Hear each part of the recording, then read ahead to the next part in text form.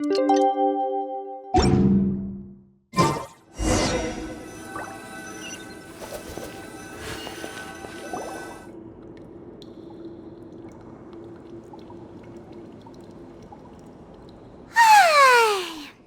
for a little rest after breakfast. This is the life. Wait a sec. Isn't something important supposed to happen today? Oh, today's our big day! We're supposed to leave the Fortress of Mirapede! Come on! We've got to go complete the release procedures now!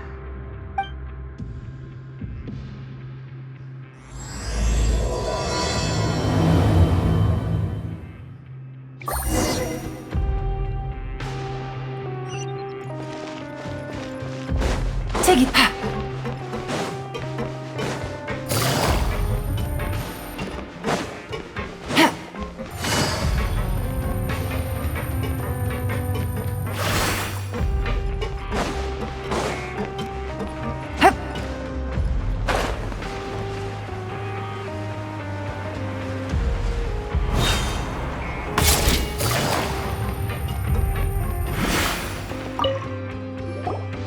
Please, sign here.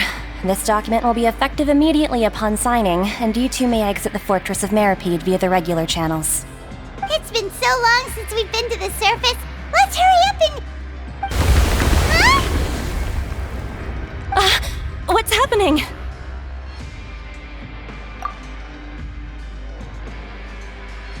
I'm fine, thanks. But I wonder what that tremor was just now. Let's go ask the Duke.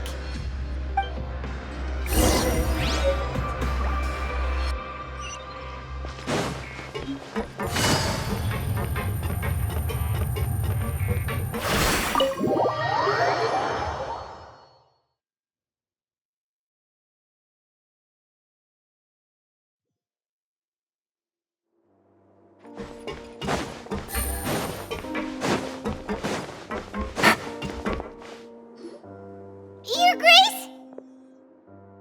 Ah, good to see you two. Is there something you wish to see me about? Yeah, what was with that earthquake just now? Ah, that. The tremor didn't originate from the seafloor. In fact, it seems it came from the surface.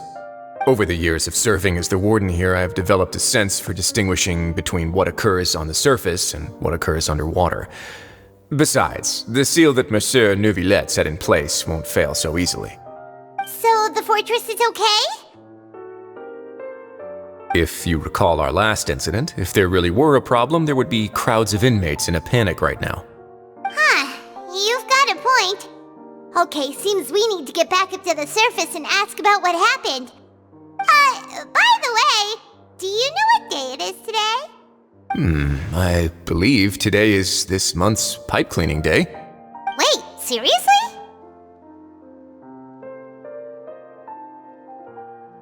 Aha, yes.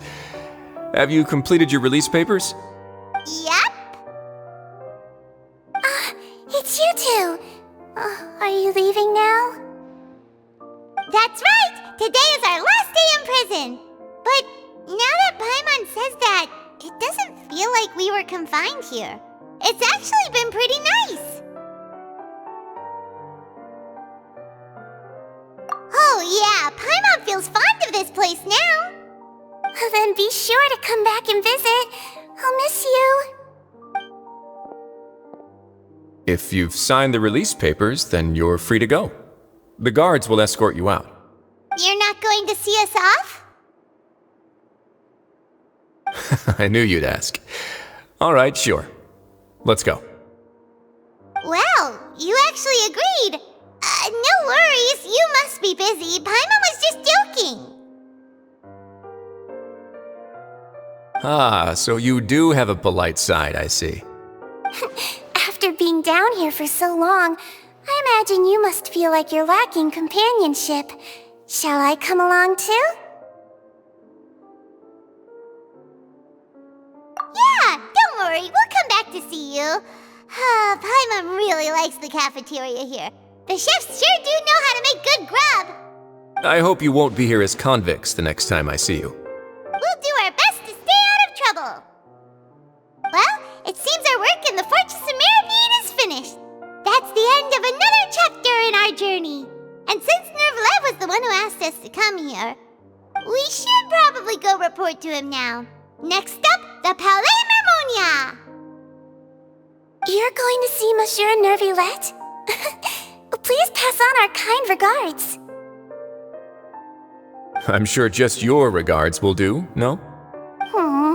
I believe it would be the polite thing to do. You're right. I've heard the Palais has been terribly busy these days. Tell him that I hope he hasn't been overwhelmed by the recent string of troubles.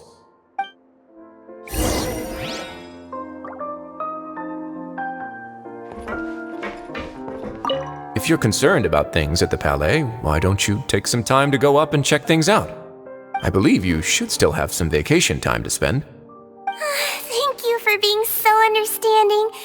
It means a lot. It's been some time since I've gone to the surface.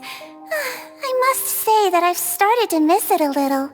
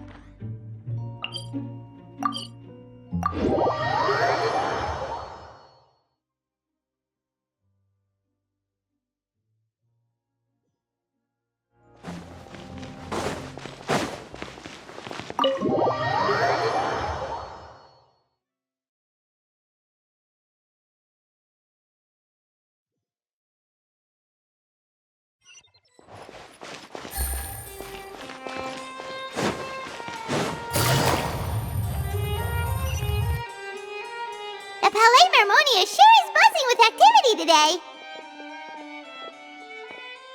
Halt! Huh? Oh, it's you two. Apologies. Monsieur Neuvillette did say you'd be welcome at any time. Excuse me, would you mind helping me take a look at this report? I'll be right there. Sorry, I've got my hands full here. You can see yourselves in. Everyone's so busy. Seems a lot has been happening.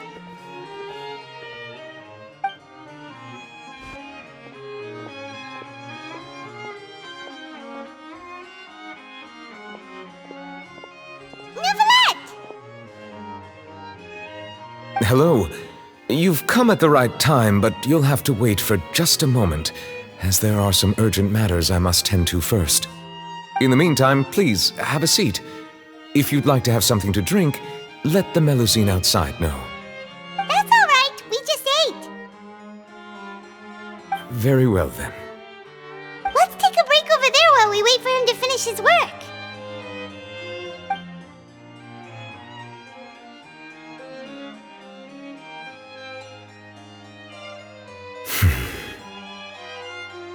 All right. That should wrap things up for now. Are you done with your work? Yes, sorry to keep you waiting.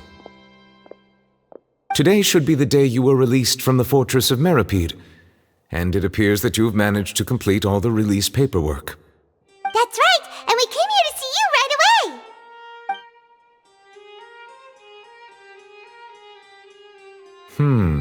A massive whale. Do you have any idea what that might be? Judging from your description, that cannot have occurred in any ordinary waters, but rather something like the primordial sea. A whale of that size and shape cannot usually be found in the waters of Teyvat. Therefore, we can only assume that Child is presently immersed in primordial seawater. Immersed in primordial seawater? But how? And is he okay?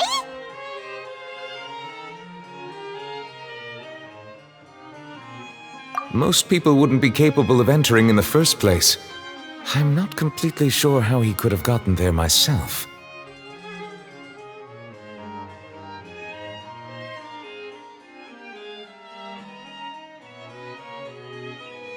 Yes? What is it?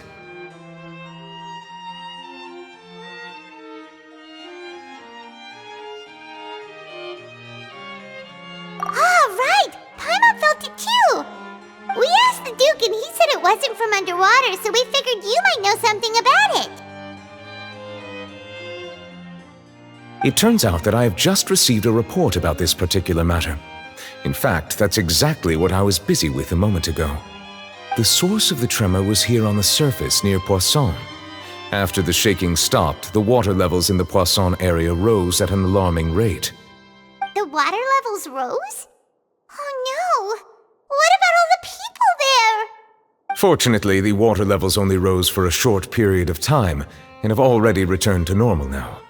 However, I still have a bad feeling about the whole phenomenon. If the change in water levels is connected with the leaking primordial seawater, then the situation in Poisson may be much worse than it appears. Navia should be in Poisson, right? We need to go check on her!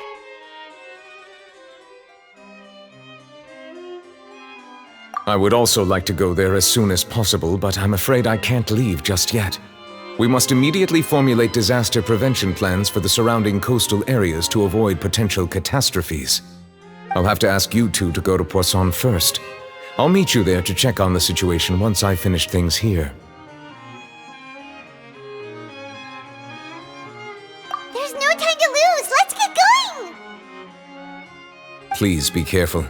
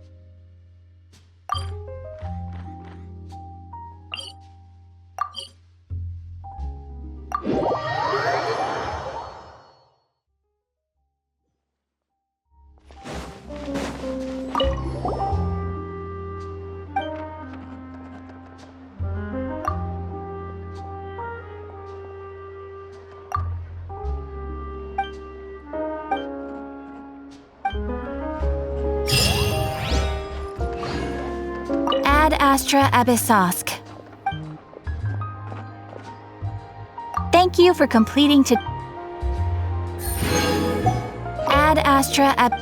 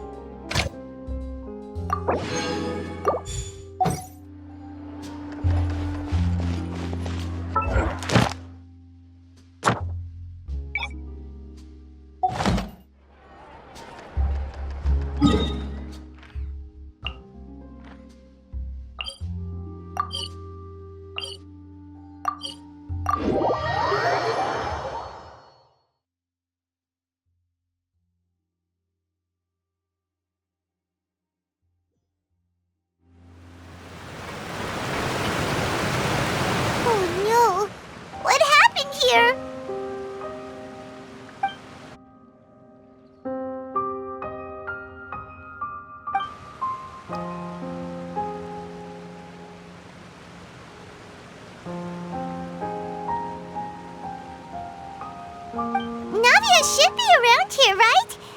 We need to make sure she's still... Paimon means we need to check on her.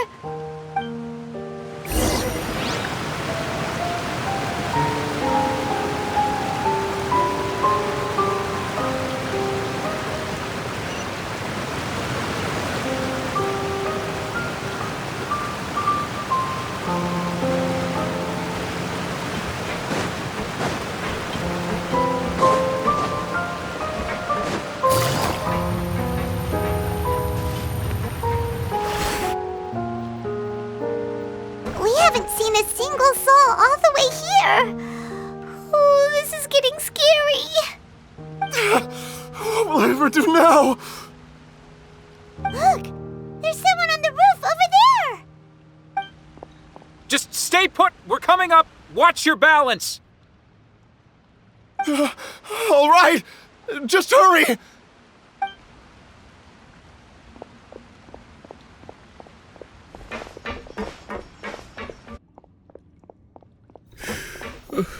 I'm not young anymore. How will I survive on my own? My Desiree! Oh, he looks pretty sad. My leg! My leg! How could this have happened? It hurts! Just hang in there. Help is on the way. You can hold my hand if it makes you feel better.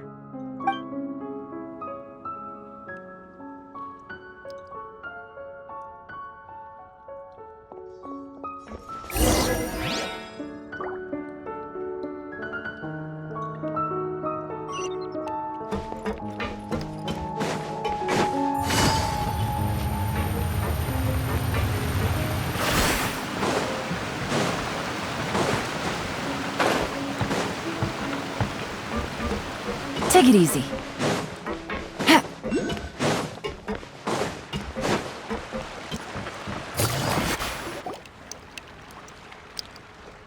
Oh, it's Navia. She's over there. Hey, Navia, are you okay?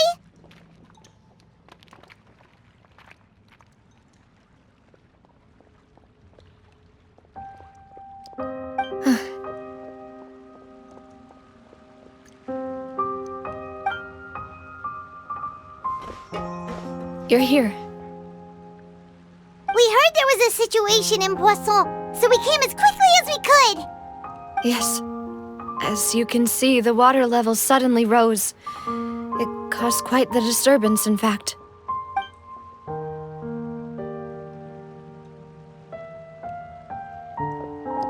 Demoiselle! There was a wounded resident next to a building southeast of here. We've already transported him to safety, but we've run out of medical supplies. He's wounded? How badly? He fell, so it's probably a broken leg. He's pretty shaken up. When the water level rose, he desperately climbed up to the roof. Once the water receded and he saw the ground, he became terrified and eventually... He jumped down then. Find the leader of Squad 1 and tell him to take the wounded resident to see a doctor. He should know where to go. Understood. I'll take over his search and rescue mission in the meantime. All right, you'll be in charge.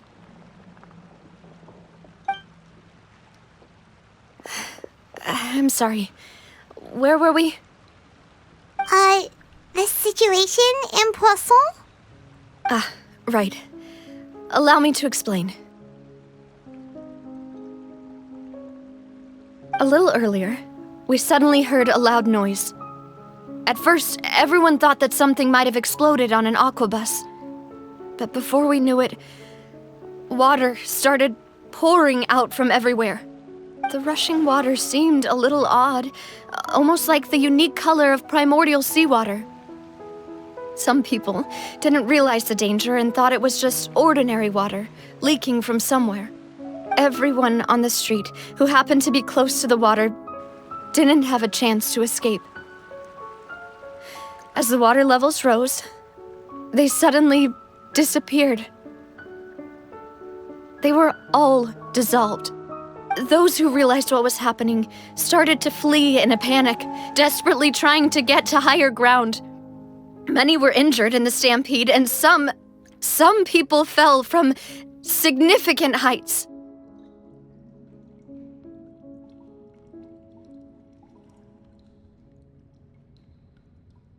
The Spina di Rosula initiated rescue operations as quickly as possible, but there have been a lot of casualties.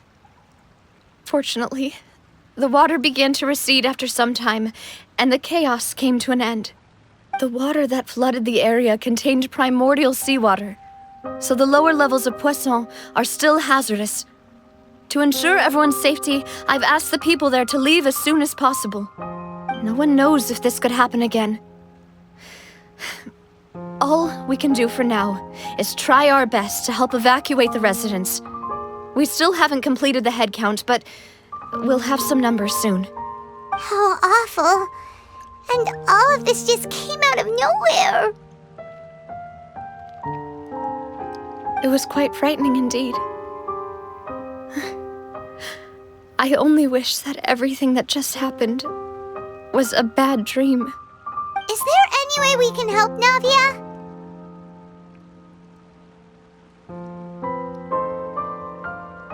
Thank you for being so willing to help in a moment of crisis like this. You don't know how much it means to me. I really can't express how grateful I am.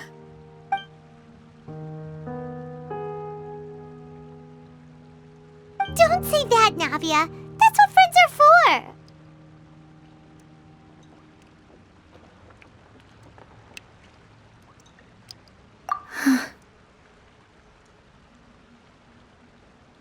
Demoiselle! We've got a situation here! I'll be right there. Sorry, I need to go for now. And out she goes. Seems it might be a while before she can take a break.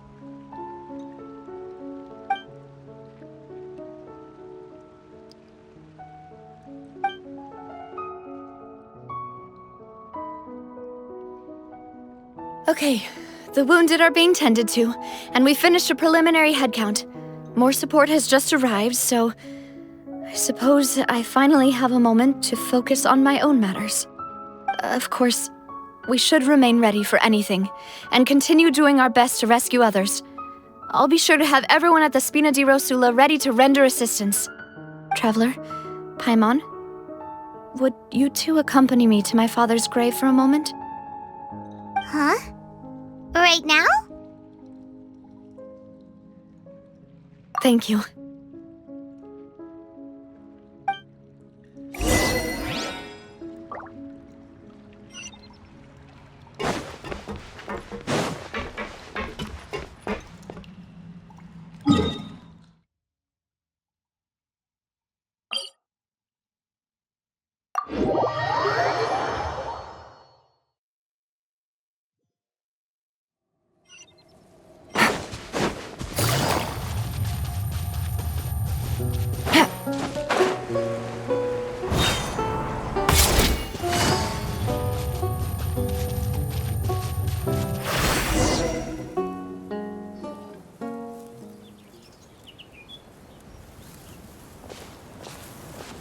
Not a lot of people here, huh? Well, given the time of day and the whole situation in Poisson, Paimon doesn't think there'd be a ton of people here visiting graves. Right. That's how things are now. The living are so exhausted that they've no strength to spare any words for the dead. Navia?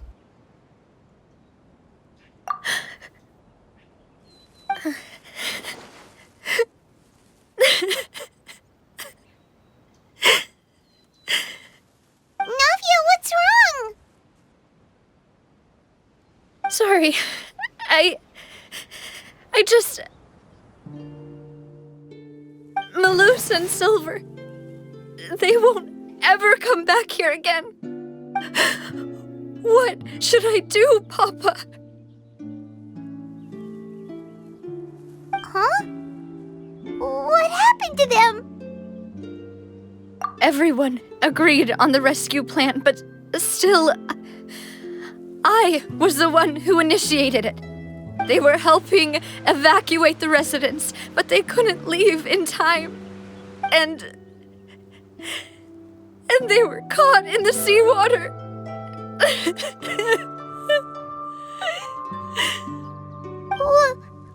What should we do? I've known them for so long. And I know they weren't afraid. But I could at least hold a funeral for my father. And I know where he rests. But as for Malus and Silver, they're just gone. I just can't.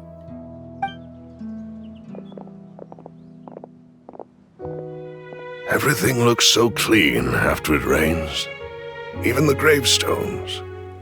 I didn't expect that you'd enjoy a glass of red wine in front of Master Callus's grave. I can understand. Besides, the scenery here isn't half bad.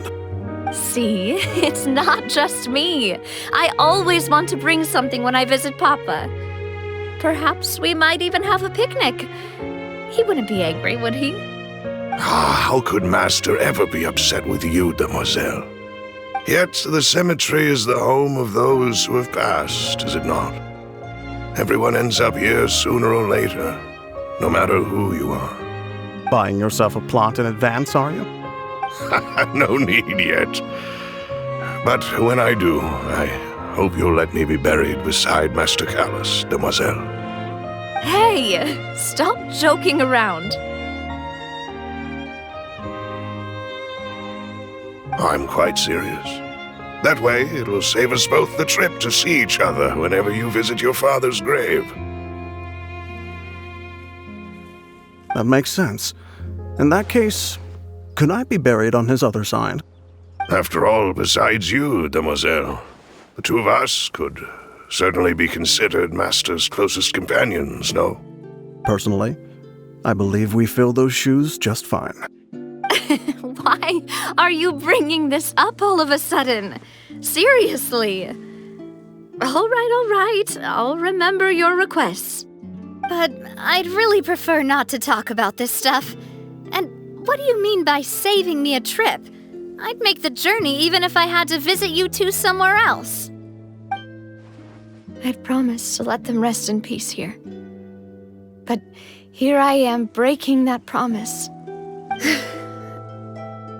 I'm sorry for letting you see me in a mess like this. I don't usually cry, really. Paimon doesn't know how to help you feel better. But, well, she understands how you feel. I had always thought I could make my wishes come true. But now that I think about it, that never solely relied on me. Many things can only be accomplished with someone else's help. Malus and Silver have helped me so much. But by contrast, I could do nothing for them. I'm so sorry. You can spend as much time as you need here, Navia. We'll stay with you.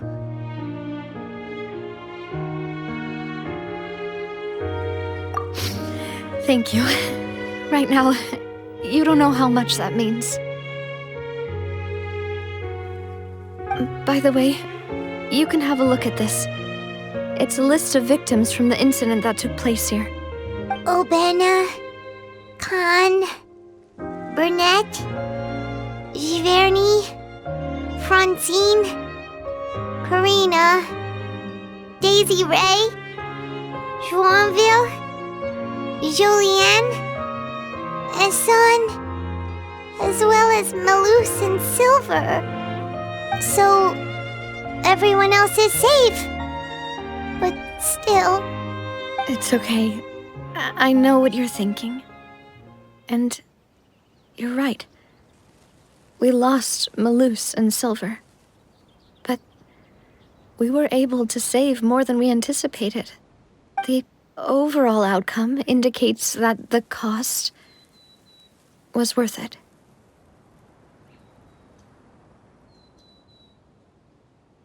Right! Don't think that way, Navia. One person might be saved at the expense of another, sure, but that isn't something we should ever consider a trade. Malus and Silver were not the price for saving anyone. They're heroes. You're right. Thank you, Paimon. What you said just now was pretty amazing, actually. I'll remember your words. Oh, really? Seems you've become more eloquent in the time since we last met. The knave? What are you doing here? Is everything going well on your side? Yes, my people are carrying out the mission according to your request. All the residents of Poisson have been evacuated, and we're preparing to relocate them to higher ground. As for these supplies, we have everything taken care of. There is no need to worry. Thank you very much. Wait, do you two know each other? We just met recently. Right, Miss Navia? Usually, I would call this a coincidental encounter. But that doesn't quite fit this time. Besides, it never even crossed my mind that a Fatui harbinger would come looking for me. Thanks to the knave, Spina di Rosula received generous support from the Fatui, which allowed us to complete the rescue and evacuation work so quickly. Mutual aid is essential to fostering positive developments. We were already in the area, in any case, so it was nothing. That said, I must say that you're a lot sharper than you let on. I'm sure you understand what I mean. I apologize for all the ways in which I tested you previously. We've never worked with a Fatui before, and it's extremely important for us to know who we're working with. My subordinates have reported that Fatui soldiers have been observing water levels and taking head counts in various locations. I hear that they've also prepared a large amount of emergency supplies. I'm quite surprised. This is nothing to brag about, nor do I intend to. It is simply the way of powerful organizations to act forcefully, whether they are doing good or ill. You've witnessed that firsthand, in any case. As I've told this traveler before, I know of the prophecy, and I intend to prevent the impending disaster. Lending your organization a hand was a natural first step in accomplishing that. As such, do not be troubled by this token of our sincerity. Perhaps one day, you'll also be able to help me in the same way. Without your help, there would have been many more casualties. I won't forget your kindness. Furthermore, I sincerely regret what happened to Malus and Silver. I only wish that my people could have arrived a little earlier to prevent this from happening. Don't say that. You and your subordinates did everything you could. As Paimon said, Malus and Silver didn't choose to sacrifice themselves for any specific person. And they weren't the price paid for other salvation.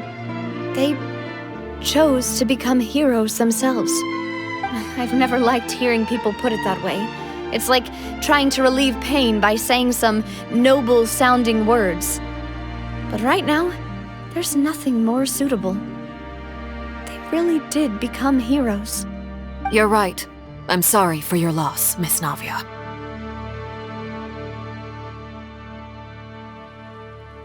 Water is life to Fontaine's people, and it also spells disaster. It's no wonder that people always say that prophecies represent fate. Fortunately, I've never been one for such opinions. So, you're one who will try to change fate, then? Of course. That is why I'm going to Hotel Bouffe de Thé. I still have some things to take care of, and the children need my attention. By the way, traveler, Paimon, one more thing. Alright, then we'll just... Huh? This isn't right. Paimon thought you would ask us to walk with you for a moment so you could tell us something in private. That is a clever and useful conversation technique, which I do like to use when necessary. But there's no need today. It would not hurt to have Miss Navia listening in. Traveler, I'm sure you remember that I said we could work together when we had the chance. You and I both know that there may be issues with the primordial sea. Previously, it was the fortress of Meripede's sluice gate, and this time it was the water levels in Poisson.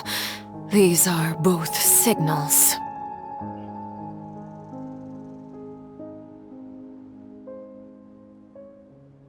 Indeed. Allow me to share the latest intel I've received from the House of the Hearth's intelligence network with you. During some recent investigations, A child claimed to have discovered some ruins near Poisson. The ruins date back to ancient times and seem to be worth investigating in many ways. Judging by the dating of the ruins, they may be related to the prophecy and the coming crisis. The situation is becoming more urgent, so any pertinent information will prove extremely precious. My people initially came to prepare for ruin exploration. Unexpectedly, this disaster struck, and at present, we're all busy prioritizing the rescue effort. So that's why the Fatui were already in Poisson. I wanted to take the children along, but unfortunately, Linny, Lynette, and Fremine have all been dispatched to higher ground to assist affected residents. Linny told me that outside of the house, the person they trust most is you. Which is why I want to give you this task.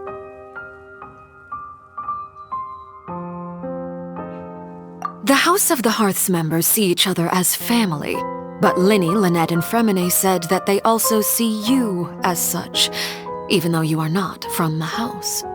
I'm sure you already understand how earnest they consider their friendship with you to be. Oh, that somehow makes Paimon feel kinda happy. The intel I just shared about the ruins could fetch a high price. But since the children consider you family, it's only natural that I freely share it with you. Got it! So all we gotta do is go to some ruins, right? We can handle that.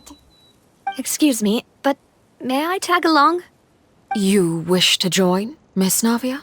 But are you sure you're up to exploring some ruins? You need to rest. Well, I'm sad, yes, but I can't just go back and plop myself into a chair by the roadside and do nothing. There's no point in being depressed while we still have a disaster on our hands. As my father's successor, I must live up to the hopes he had in me. Besides, I'm also doing this for myself. I need something, a distraction, to keep my mind off Malus and Silver.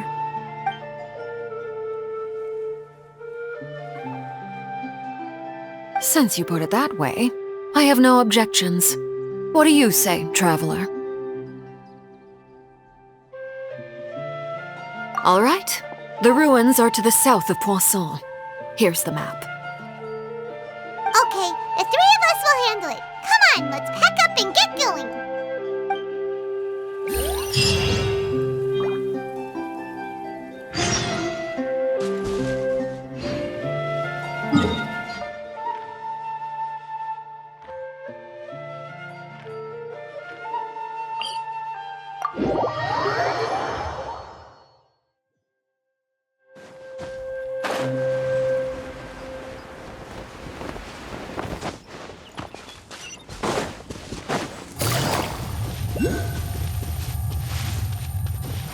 Take it easy.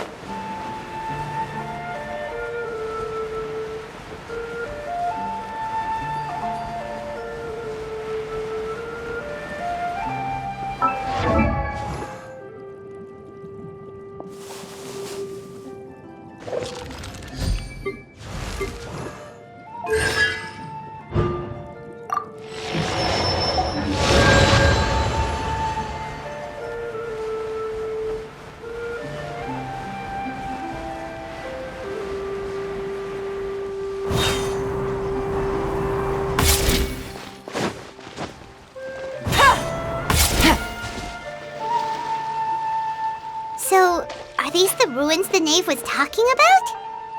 Whoa, talk about old. They seem to be pretty ancient, all right. Let's go in and have a look. Just be careful.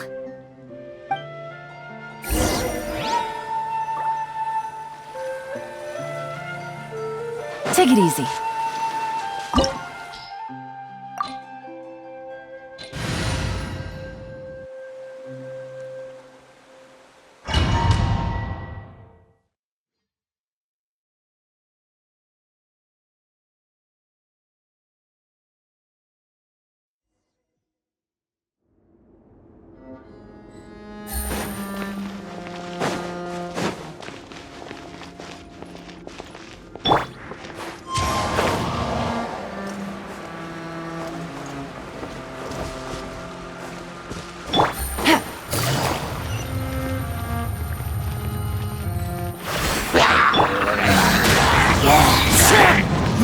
Light it up! Teamwork is as one with wind and cloud!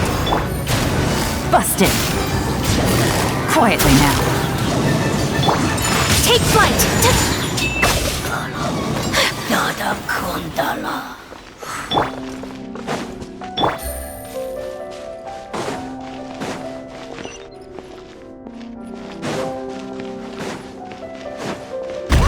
The floor here isn't safe.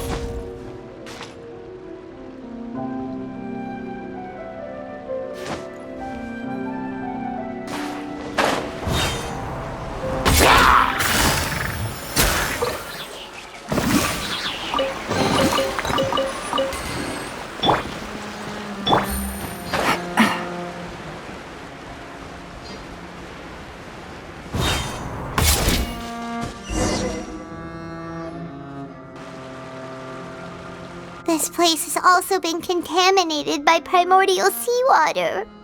Yeah. And a lot of it, too. A Fontainian would most likely dissolve the moment they fell in. Right! You can't go down if there's primordial seawater. It's too dangerous, and it won't be any help for you to just stay here. Don't get by my wrong. We're not saying you're useless. It's just that... No, you're right. I can't do anything in this situation. I'll leave this to you.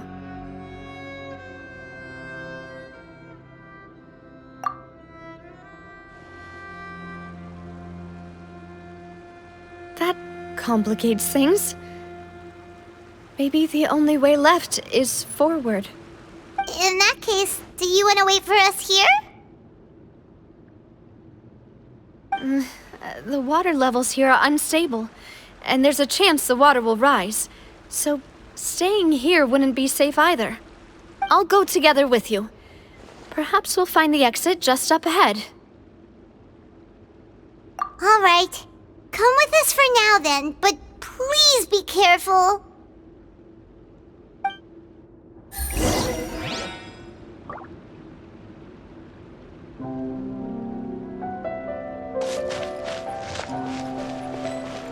Oh no, it's a dead end! Let's try climbing over from the side. One with nature.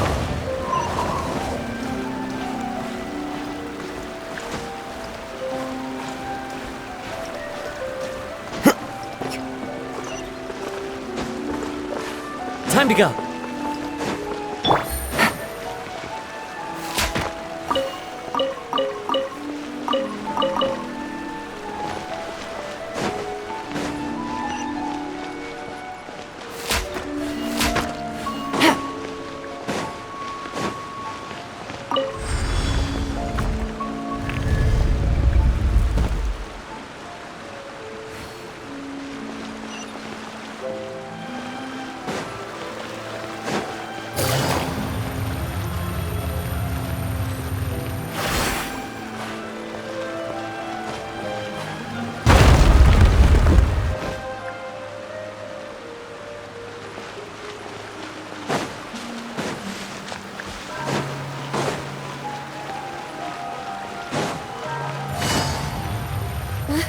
Wait!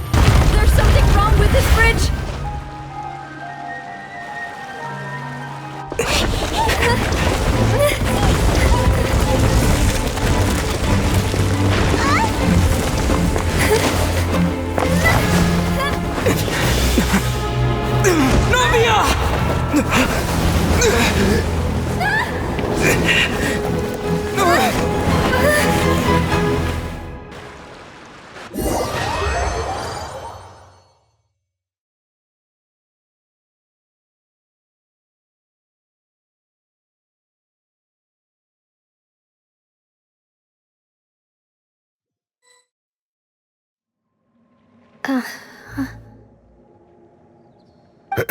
Demoiselle?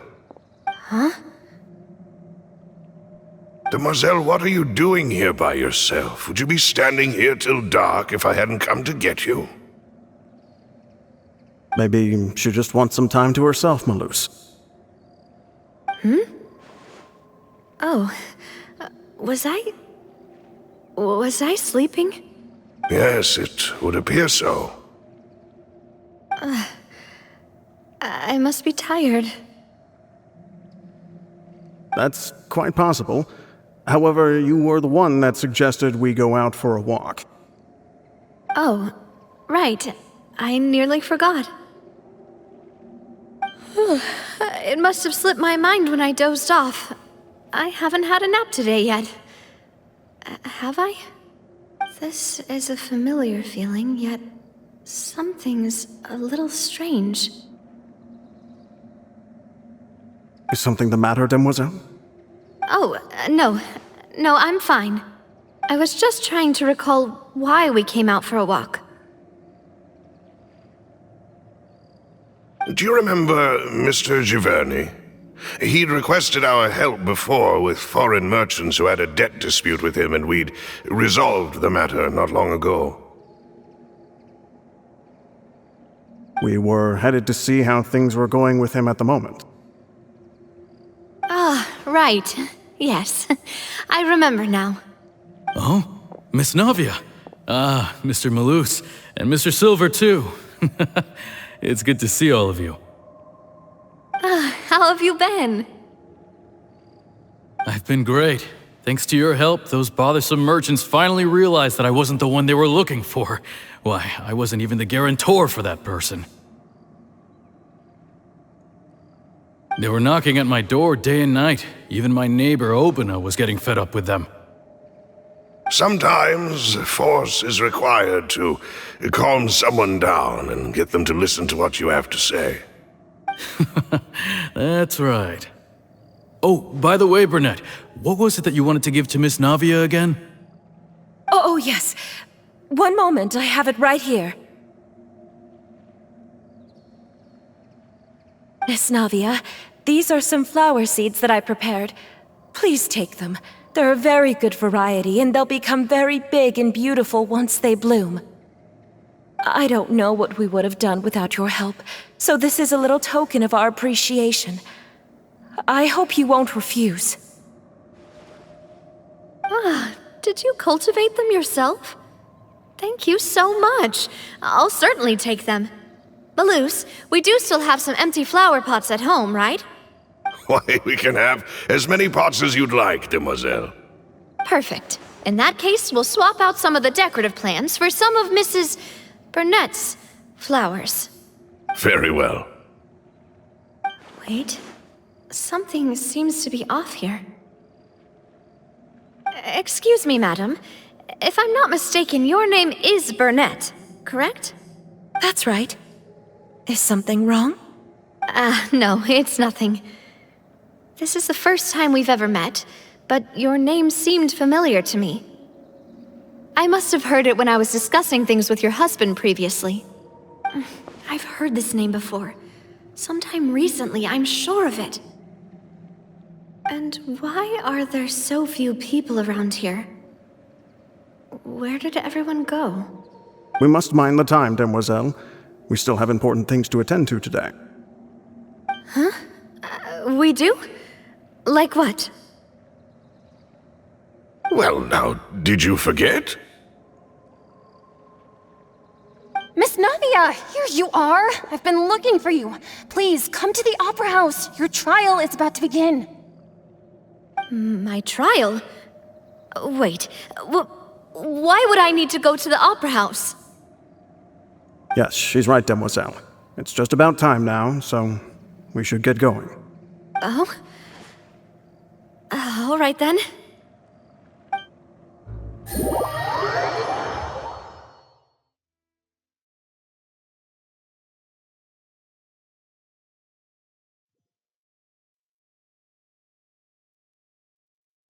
Look, it's Navia! She's here!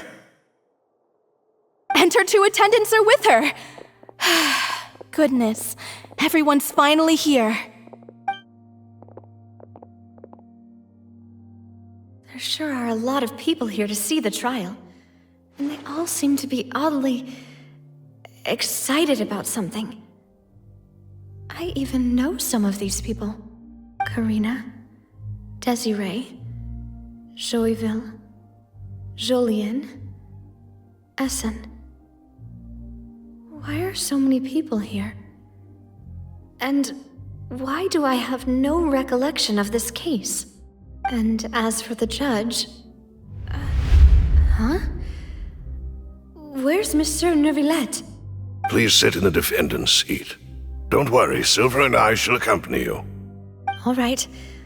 But are you sure you can stand behind me?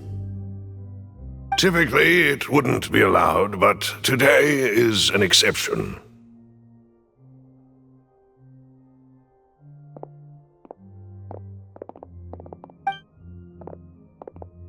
Hey, what kind of place do they think this is? Come on, do they have any idea what they're doing? Seriously. Enough with the whispering! Could someone please tell me where Monsieur Neuvillette is? And why I'm standing trial? My dear Miss Navia, have you not yet realized what you've done? In that case, allow me to explain. As all here know, you are Master Callus's successor, the head of the Spina di Rosula, someone held in high regard by every soul in Poisson. After you took over the Spina, you treated all of us just like the late Master Callus had. If anyone in need reached out to you for help, you responded. Not only you, but your butler, your subordinates, nearly everyone in the Spina di Rosula fought for the well-being of those in Poisson. Wait a moment. Aren't you just proving that I'm a good person? Yes, correct. Absolutely right. And that is why you stand accused. You have helped so many people get through so many difficulties. You are one with us. We are inseparable. We are one big family, all of us who are from Poisson, inextricably linked. And with you being so important, we couldn't possibly do without you. Therefore, this fair and honorable court shall declare you guilty, and you shall stay here. You will be together with us forever. Huh? What are you saying? Everything you have said is correct. I have indeed done a lot for my hometown, and I would be willing to be with you all, but what is the purpose of having me stand here like this?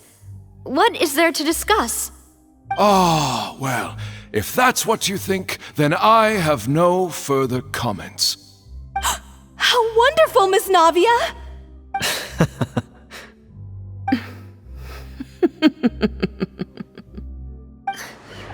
I know all these people. Why are they laughing? I seem to remember now. Yes, I get it. This trial is... Wait just a moment. This isn't right! Malus? What was that, Mr. Malus? Our conclusion is very clear and unanimous. Let the court judge her now. She's guilty! Stay here, Navia! You're one of us! Demoiselle, don't admit guilt. This trial means to keep you here forever. I wish to exercise my right to defend Our Lady. Mistress Ronville, you only know of Navia's goodness, but nothing of her utterly independent mind. She was born a free and independent spirit. She has never been tied down by anything. Indeed, even the death of Master Callus couldn't stop her. Her actions cannot serve as proof that she identifies herself as part of any group. She merely acted as an individual, extending her hand to help others. Please do not mistake her actions as being otherwise. Really? As an individual, you say? Don't forget, we are all Fontainians here. This is the nation of justice, the nation of Hydro. Even if Miss Navia only voluntarily rendered her assistance, that doesn't change the fact that her beautiful soul must return to everyone. Water accepts all, blends with all. It will surely accept her kindness. Everything is measured here in the nation of Hydro, and in the end, everyone shall meld together. Thus, when a unanimous opinion emerges, that opinion represents justice. Now I speak for everyone. Our opinion is consistent. Navia should stay. We and Navia are one. And you would call this justice? Preposterous. You are merely jealous that Demoiselle still has a chance to exist as an individual. Have you forgotten how much you all once longed to become individuals, to become independent? Do you mean to defy our justice? If your justice is flawed, then why should we acknowledge it? As you said, we can also have our own justice. Silver and I shall defend Demoiselle. And that is how we will enforce justice. Ugh, my head... it hurts. Demoiselle! Silver, it hurts. My head is spinning. All I can see is stars swirling in front of me. I remember now. Everything that seemed odd from the very beginning.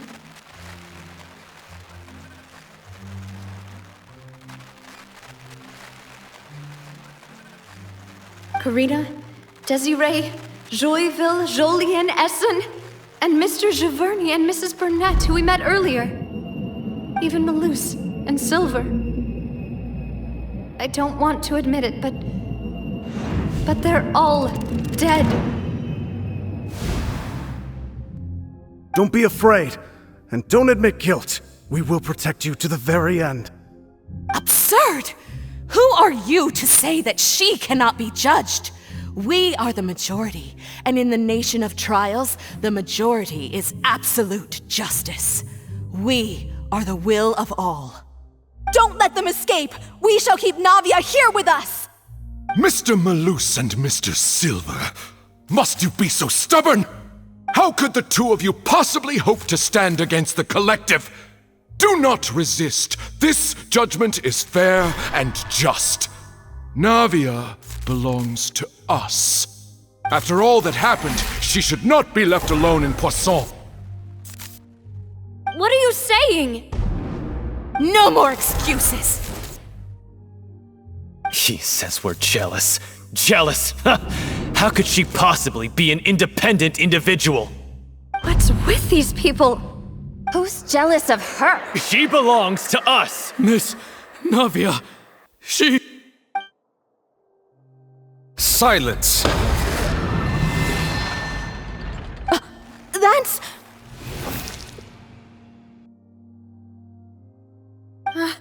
Monsieur Neuvillette! Such commotion is prohibited in the court. The accusations you just presented are nonsense and cannot constitute a proper trial. The court will adjourn for the rest of the day. In this, I shall hear no objections from any unauthorized party. Our thanks, Monsieur Neuvillette. Please leave with me, Miss Navia, while there is still time. But... Go on now, Demoiselle. This is your only chance to leave this place. What, can't bear to leave us behind or something? Malus. My apologies. I couldn't resist making one little joke once I realized that this shall be our last goodbye. Malus... Silver...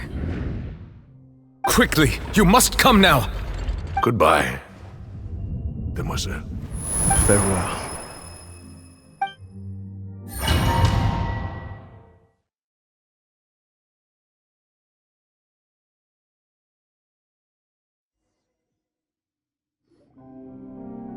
No, wait!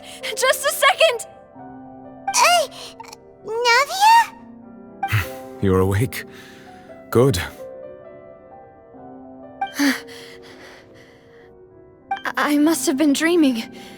Malus and Silver were still alive, and they were defending me at some insane trial. It looks like you're all right. Did all the sad feelings cause you to have a nightmare? Paimon could give you a hug. The ruins you were exploring suffered a cave-in. When I arrived, I found you falling toward the water. You were just about to be dissolved within, but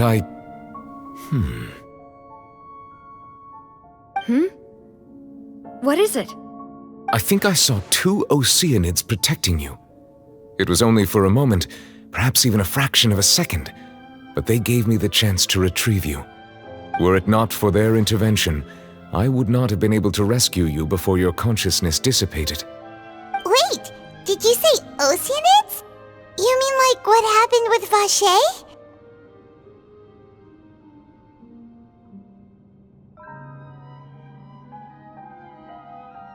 Perhaps those 2 Oceanids were the people you saw in your dream. I always told them that they didn't have to protect me. To think that they'd keep doing so even after death.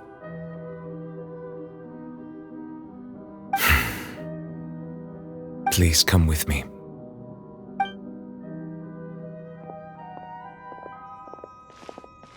Neuvillette, are you okay? Oh, I am quite all right. Perhaps there's something we could chat about? Why do you look so stiff all of a sudden? Oh, Paimon knows. You're the type who feels awkward when there's nothing to talk about, right? I merely thought that we should give Navia some time to herself. Huh? Why didn't you just say so then? Don't you think it's even more awkward to call us over like this and then have nothing to talk about? I suppose so. Ah, Sigewinne. I hope all is well with her these days. Her work in the Fortress of Meropide has not been too much for her, has it? No way, don't worry. She's doing fine down there. She's an amazing head nurse. I see. Well, that is good. I have always worried that Sigewinne would need a lot of time to understand the world of humanity, just as I have. Oh, and the Duke also says hi. Even though Sigewinne made him do that. He hopes that you haven't been overwhelmed by all that's happened lately. Thank you. I have indeed been busy lately, and I also hope that everything is going well in the Fortress of Meropide. He still doesn't know what to talk about. Let's chat about something else then.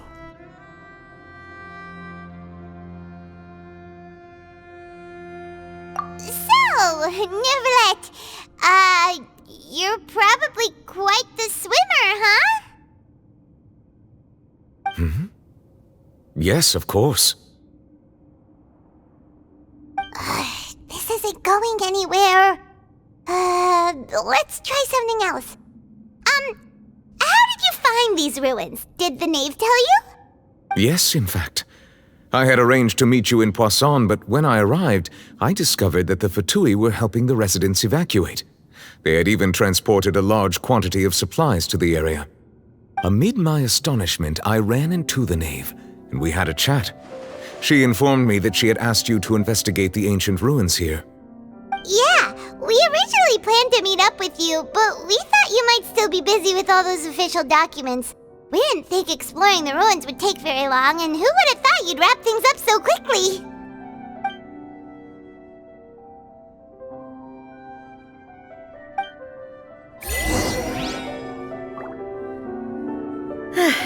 I'm sorry to have kept you all waiting like that. I'm feeling much better now. I guess we should get going again. Will you come with us, Monsieur Neuvillette? Yes, if you wouldn't mind my company. All right! Another one joins the party! Let's get going then!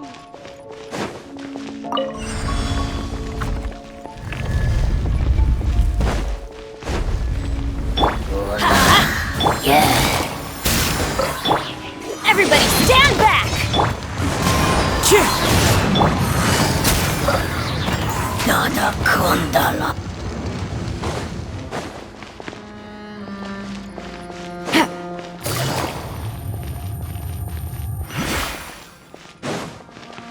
Take it easy. Oh no! Another unstable path! Watch your step! What are the odds?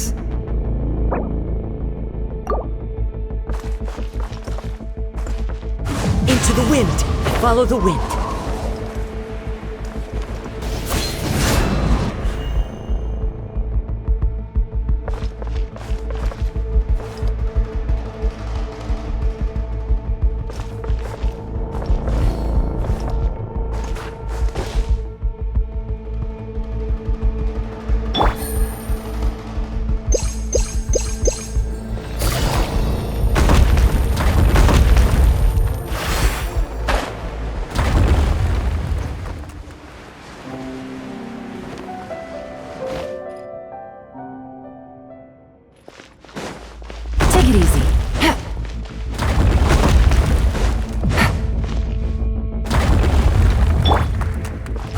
wind knows me.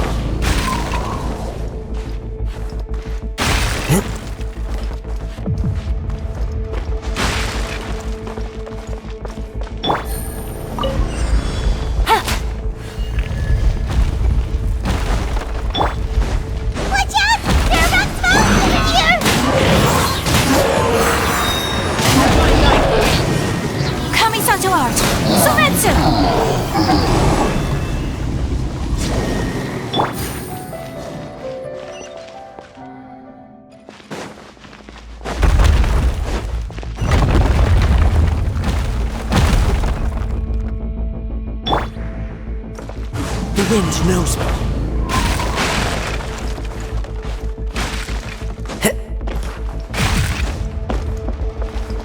Seems we're almost at the top.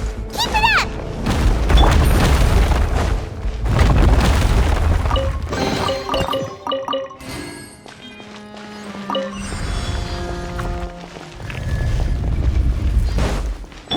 Off we go! Yeah. Go in! You can. One with nature, as one with wind and cloud! Gotcha! Here comes the catch!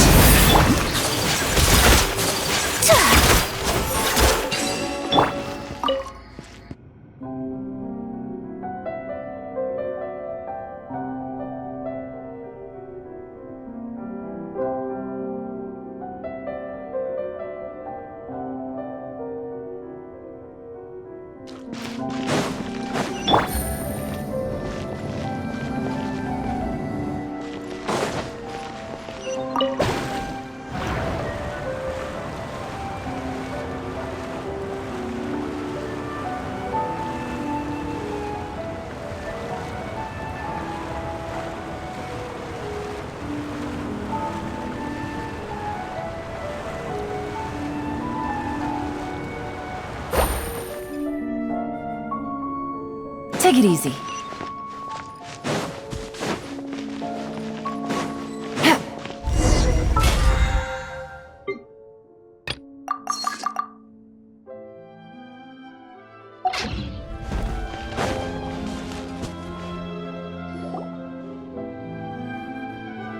Looks like we've reached the end.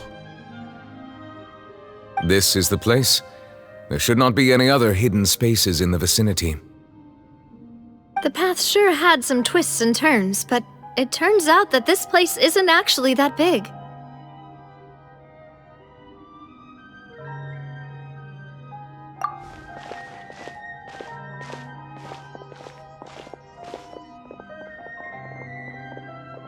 Stone slates. It seems like they were put here as an offering. Could we take them down and have a look? Perhaps we should just leave them be for now.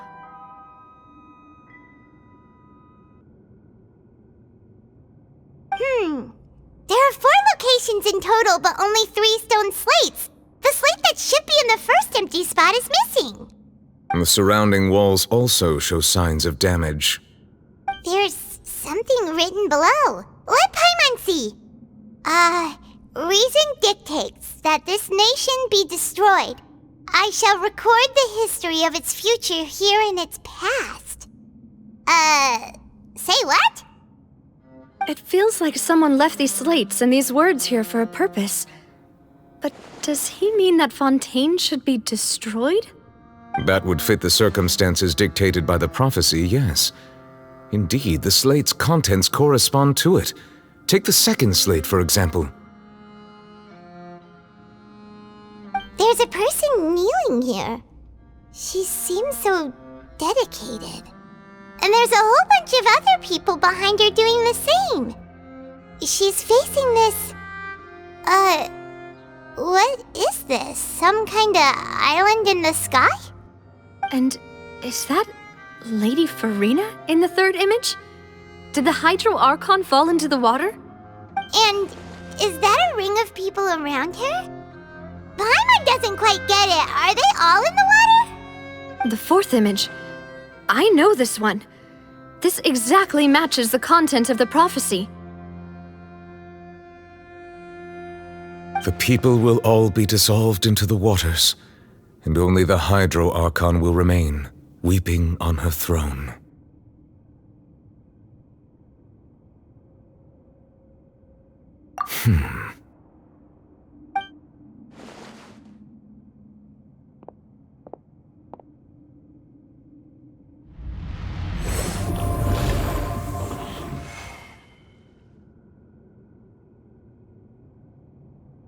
More information should be hidden in these slates, but I fear I cannot easily uncover it, most likely due to us missing the first slate. I am very sorry. Don't blame yourself, Monsieur Neuvillette. Deciphering ancient stone slates isn't one of your duties. Ooh, Paimon's getting the chills just looking at these slates. This says that it's the history of the future, right? That means the prophecy's sure to come true. I really hope it doesn't mean that. Still, Paimon feels like these images are kind of weird when you look at them together.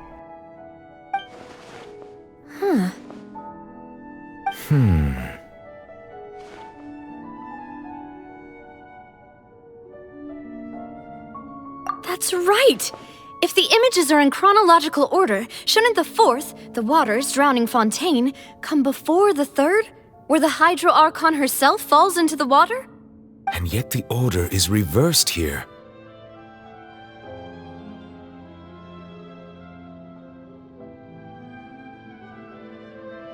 If we go by timing, Lady Furina only emerges in the third image.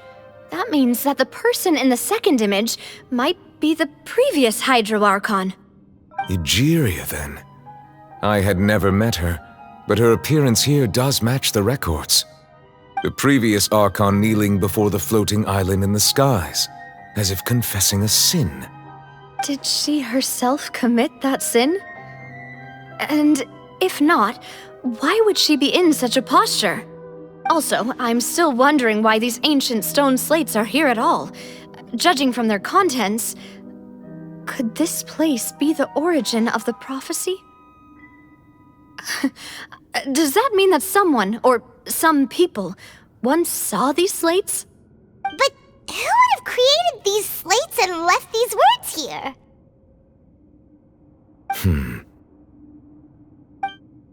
It seems that any further clues will have to come from Furina. In that case, there's no time to lose. There's nothing else to be gained here, so let's head back first. Yeah, we better get somewhere safe for now.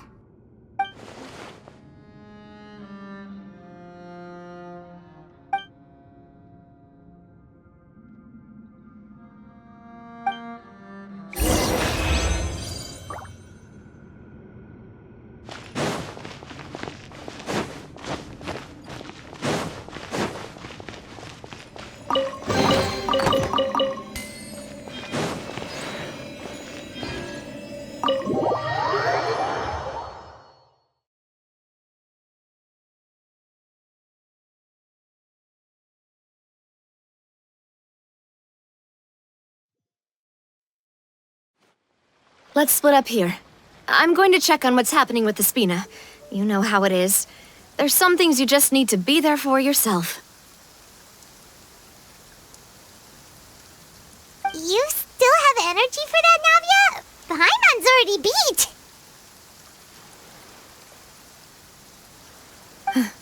Just head back to the Fleuve Cendre and have a rest then. Thanks for keeping me company all this time. I'll depart as well. Thanks for your hard work today. Rest well, everyone.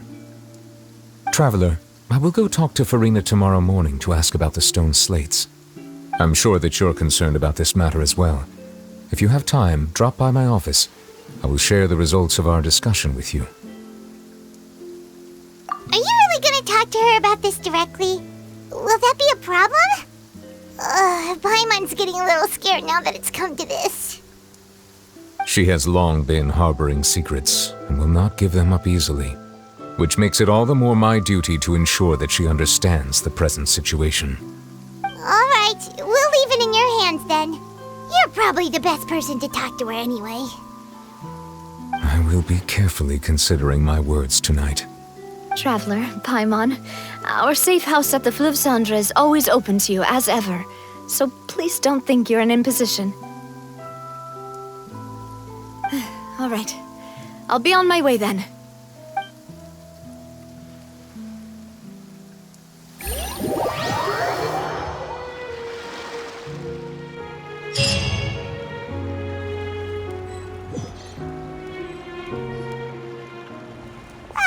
We're finally back!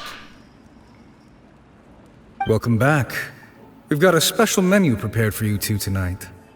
Yay! And there's good food too! Navia, no, the boss is the best. Ooh, desserts! Nice, these are all Paimon's! Paimon's already starting to forget what happened today. Oh, that voice. Is that who I think it is? Huh? It's you two. What are you doing in Fontaine?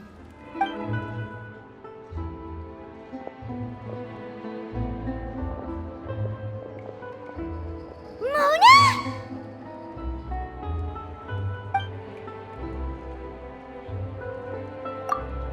Seriously, nobody just uses a scry glass whenever they've got time to just see who they'll meet on the road.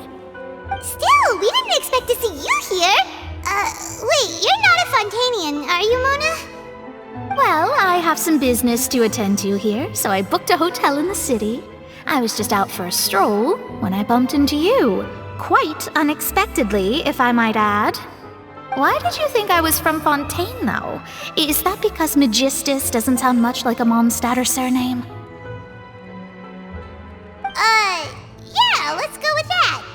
Well, I used to have my own surname, which was, well, some other thing.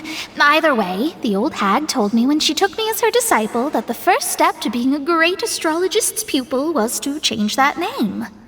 There was nothing for it, really. She really is amazing at astrology, so I changed my name to what it is now according to her wishes. To my surprise, however, Magistus is not the name of some ancient house or clan. It isn't? Nope. Although it is used by us in place of surnames, it generally just means great. Wow! Imagine including a boast in your name. Wait, are you gonna have to put that into your genealogy as well? I reckon so. In any case, I'd give my disciple a name like this as well, if I were to take one. Astromancer Barbeloth Trismegistus. Whoa, that's a long one. Does it also mean great or something? My name means Mona the Great Astrologist. As for the old hag, hers is, in plain speech, the thrice-as-great Scholar of the Stars. Just take it as a title specific to astrologists. Thrice as great? That's so petty. I know, right? That's just how she is. She used to call herself Magistus, actually, but when she took me in, she changed her name to Trismegistus. Talk about excessive. Magistus is thus the calling card of our school, so to speak, which makes it about the same as a surname. It's all right if you don't get it. You can look into it further should you need to study astrology more deeply.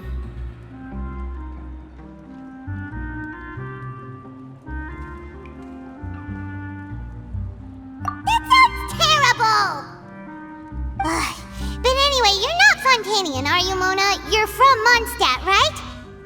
Well, I was born in Mondstadt, yes. My parents migrated to Dornman Port, and I traveled with the old hag for a while, after which I settled down in Mondstadt City. Oh, that's a good thing then. At least we know you won't be dissolved by Fontaine's waters. Speaking of that, I'm sure you're aware that a bunch of things have happened here in Fontaine, right? I know you're not a local, but I'd avoid getting too close to any water that looks strange all the same. There's something ominous about it. Well, the water, I mean.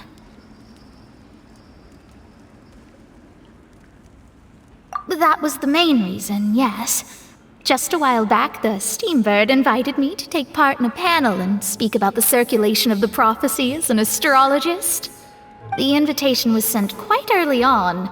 I don't think anyone expected Fontaine to be in this much trouble. What do you make of that prophecy, Mona? Just tell us what you think as an astrologist. Your word would go a long way to make things more certain and less scary. What I can tell you is that I'm an astrologist, and that this prophecy concerns the fate of Fontaine, even that of all Tevat. Ascertaining this is akin to reading the fortune of the whole world. I'm afraid that this is not something that just anyone can do. If I could do it, you would no longer call me an astrologist, but a visionary. But on the flip side, the prophecy is so huge and powerful that it must surely come from a powerful visionary. Its contents involve the fate of the world. Disregarding it would be a mistake. A visionary? Sounds really powerful and all, but does such a person really exist? Of course. The old hag could do it, and I'd bet there are others amongst those Hexenzirkel colleagues of hers who could do something similar.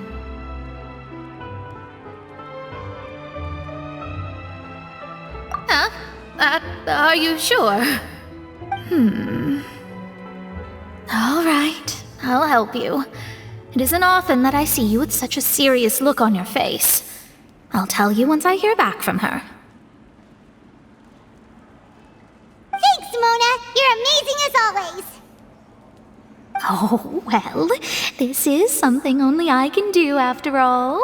So yes, your praises are quite welcome.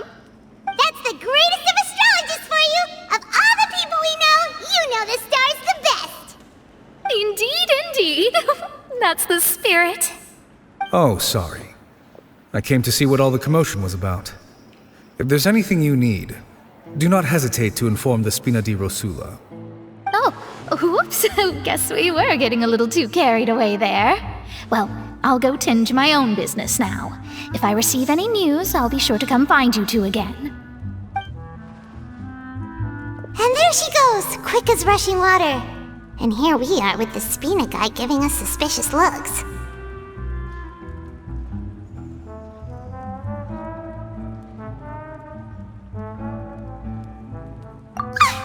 If Paimon hadn't spoken for you, it'd be you getting all the weird looks! Huh, the things Paimon does for you!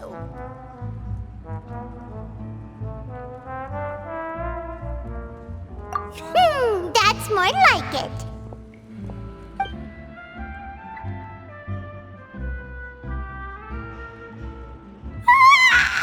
Good morning. To be honest, Paimon's still feeling kind of sleepy. But it's time to get up, Traveler. We agreed to go see Neuvillette, so let's pack it up and get going.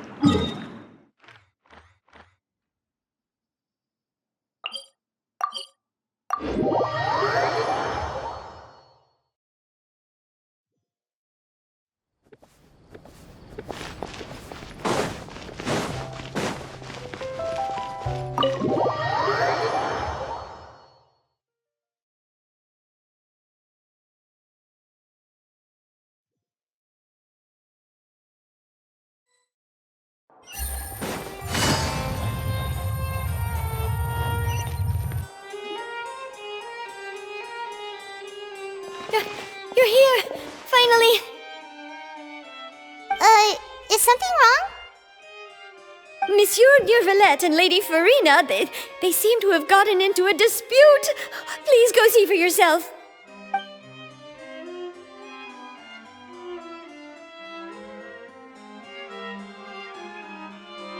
Like I said, I've already explained everything.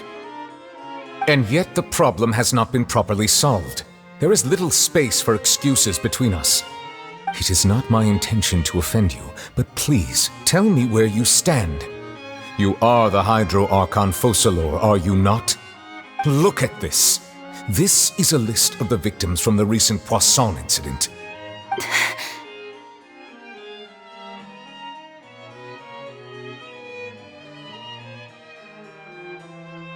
You mean... they're all... We did not arrive in time to avert this disaster, and I will not have it happen again. I will say this once more. You must tell me everything you know. Yesterday, I found 3 stone slates in some ancient ruins near Poisson. Do you know anything about those?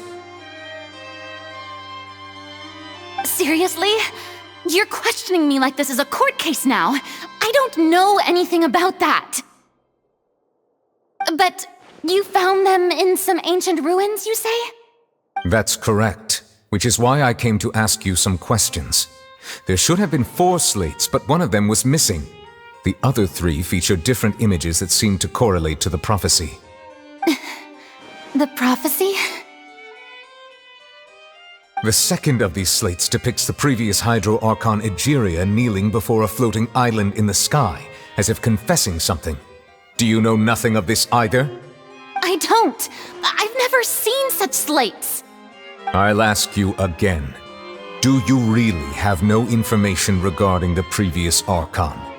My deciphering of the slates indicates that the Hydro Archon Egeria once had to confess to, or apologize for, a certain sin.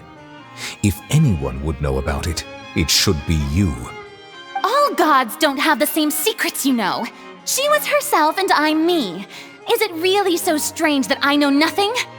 I understand your concerns, but I'm sorry. I just don't have anything to tell you. Forgive me for saying this now, Lady Furina, but I have long known of your various secret investigations into certain matters. There are several indications that you have been investigating the prophecy on the sly. This is not strange in itself, considering that you are the Hydro Archon. But it is strange that you should also claim to not know any of Egeria's secrets, as well as do nothing following your inquiries. You have never been as superficial as you have presented yourself to be, nor are you a fool. And yet, your behavior is very inconsistent.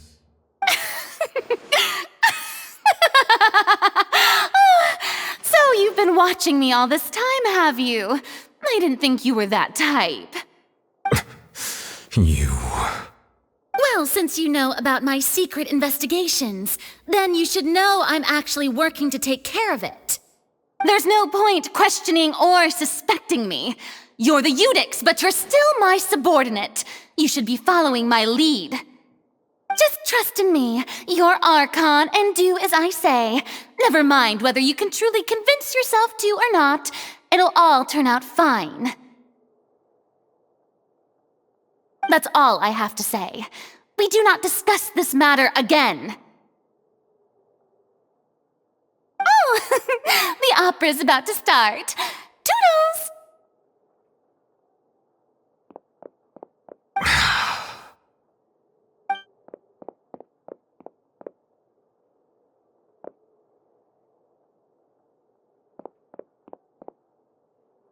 Did Furina not notice us standing by the door? Wonder what's up with her. She was smiling. Huh. She didn't seem in the mood to care if we were listening in or not.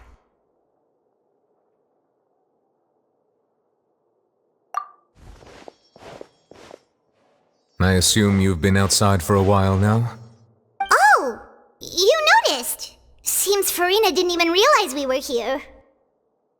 She was in a great panic, though I cannot discern the reason. Our discussion reached impasses time and again, a state of affairs that we cannot allow to continue. Still, I do not understand. Dialogue is the basis for understanding, so why did she keep refusing to engage?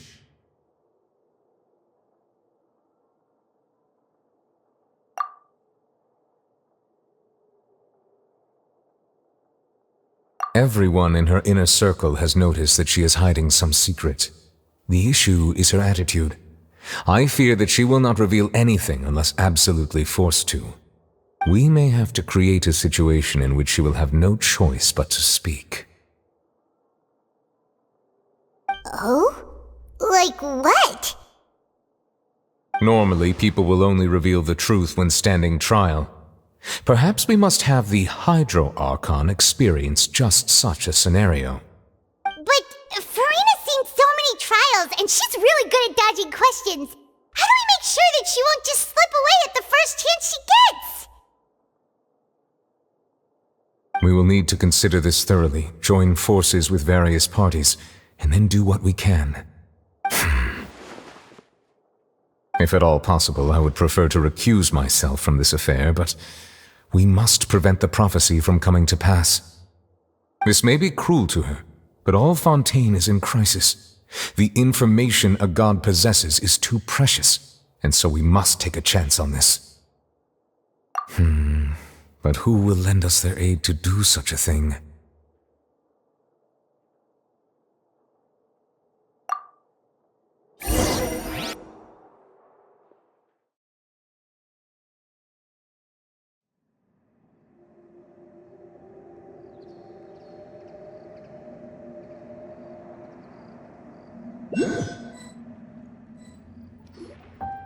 Well, that's everyone, huh? Speaking of which, it was pretty smart of you to think of hiding here. Poisson was just involved in a disaster, so it's presently devoid of people. That naturally makes it the best choice. And here you are drinking tea like it's the most natural thing in the world, huh? That's what family should do. Sit and enjoy a leisurely time together. It's nice to enjoy tea here, you know? Care for a cup? Lend me your ears, everyone. Or perhaps one of you might like to start us off.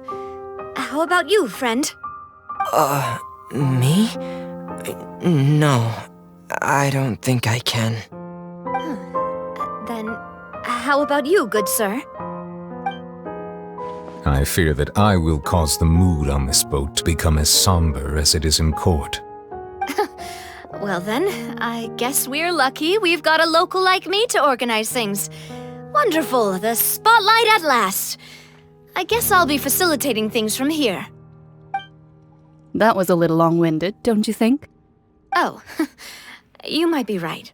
Anyway, to cut to the chase, our friend here, the Traveler, has brought us together to discuss something. As for what that is, well, let's start by saying that we'll be pooling our efforts together to create a series of traps. Oh, how intriguing. Well, it's just an expression, really. One that I just learned from Chlorand, and used on the spot. So, let's invite her to explain in detail. A round of applause, please.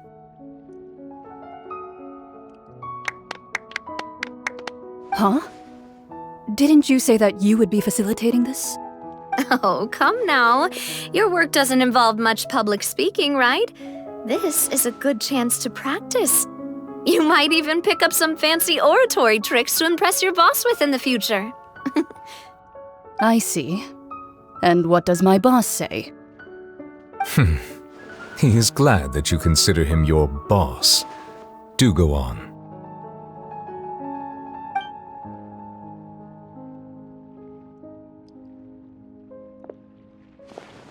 In that case, do any of you have experience hunting? Not that I recall. Fremine and I once used a wooden stick in a basket to catch wild rabbits when we were younger. As for Lynette, oh, right. You were sick that day, weren't you? I've also gone diving to catch some fish before. Does that count? I'm afraid not. You may or may not have heard, but Fontaine once played host to a group known as the Marechaussee Hunters. Though that was their name, they did not hunt animals, but rather various monsters left behind by the ancient dynasty of King Remus. Today, Fontaine's monster population has already thinned greatly, so the hunters have blended back into society, taking up arms in other lines of work. They even left a unique methodology of hunting in their wake. A trap comprises of the following components: bait, a trigger, and a containment device. Sometimes a lethal implement will also be necessary to deal with the prey. So, if we were to build a trap together, right now, what would you choose to build it with? For me, I would prefer something basket-shaped. Pigeons and rabbits will see the bait and naturally enter the snare. Our line of work requires a deft hand, and we're some of the best in the industry, so you can count on our techniques. You used some of those techniques while moving the people of Poisson, didn't you? My subordinates mentioned that you even performed some magic for the bawling children. Yes, and I even managed to gather some intelligence in the meantime. I'm quite the multitasker if I do say so myself. I'm afraid I can't claim that as my strong suit. I prefer more stable methods, like placing bait in the water and waiting for the fish to come within reach. That's the kind of method I would count on. Calm and steady. Exactly the kind of person who would catch loads of fish. And I can be their assistant. With discretion, I'm sure. I'd probably use some sort of mechanical animal. Papa once bought me some small clockwork squirrels, mice, and such. When placed in the forest, they can attract others of their kind. I remember that you liked those too, didn't you? I did. And that would be a good way to go about it. If they're realistic enough, animals of the same kind will follow them all the way to the trap. What about you, Monsieur Neuvillette? I fear I do not have any related experience. That makes sense. You usually solve problems directly, without the use of any such tricks. But I do have one more question for you, Monsieur. If we were to create a trap now, how would you design it? I would like for it to be effective, but bring no harm to the prey. A more gentle trap would be ideal. Kind, as always. However, our intention doesn't necessarily change the containment device and the type of implement we need. If we wanted to kill the prey in one strike, we would need a powerful implement. However, that also goes for prey that must be captured and safely contained. Wait, why's that? Only a hunter who's a true expert at subduing their prey can snare it without harming it. The line that divides life and death is often exceedingly thin. So are we going hunting together? We hadn't thought of seeing ourselves as hunters. It kinda works, but maybe it's still not the best metaphor. If our means of capturing and dealing with our prey is to put them on trial, then the hunting metaphor is actually quite accurate. But we shall require much more courage than any hunter to judge a god, a being whose seat is an exalted throne.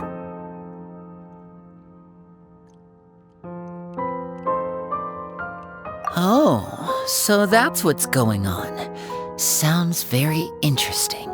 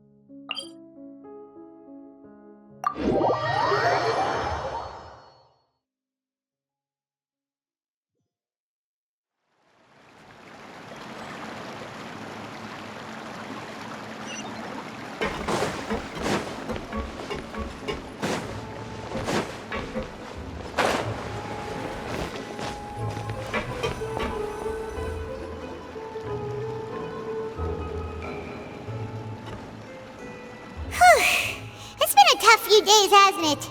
So much has been happening.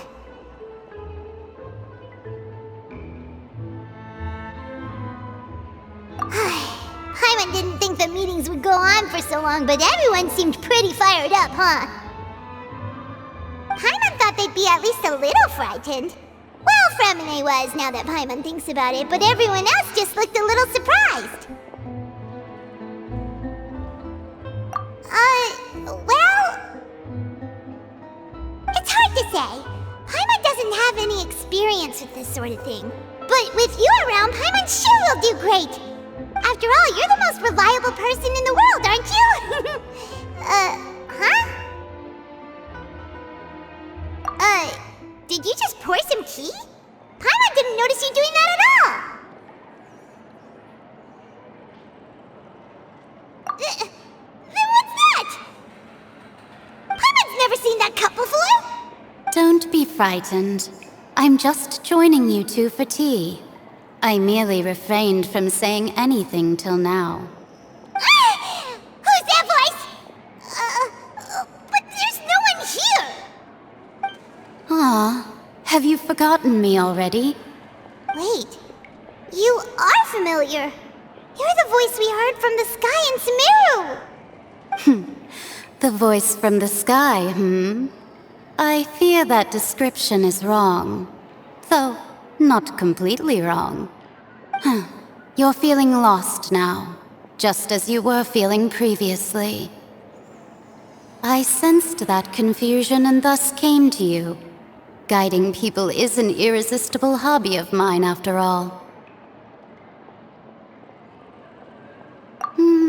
Consider me a passerby, just accepting a commission from my friend's disciple on a whim.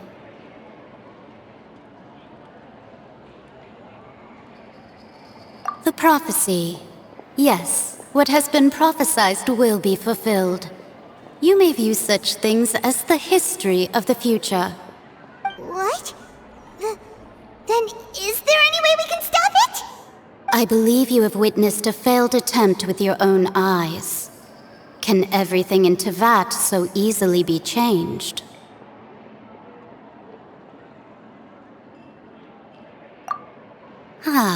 So you've caught on. Just as prophecies are usually only the future as seen from the perspectives of the gods, could things be happening in hidden corners where the gods' gaze does not fall? Are the things that you shall see different from the fate that the gods perceive?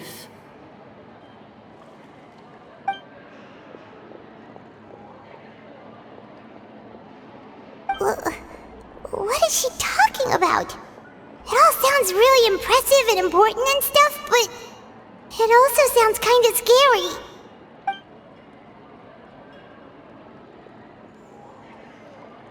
I believe that you understand, right? Some things are insignificant, but others you must reach out to change. Ultimately, fate shall serve as your only guide, no matter what will happen in Teyvat's future. All you need to do is to play your part. This was good tea, by the way. Thank you for your hospitality. Well, that'll be all for today. The voice. It's gone.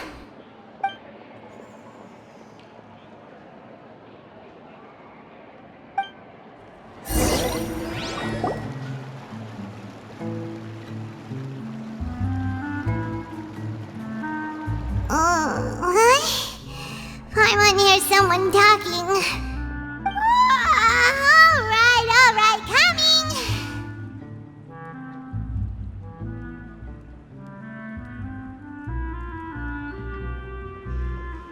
Hey, it's you who's getting lazy, okay? Well, I see I've walked in on some lively banter. Luna!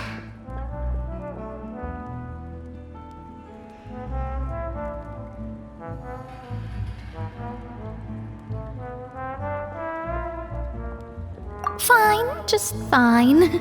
I went to take part in that Steambird panel.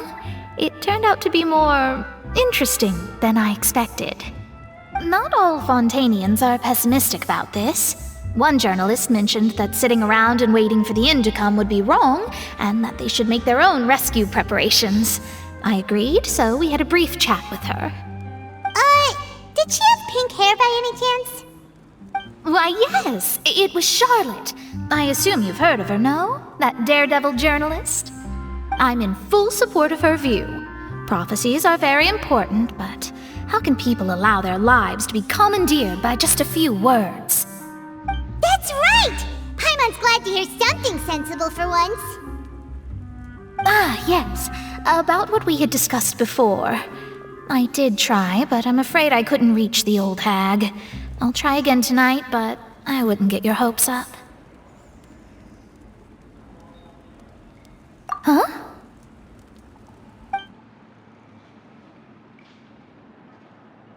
Goodness gracious. Are you serious? She said that even the god's gaze has blind spots. Pretty bold if you ask Paimon. Most people would believe the gods to be all-knowing, right?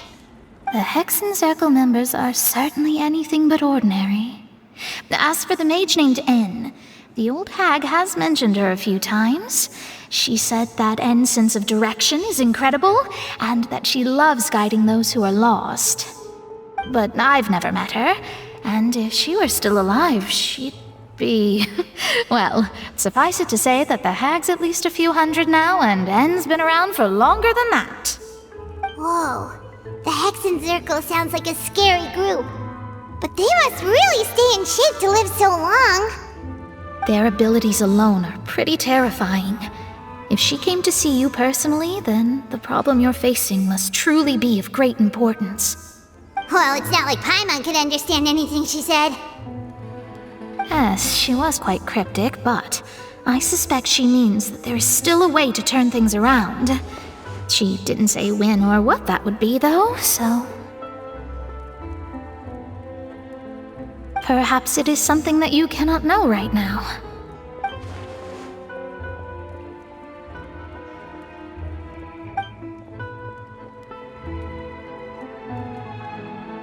Traveler, Paimon, are you two all right? Oh, we're fine. We're just a little down right now. It kind of feels like the end is coming, you know?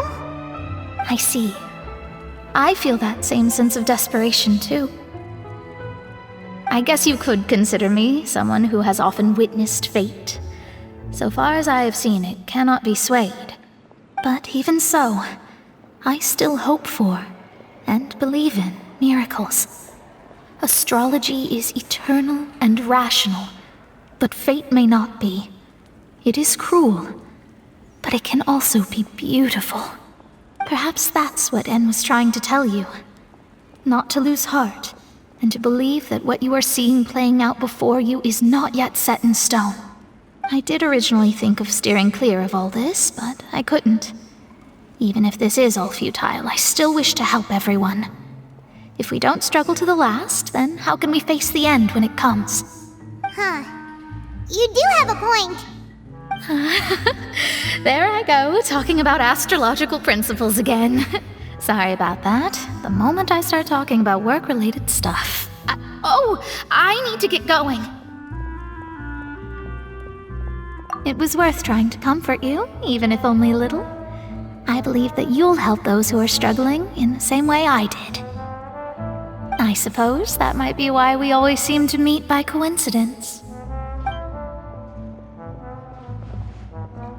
Paimon feels kinda moved by what Mona said.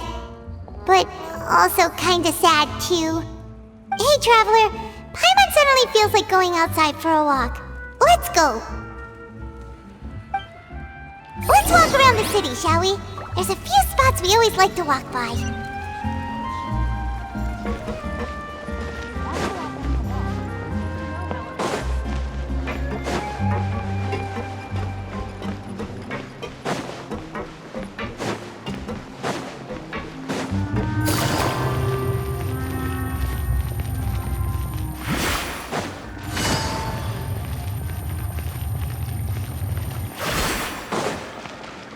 Take it easy.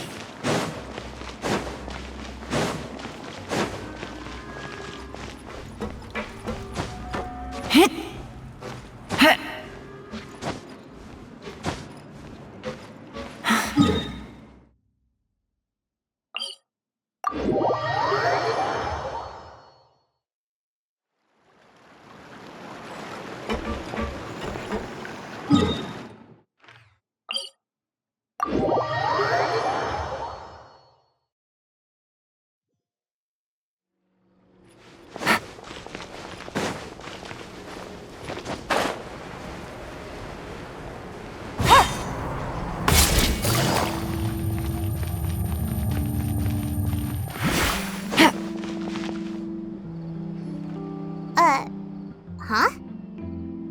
are written in this newspaper.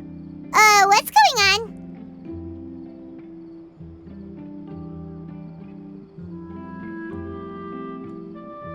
Let Paimon see!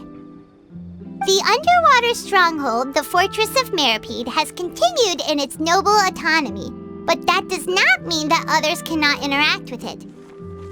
My recent attempts to enter the fortress bore little fruit. Guess Charlotte still hasn't given up on that. Thus, did an Outlander friend become the focus of this report, a blind adventurer with their white fairy legends trailing in their wake. It is said that this mysterious traveler once visited the underwater fortress. So while the fortress's interior remains a mystery behind closed doors, do not fear, for the tales of the traveler contain surprises in spades. Journalist Charlotte's biggest scoop yet, the Traveler's Trail, World Walker. Charlotte took so many awesome photos of us and we never even noticed her. She hasn't been able to get a hold of anything at the fortress, so since we're easier to find, she's using us as the subject matter instead? Seriously? Well, fine. Those headlines and photos do look cool, so Paimon will forgive her this time.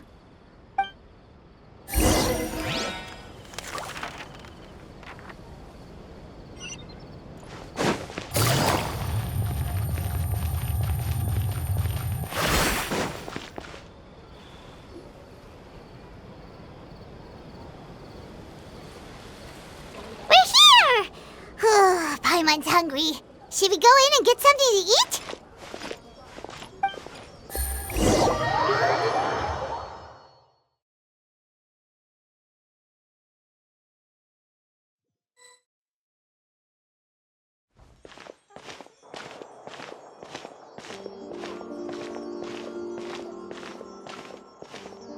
Hey, quick!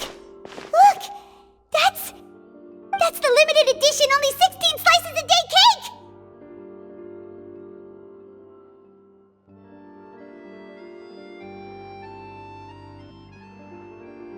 It was so delicious the last time we tried it!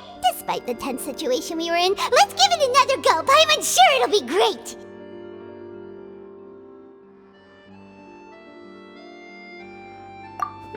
One slice of cake, please. Someone showed up after all!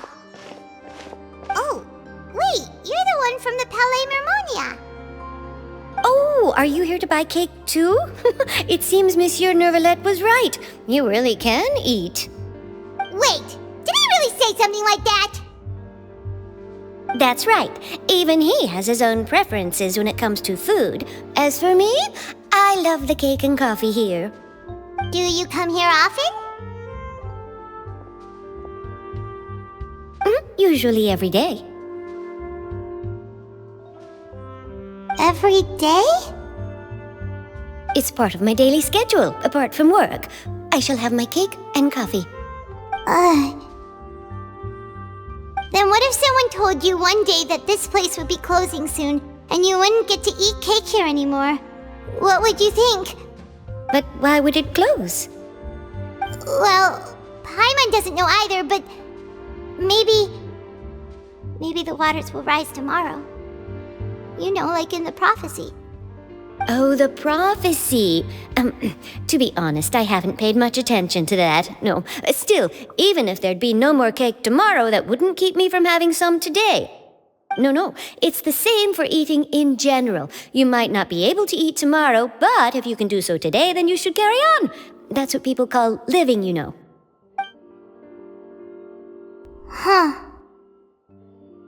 Don't be sad. Excuse me, could I have 2 more slices of cake to go? These 2 slices are for you. Sijuin said that this kind of expression you're making is what humans call being sad. Oh, you know Sijuin? I sure do. She was born before me, and she sometimes comes to the surface to teach us things about humans. She said that humans are creatures that are saddened easily, yes, and you can only lift their spirits by feeding them delicious food. So please try the cakes here. I've got something else to do, so I'll be going now. You two try to stay in a good mood after eating, all right? Bye.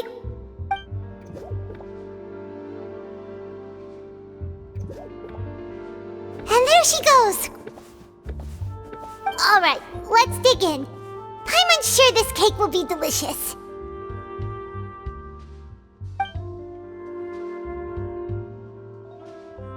It's more delicious than last time, and the flavor gets even better with a sip of tea. It sure would be nice if we could come again tomorrow. Sure would be nice if we could always eat delicious food here.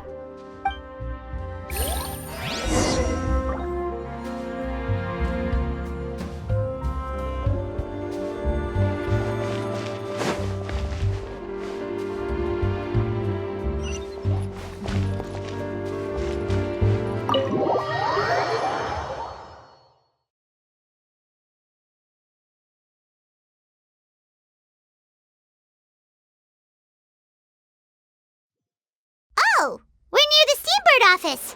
Let's go look for Charlotte and have a chat.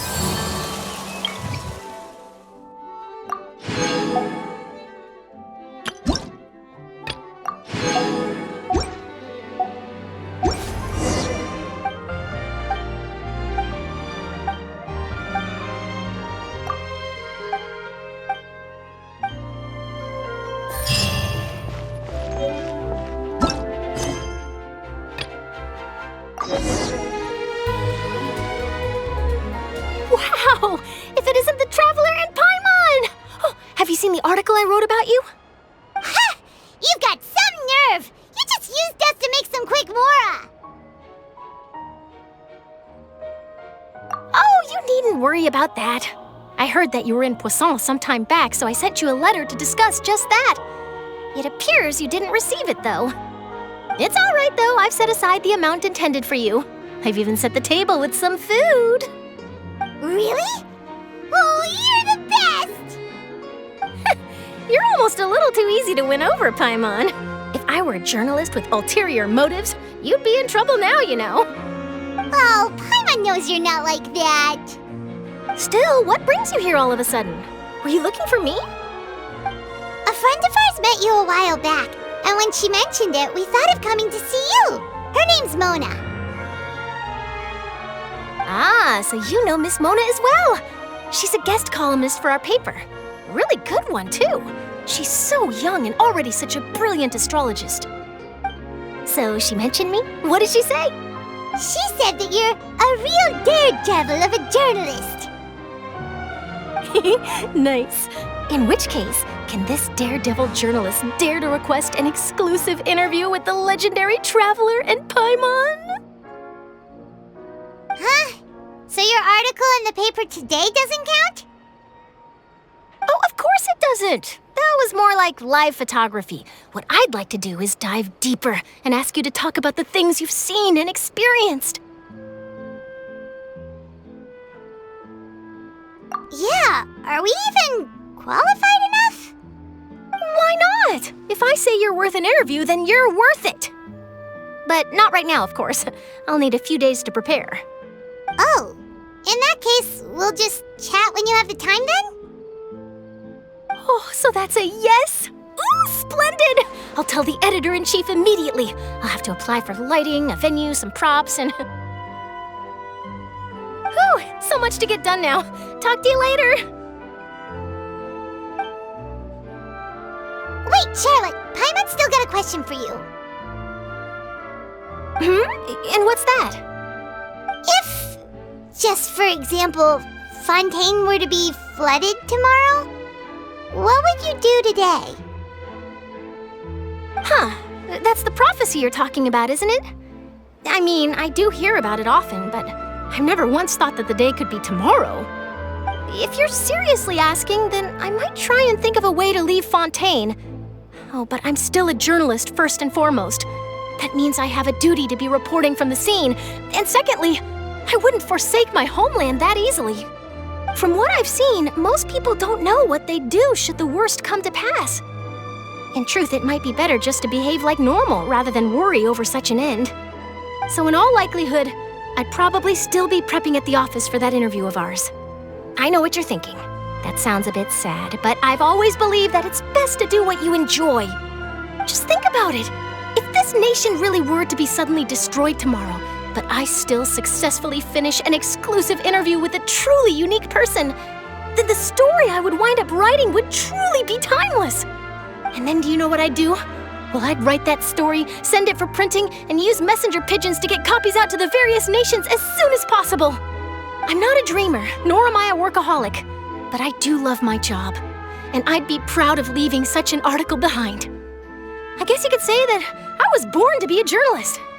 But anyway, that's my answer. And on that note, I'll get back to my preparations. That's so nice. All of a sudden, Paimon actually kinda envies her. Anyway, let's go and take a look at the sea, shall we?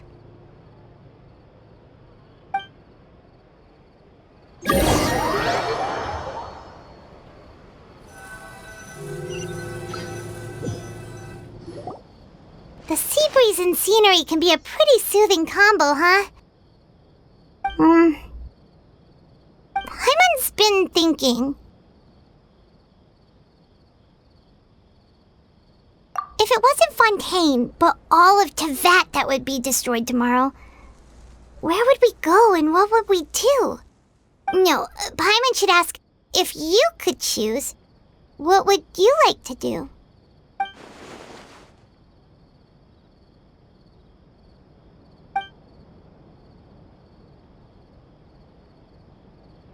We've always been moving to the next destination, so we haven't spent much time thinking about these kinds of things. We didn't have to either, with us always being on the road and whatnot.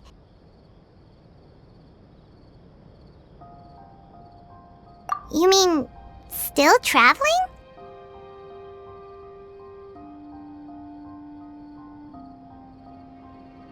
Huh. Wait, isn't that what we've always been doing?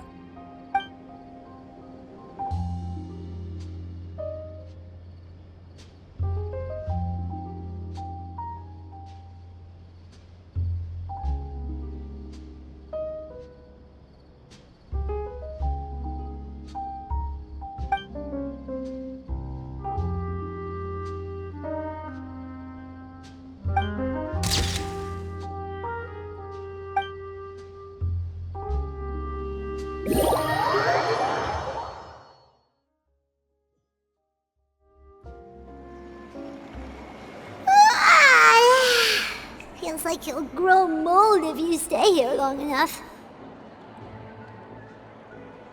But it's still better than the Fortress of Mirapede, that's for sure. It's not only damp there, but salty too.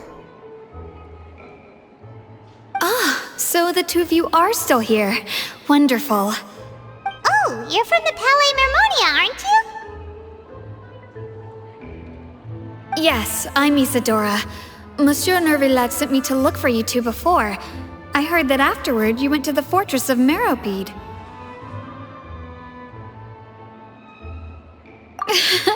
Not at all. I'm well aware that you're friends of his. Actually, I'm here to pass along a message from him. Yes, inside the Opera House.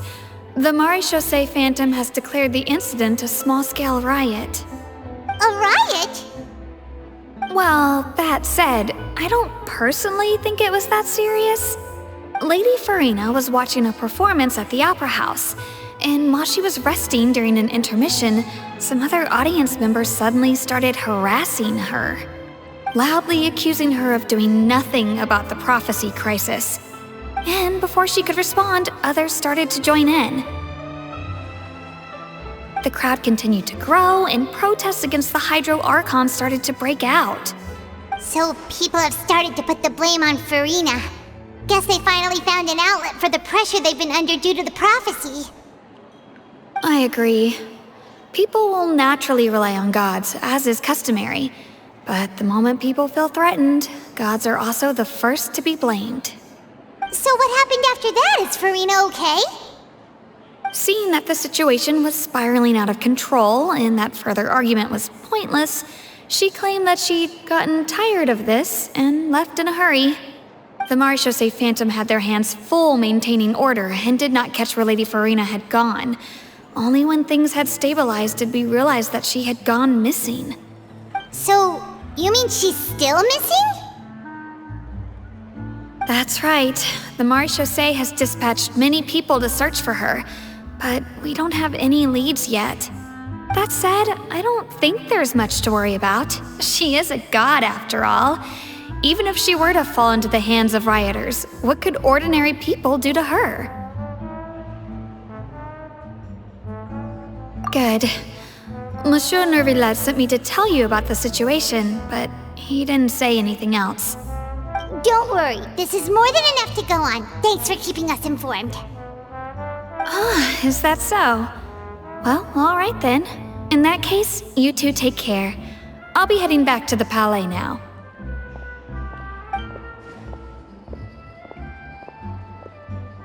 Well, sounds like we should hurry over to Poisson then.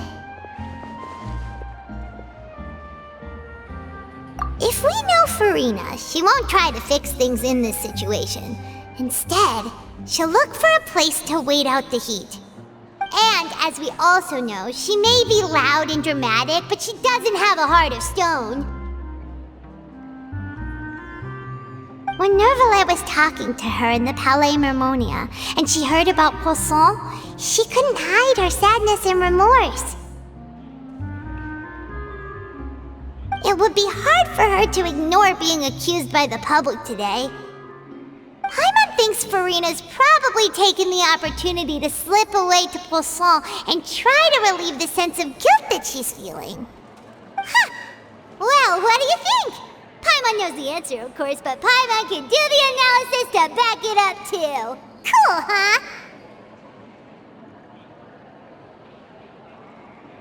In that case, there's not a moment to lose. Poisson, here we come!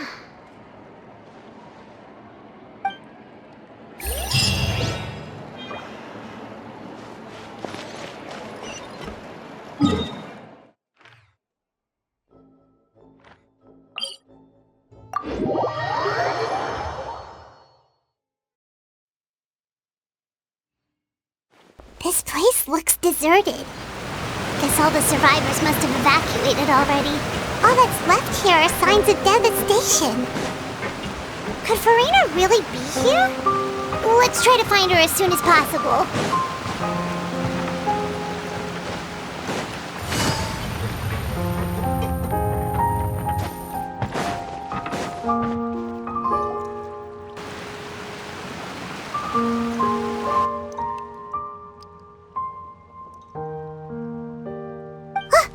That's Furina, right over there! She really is here all on her own.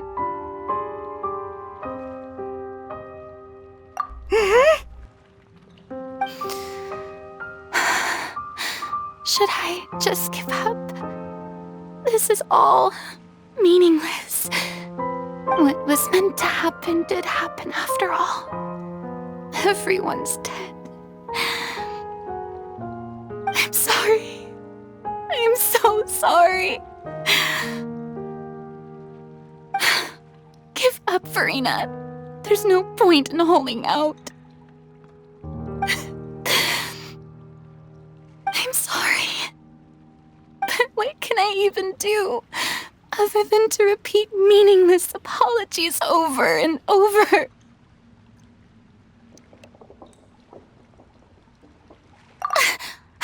Who's that? Don't worry, Furina, it's just us.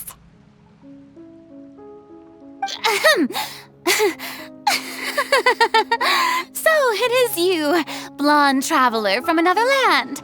Why, I almost thought you were someone from that mob of my ignorant subjects, come to kneel and beg for my forgiveness.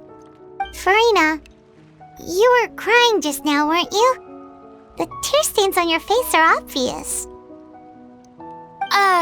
What do you mean, tear stains? Oh, I remember. The show at the Opera House earlier this morning was so moving. I'm still trying to process it. Who did that uncivilized rabble think they were, disturbing my enjoyment of the arts? They even dare to tout their Archon. I must teach them a lesson. I can just imagine their twisted and frustrated faces once they realize that I'm nowhere to be found. Oh, and I'm sure Neuvillette and those people from the Maréchaussée Phantom are freaking out right next to them, too.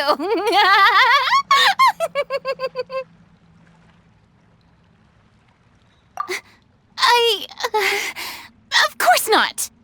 Hey, there she is! The Hydro Archon's over there! Quick, after her! Furina, those people seem to be after you. They are? They're just some rabid fans who want to cut the line because they haven't been able to meet me in person, aren't they? That's against the rules. I can't let them get their way. Furina just ran off! Quick, we have to catch up with her!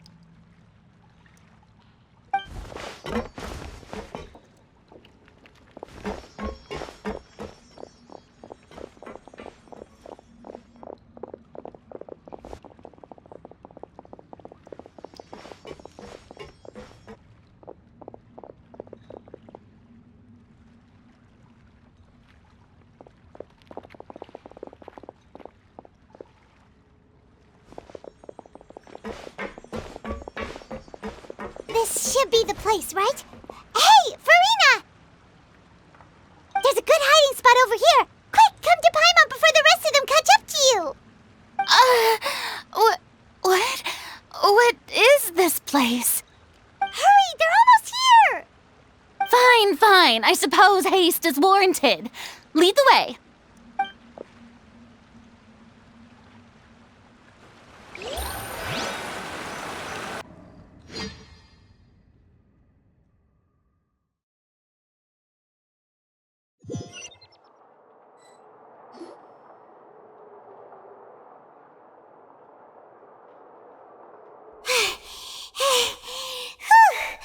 Paimon's exhausted.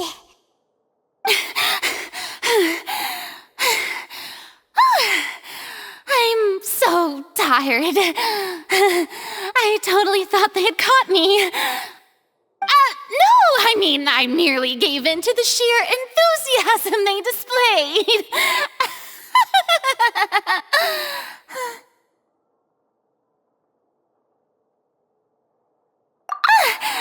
You're right. Yep, that's a good girl.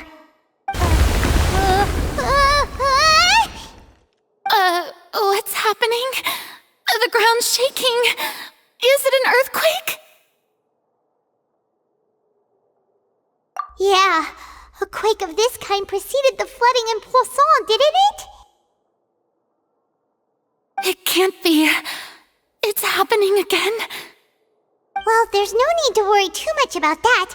Neuvillette's made some emergency plans, so the evacuation should go a lot smoother this time. Yeah, I hope you're right. But the people of Poisson, they've already...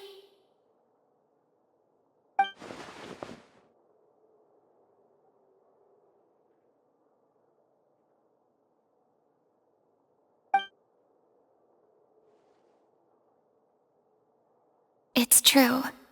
I've been investigating the prophecy for hundreds of years. I once had informants all over Tevat, searching for clues and feeding information back to me. I've tried all kinds of ways, too, to hold back the sea. Anything to keep the coastline from advancing. But all my efforts proved to be futile in the end. Really, the truth has been clear to me for a very long time. We cannot make an enemy of the divine. No matter what we do, the will of the heavenly principles will have its way, and the prophecy shall be fulfilled.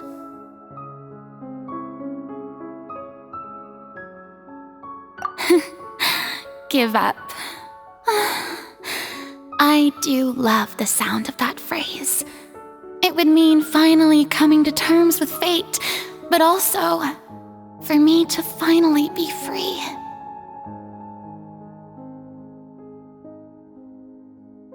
Indeed, I've thought about giving up so many times, especially after we almost lost Poisson. Fate is really unreasonable, isn't it? It has no heart and obeys no rules. The prophecy has only just started to come true, and so many people have already lost their lives. But just now, it all became clear to me.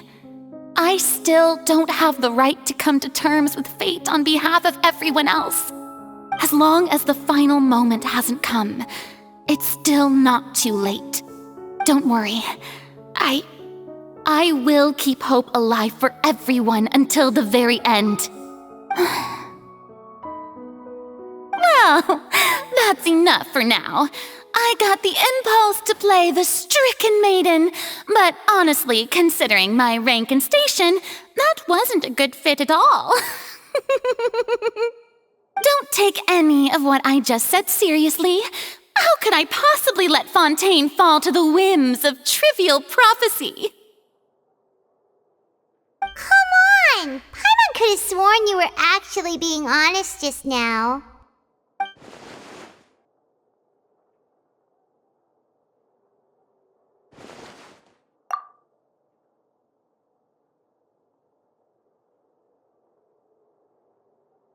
Share my burden. That's impossible. It was fated right from the start that this would be my duty alone.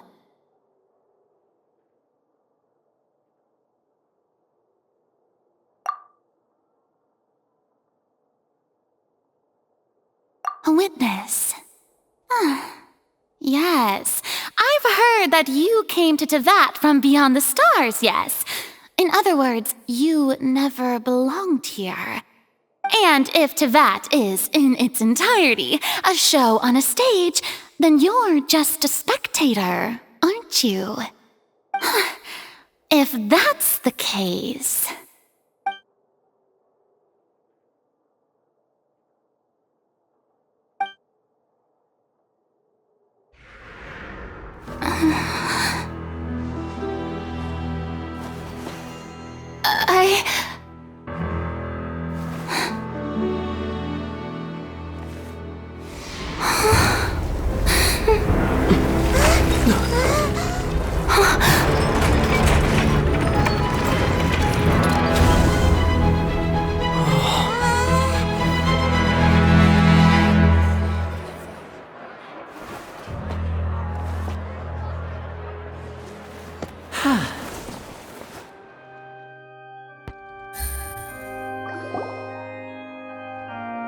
Ladies and gentlemen, this concludes my opening performance. Now, without further ado, we may proceed to the trial of our god. So this is what it is. Yes, you deserve praise for the effort you took to raise the dramatic stakes. Do not forget, however, that I am Focalor, the god of justice, the embodiment of justice itself. Does it not strike you as even the least bit absurd to bring the very concept of justice to trial? May I interpret these words as your refusal to stand trial? In that case, you will have the opportunity to defend your honor through a duel. You would draw your blade against a god? I see. It seems like you have made up your mind.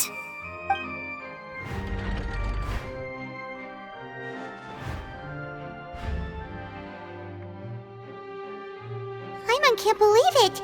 She just surrendered. What the heck is going on? Did I just see an Archon surrender to a human? Wow, how utterly humiliating. Lady Furina, what is the meaning of this? It would seem that there has been a misunderstanding. To be clear, the raising of both hands is not always an indication of surrender. Looking for excuses again, huh? I raised my hands just now to indicate my acceptance of the trial. No duel shall be necessary. I will admit that I've been running away for a long time. I'm sorry, everyone.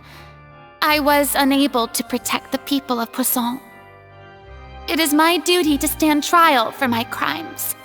You are not the only ones to be disappointed in me. I, too, am exceedingly disappointed in myself. But now, it is time for the Hydro Archon to show you her courage and resolve. I, Furina, will use this trial to show the world the true meaning of justice! This time, I will protect you. Applaud and rejoice! One of the most outrageous and fantastical arcs known to the opera epiclese is now unfolding before your eyes. Mark my words, this shall be one of the most exhilarating and brilliant shows ever to grace the stage of Fontaine! The trial of the Hydro Archon, Focalor, will now begin! Woohoo! Oh, now we're making history! Why does it feel like Furina just took over the whole thing? Like, come on! Didn't she just get forced to stand trial for her crimes? Also, even though she's still acting super dramatic, she is taking this seriously this time, right? All right, then. Who will be my opponent in this trial? The court asks the prosecutor to please take the stand. Is that so? Very well. Then please speak, witness of Tivat, my accuser and fated opponent.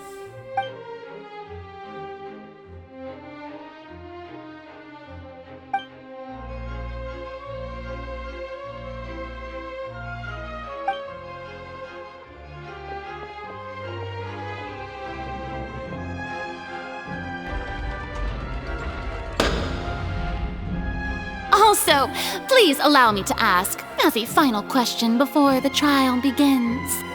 Just how much work did you do to force me onto this stage? Well, we did do a lot of prep after the meeting that day.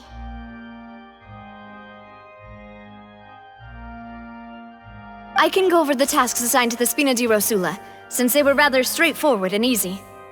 Navia, the president of the Spina di Rosula. Most of the people who participated in the disturbance this morning were my subordinates. They changed into plain clothes and came to the Opera House as regular audience members, waiting for the perfect opportunity to incite insurrection against you.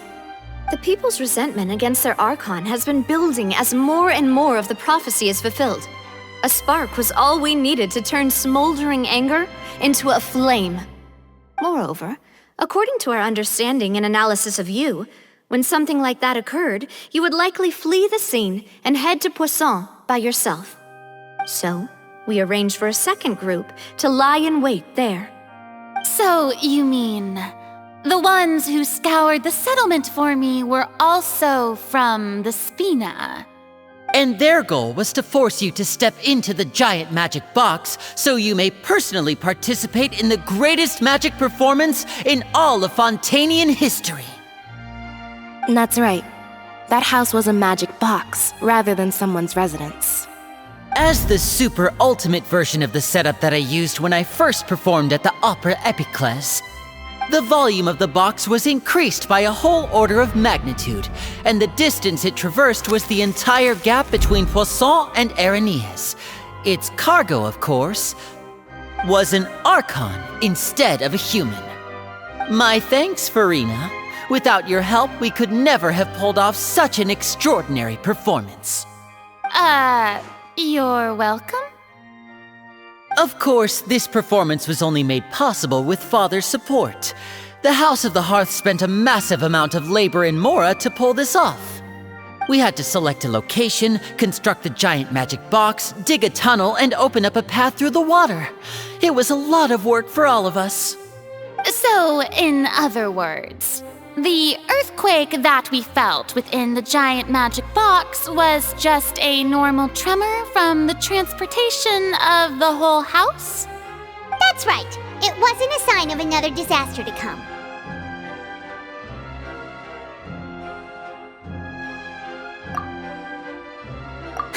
Then, I can guess Neuvillette and Cloran's parts.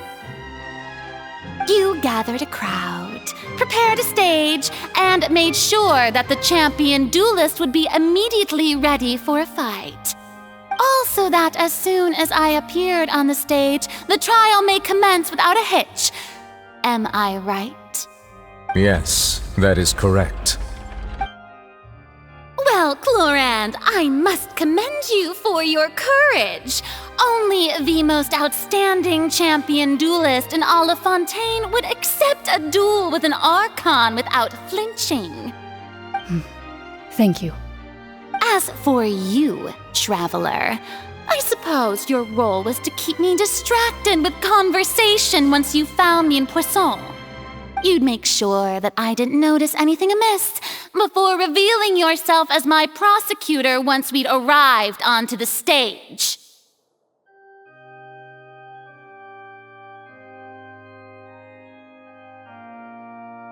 Oh?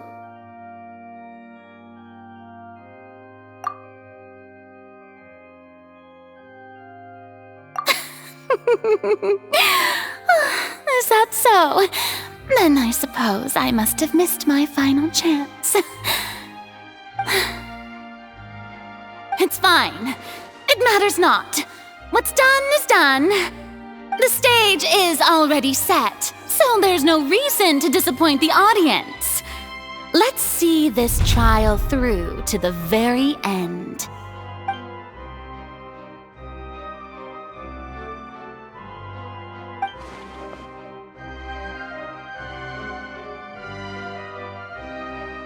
Sir Prosecutor, please allow me to pass this along. This is a document that Miss Charlotte applied for and received permission to share with you during the trial. According to her, it should speed up the proceedings. Huh? Charlotte wanted to give us something?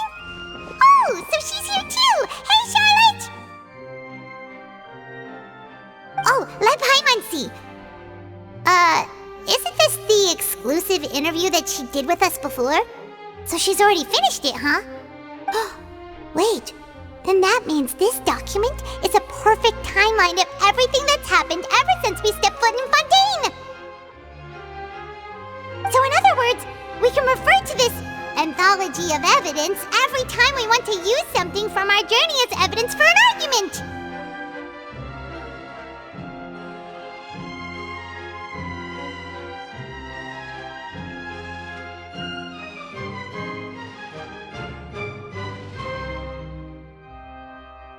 Let's quickly confirm the information in it. Just think of it as a refresher, alright? You defeated the Hydro Archon in the very first duels you took part in at the Opera House. That's one for the history books, all right.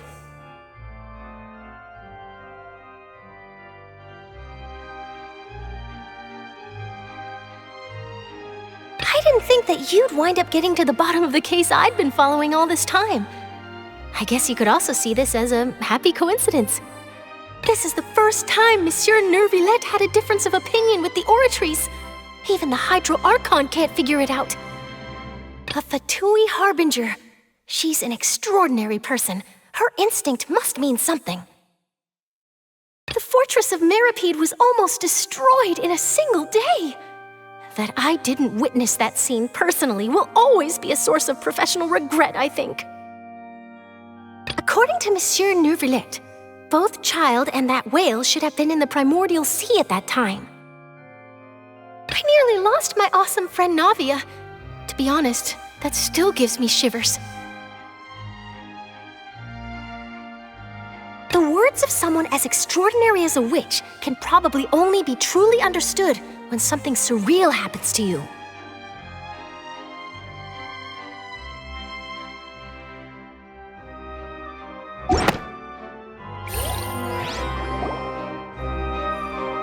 The prosecution and the defense are both in position. The trial shall now begin.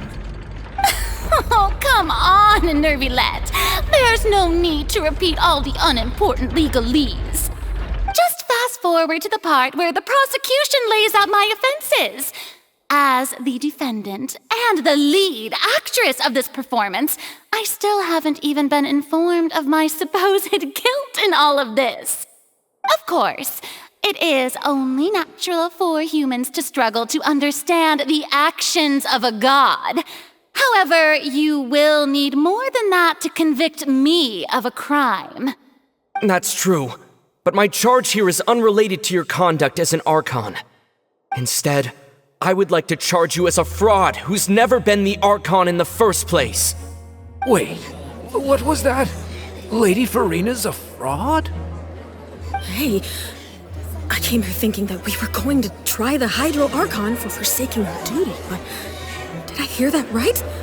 She's not our Archon at all? Charge accepted.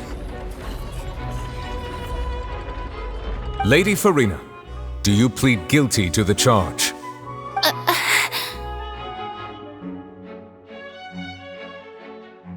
Lady Furina. I plead not guilty. How can I be guilty? There is no way that I, Focalor, otherwise known as Furina de Fontaine, a member of the Seven and the Regina of all waters, kindreds, peoples, and laws of Fontaine, could be anything other than your true Archon. Yeah, even though Lady Furina can be rather eccentric, isn't it going too far to doubt her very identity? Yeah, I've never questioned her identity either. Sure, Lady Furina can be super irresponsible, but what grounds does that prosecutor have to make such a huge claim? I have cause to believe that common sense will prevail in this case. Many of the members of the audience have known me as the Hydro Archon ever since they were born. There would be no fooling their memory. See? Even the Oratrice has decided to show me its favor. Are you sure you want to commit to a charge that will never be upheld? If you wish to drop the case, I can promise you as the God of Justice that you will not have to face trial for making a false accusation. We will treat everything that's happened as a dramatic spectacle and move on with our lives. What do you say to that? Huh. An argument with near impossible odds, huh? We have to not only refute Furina's claims, but also overturn the long-held beliefs of the people.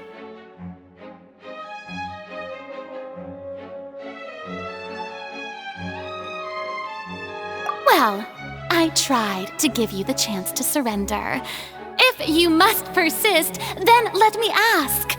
If you believe I'm not the Archon, then what manner of being do you think I am? And if I was not the Archon, then how did I manage to live for over 500 years?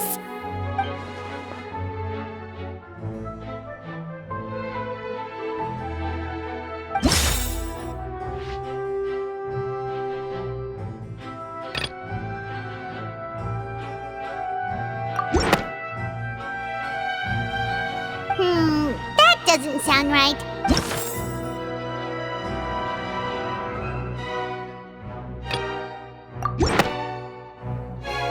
First of all, you may be a member of another long-lived race, which would allow you to naturally possess an extended lifespan. And second of all, even if that wasn't the case, there could be other ways to extend your life. Who gave you that idea? Was it the knave? You'd sink so low as to use a harbinger's words against me.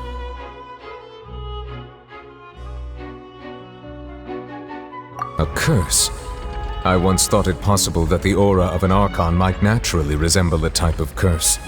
But in light of this claim, perhaps what I sensed was not your divinity, but a curse after all. Neuvillette sensed it too, huh?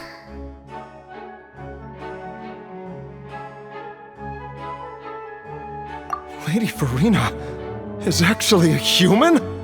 Well, it is true that it's extremely difficult to tell humans and gods apart just by looking at them. It's not impossible.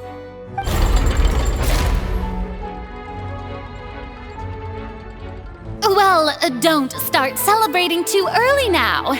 Even if I have been carrying a curse like you said, how does that prove that I am merely a human being? Besides, everyone knows that the main difference between a human and a god is the possession of authority. Gods can do what humans cannot. That's why they're worshipped as gods. For centuries, manifestations of my authority have served the nation of Fontaine. One need only to turn their eyes towards the Oratrice mécanique d'analyse cardinal in this very opera house, or consider the indemnitium that is used in every aspect of life.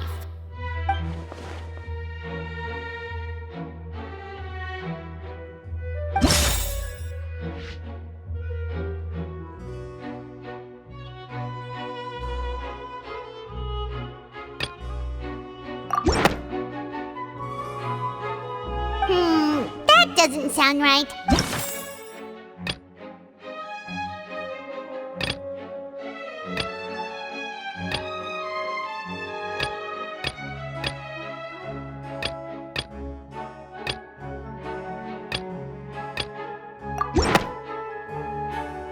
You tried to reference the Oratrice, but weren't you as confused as all the rest of us when the Oratrice declared Child to be guilty without any proof? Otherwise, you should have come up with a good explanation for that by now. Didn't I make myself clear at the time? The decisions of the gods are naturally difficult for humans to comprehend. There is no need to provide an explanation.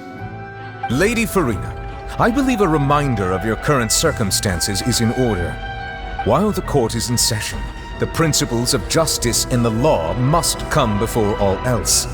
While you are an Archon, you are also first and foremost the defendant in this trial. You will prove yourself unable to defend against the prosecution's charges if you continue to withhold vital information against the rules of the court. I never thought you'd use that kind of rhetoric against me. That was no trick of rhetoric, Lady Furina. I've merely reiterated the rules of the court, rules that all should respect and follow. So, you neither knew why Child was declared guilty, nor did you understand the structure and operations of the Oratrice. Instead of having been created by you, the manifestations of authority you mentioned have been made by the real Hydro Archon, haven't they? The real Hydro Archon? Well, now you're really losing me. It is true that I did not know why the Oratrice gave out a guilty verdict that day. But the Oratrice handed out that verdict unilaterally, and it has been operating independently ever since it was first created. You can't argue that just because a divine creation is flawed, that the god behind it must also be no god at all. She's still throwing out all kinds of excuses. Seems like she's confident that we won't be able to produce proof that she has no power over the Oratrice.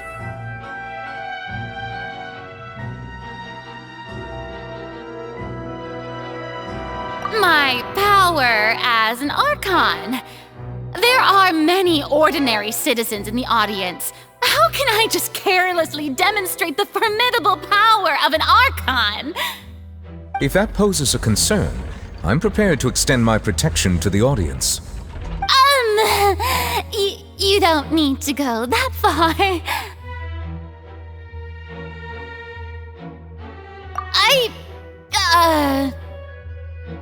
Aren't you the Hydro Archon? Or is it that you can't even wield the power of Hydro, much less the authority of a god? Indemnitium! Yes! It's all because of Indemnitium!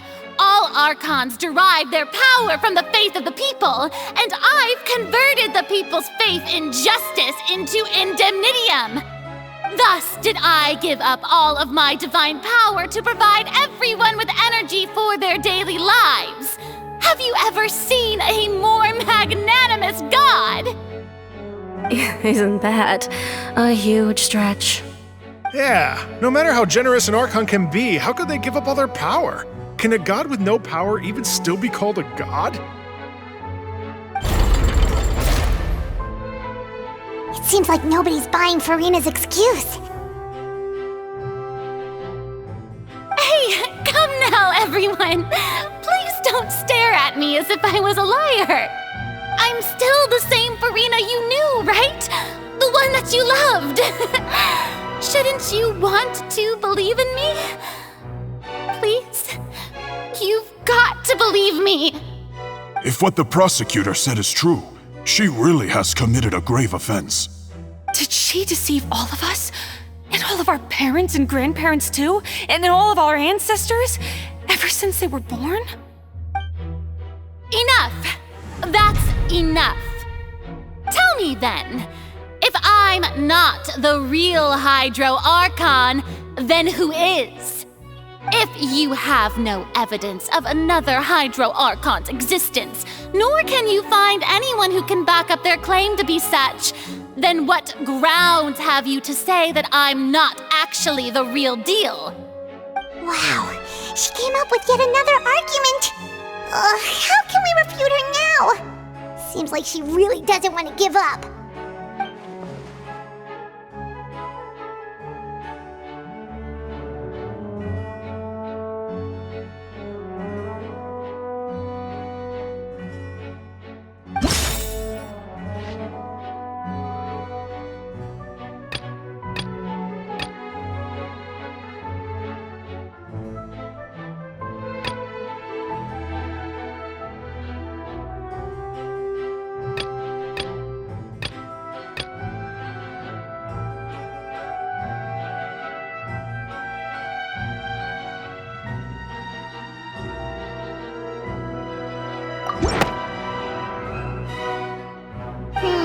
That doesn't sound right.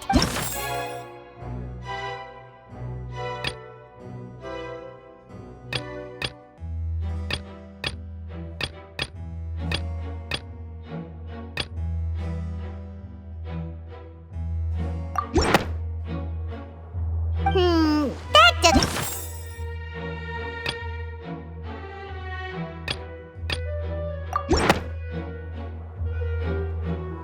It has been established that all Fontanians can dissolve in water from the primordial sea. And that means... Since you insist on claiming to be a god and not a human, then there's a method that you can use right here and now to eliminate all suspicions of you being the latter. Miss Navia, please apply to serve as a temporary attorney for the prosecution before addressing the court. Though you act in partnership with the prosecutor, you must still adhere to proper procedure. Super sorry, Monsieur Chief Justice. I swear this really will be the last time that I'll speak out of turn. Now, I've brought some seawater from Poisson. As everyone knows, a massive flood struck the area not long ago, taking many lives, including those of some of my closest friends. So, Miss Furina, would you dare to touch some of this seawater? If we are to believe that you are indeed the real Hydro Archon, touching this seawater would have no effect on you.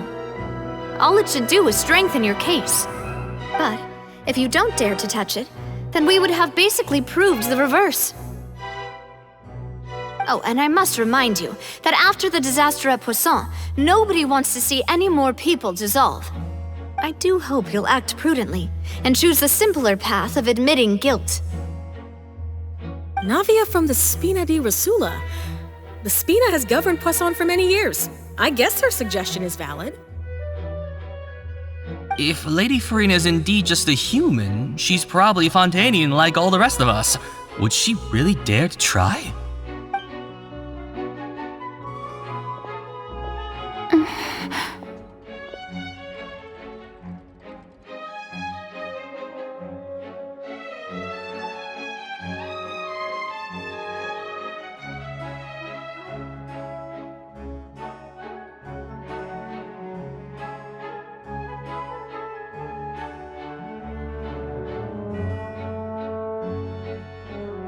Lady Furina, this test has been unilaterally proposed by the prosecution. As it falls outside the realm of standard court proceedings, you possess the right to decline participation. Well, of course he had to tell her that. But refusing to participate is basically the same as a confession of guilt. She's just staring at the water without saying a single word. It really does seem like she's quite terrified of it. That could only mean... What's going on? Is she really planning to... that's not what we thought she would... Due to the inherent risk of the test, Lady Furina, you may...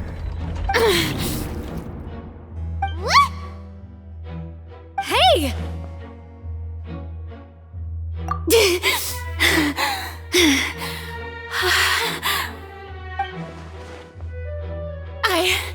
I'm fine! Look at me, everyone! My hand is still here! I haven't been dissolved! Will you believe me now?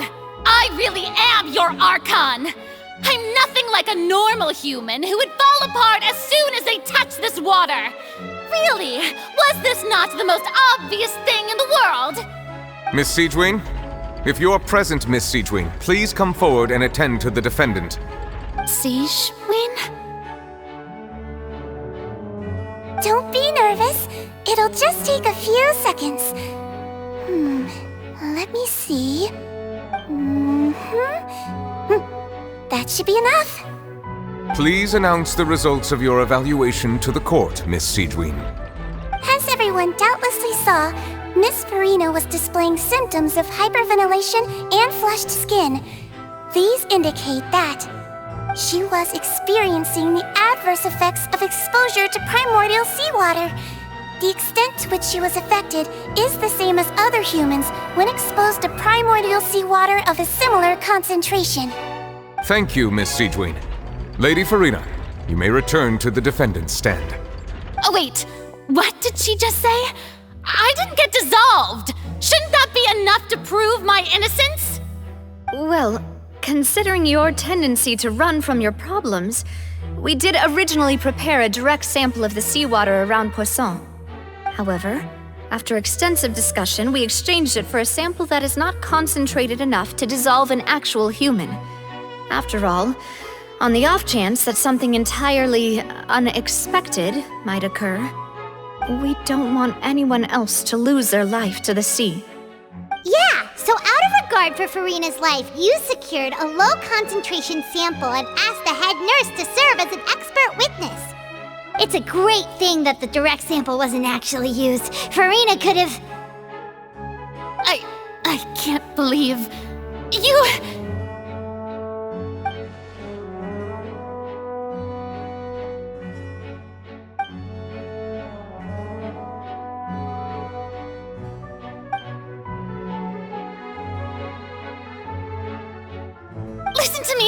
Listen to me, everyone! Please don't give me such cold and disdainful looks! What happened just now didn't prove a single thing! Think about it! How can you conclusively prove that an Archon can't also be affected by the primordial seawater? Also, if I was really just a human, why would I dare to just put my hand in that kind of water?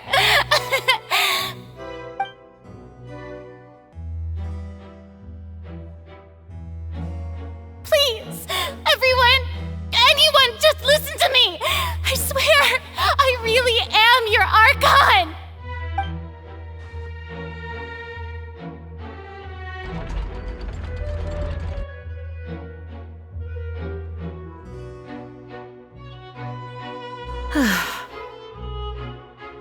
I don't think anything she says at this point will sway anyone.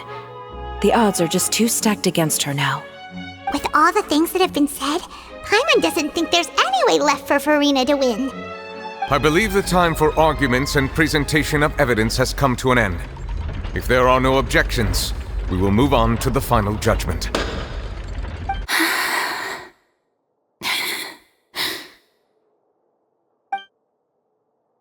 I don't think anything she says at this point will sway anyone. She's too stacked against her now.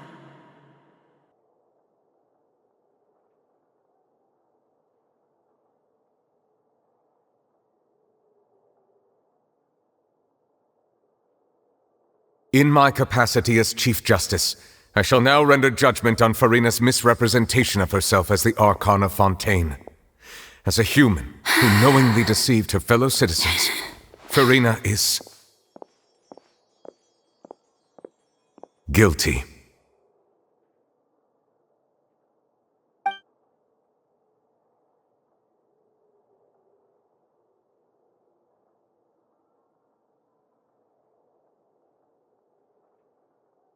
We shall now turn to the Oratrice mécanique d'analyse cardinale to render the final verdict on the charges.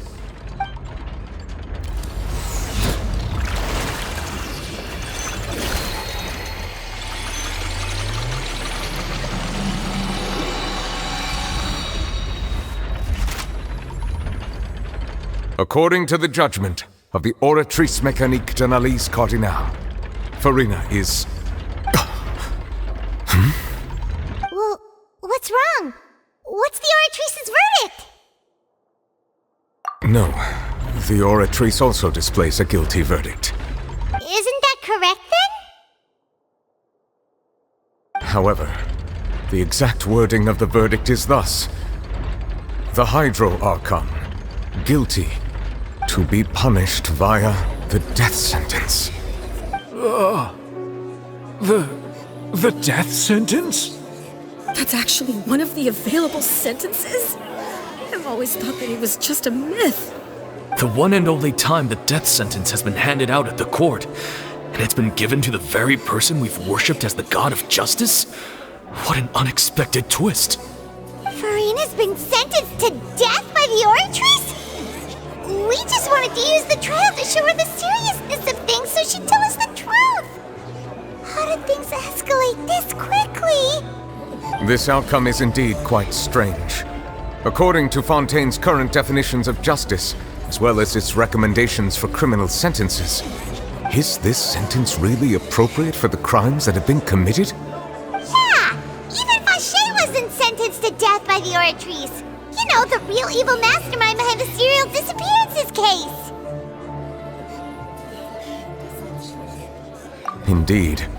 Not only is Furina's sentence overly excessive, the very point of our trial today was also to prove that Furina has never been the Hydro Archon in the first place.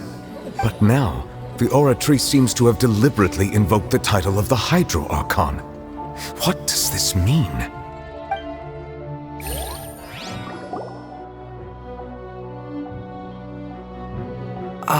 Excuse me, if I may interrupt. Is the trial still going? Fremine! You finally made it. I assume this means you've completed your mission? Mm-hmm. Any mission Father assigns to me will always be top priority.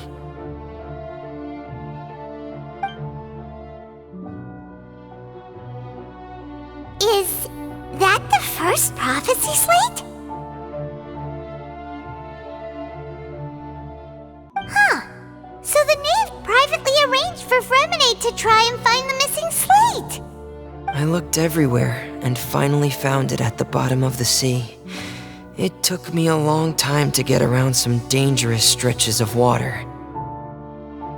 But has the trial already concluded? Then doesn't that mean I've come too late?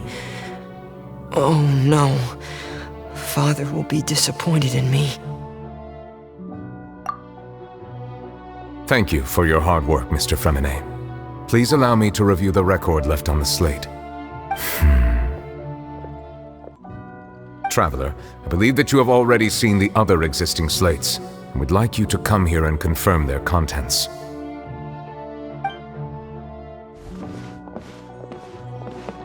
Huh? So what do you see? What is it?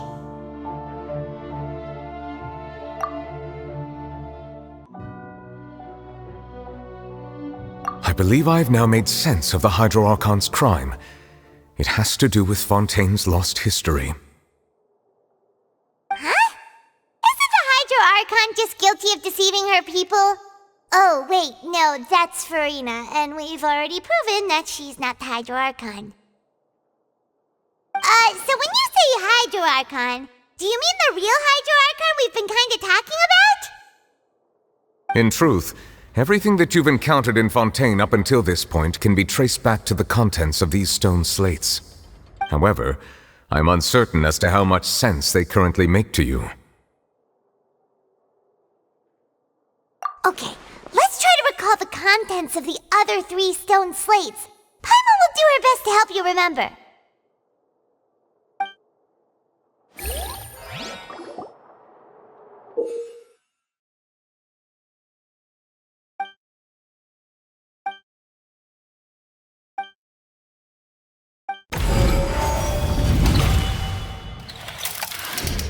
The first stone slate describes what you just said.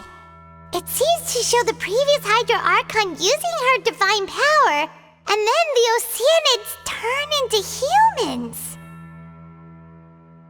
Does that mean that Fontainians are transformed Oceanids? Oh, Paimon wasn't expecting that. But if Oceanids can turn into humans, then perhaps this process can be reversed as well. The second stone slate shows Celestia floating in the sky and the Hydro Archon and her people worshipping it together. But the heavens still brought judgment down upon them. This must be the point when the Hydro Archon and the Fontainians were branded with their original sin. Does this mean that the original sin and the Hydro Archon sin are the same thing? The third slate shows the Hydro Archon sinking into the sea surrounded by many people. That reminds Paimon, didn't we also watch that happen to someone else? Well, the fourth slate is the prophecy the Fontainians have been talking about. People dissolving into the sea, the Hydro Archon crying on her throne, and so on. We didn't believe that such a crazy disaster could happen at first, did we? But after that incident, it was just a question of when and not if.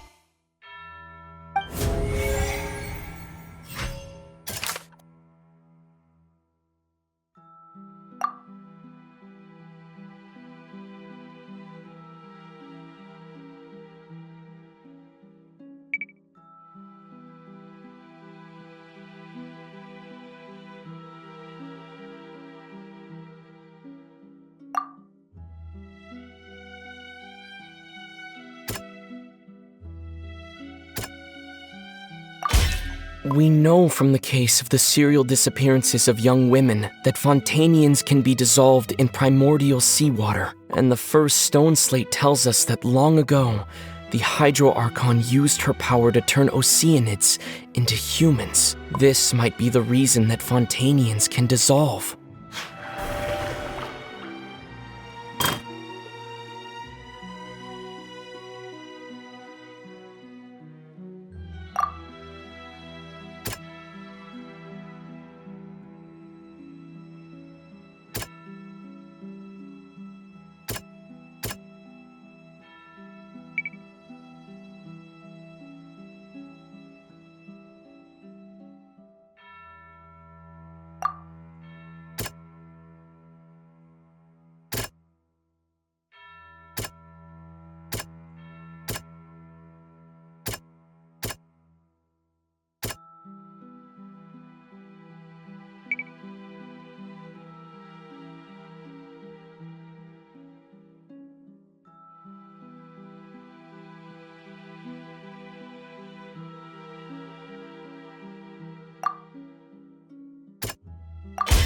Perhaps what is about to take place has all happened before. The true sin of the Hydro Archon that Neuvillette mentioned, and the original sin cast down on the people of Fontaine by Celestia, as recorded on the stone slates.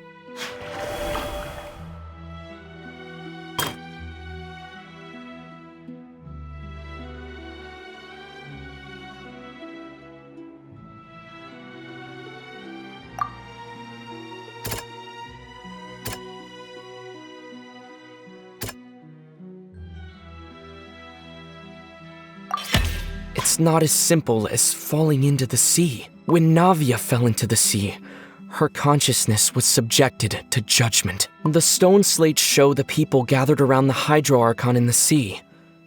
Could that be alluding to the same thing?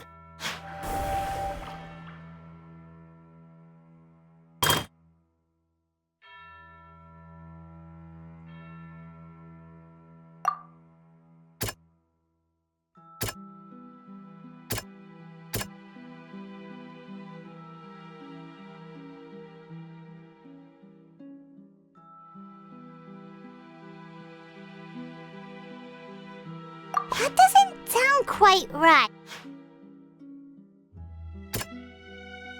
That doesn't The prophecy from the stone slates found its way into society, but not many people believed it at first. The fortress of Meropide was nearly flooded with primordial seawater, which we know can cause Fontanians to dissolve. It seems increasingly likely that the prophecy may come true. If we hadn't dealt with it in time, things could have gone very badly. They'll dissolve into the primordial sea but won't cease to exist. Their essence will flow in the seawater, converge, and take the form of an oceanid.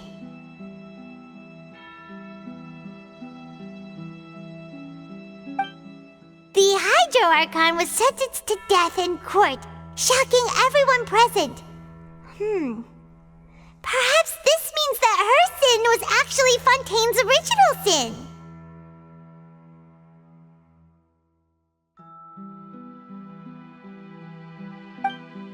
Navia fell into the water inside those ruins, and she nearly dissolved.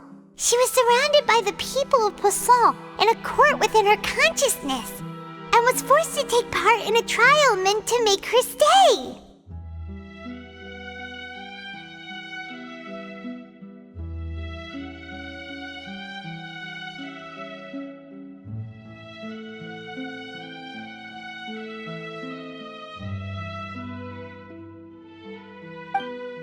The eruption of the primordial sea at the fortress of Meropide was the surest sign that the prophecy was about to come to pass no matter what.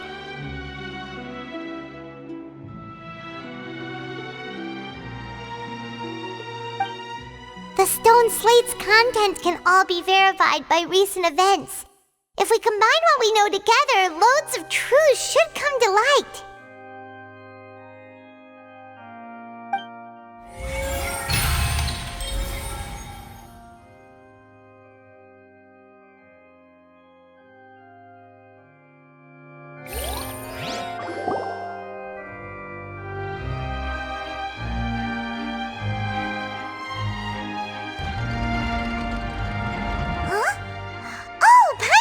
Now, so that's how you can make sense of it. But then it feels like we're going to have to share some truly shocking revelations. Let's hear them.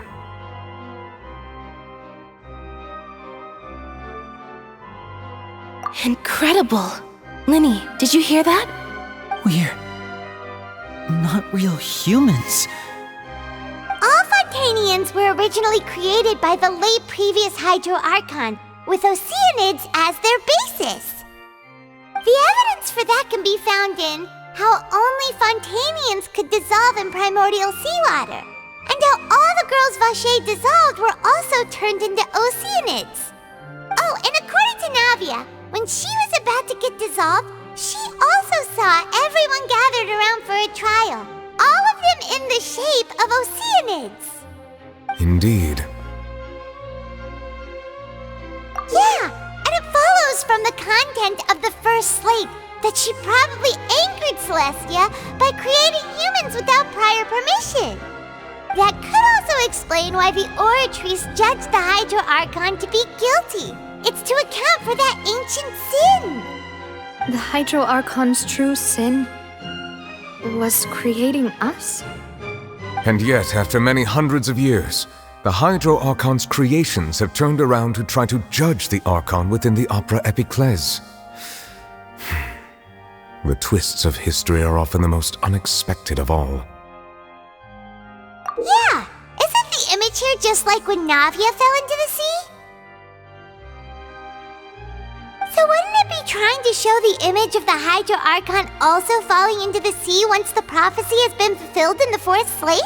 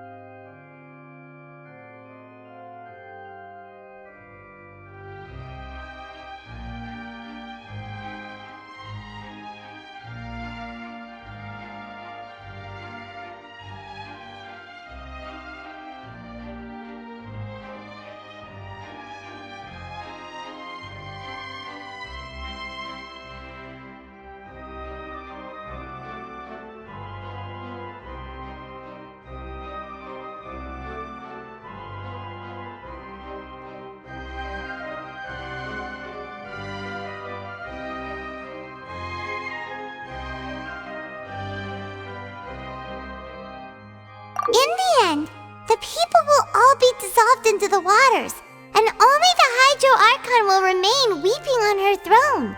Only then will the sins of the people of Fontaine be washed away. Did Paimon get all that right? You've made some keen deductions. I must say, given how much you still don't know, it is impressive that you've already managed to connect so many pieces of the truth. However, while you were able to decode all the information on the slates, they've also been etched with an additional layer of hidden information using a different power source. When we were at the ruins, I tried to decipher the hidden information recorded in the slates. But since we only had 3 slates at the time, I was unable to come to a full conclusion. Now that the slate collection is complete, I shall make another attempt to decipher the narrative recorded within. If everything goes well, we should finally be informed of the unadulterated truth.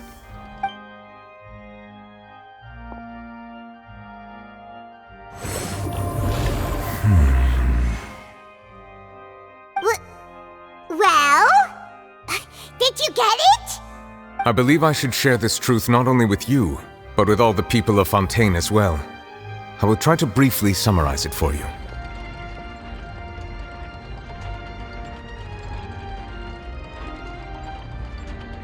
Your hypotheses regarding the origin of Fontainians and the sin of the Hydro Archon were both correct. In the Fontaine of old, the previous Hydro Archon sensed the yearning of her Oceanid familiars for life on land.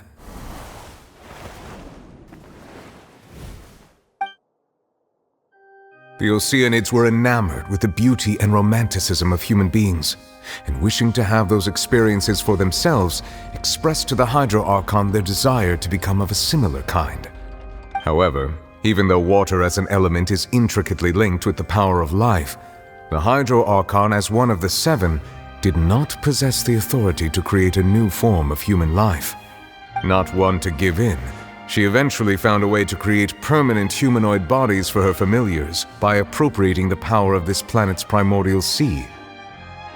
She poured primordial seawater into the Oceanids' blood vessels, creating humanoid mimics in the process. But if Fontainians were to ever come into direct contact with water from the primordial sea, the power within their bodies would escape these artificial restraints and return to the sea. As a result, their forms would collapse, and they would be reverted to their original forms as Oceanids. Of course, the Hydro Archon never received permission from the heavenly principles to create a new human race. And thus, the Hydro Archon and all of her creations came to shoulder the original sin of appropriating the power of the primordial sea. That is the true history of how the people of Fontaine first came into being. So we were all Oceanids before we turned into human beings? That's way too much information for me. I think I'm just going to pretend that I never heard a single thing. Wait, but if that's the truth, we can't let the Hydro Archon be sentenced to death. After all, her only sin was creating us. This really might be too much information for your regular Fontanian, but it does answer a lot of our questions. Alas, your hypothesis regarding the third and fourth stone slates was inaccurate. The slates' respective positions are, in fact, correct. A key point of the visual on the third slate is how all the individuals depicted in the water are humans rather than Oceanids. They have not been dissolved, which implies that the water depicted in this slate is not water from the primordial sea. The nation of Fontaine is the nation of Hydro, as well as the nation of trials and justice. Instead of being the literal element, the water in the scene symbolizes judgment and justice. You may also recall Navia's experience. When she fell into the sea, her consciousness was surrounded by that of many others who intended to hold a trial to determine her fate. Therefore, the meaning of the third slate is that the people of Fontaine shall try the Hydro Archon at the court of justice. Yes, it refers to our present situation. I think I'm following now. So, what you're saying is, even though we decided to put on this trial to avoid fulfilling the prophecy, in truth, everything we've done has happened exactly as the prophecy foretold. So now, it seems, we're the ones making sure it comes true. What should we do? Huh. No matter what, the prophecy will be fulfilled. Is this what it feels like to be a prisoner of fate? If that's the case, does that mean the scene in the fourth slate will also be fulfilled soon? Traveler, I would like to point out another small fallacy in your deductions. About the fourth slate, you probably thought that the eruption of primordial seawater beneath the fortress of Meripede served as the surest sign that the prophecy was about to come to pass, yes? However, I believe that rather than being a sure sign, that eruption could in fact only be a small warning of something far worse to come. As for the root cause of the catastrophe, I believe you've already encountered it once before.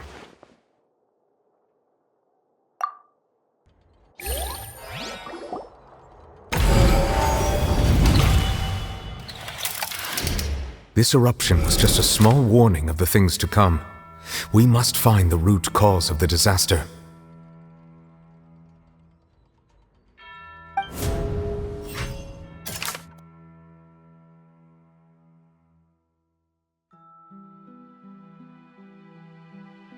That doesn't sound quite...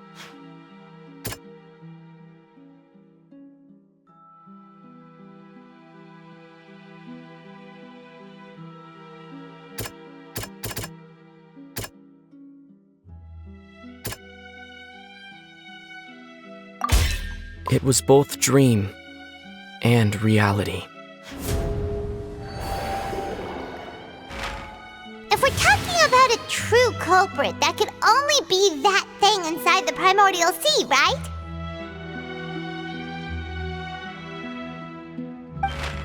The truth, the original sin, the trial, and the root cause of the disaster.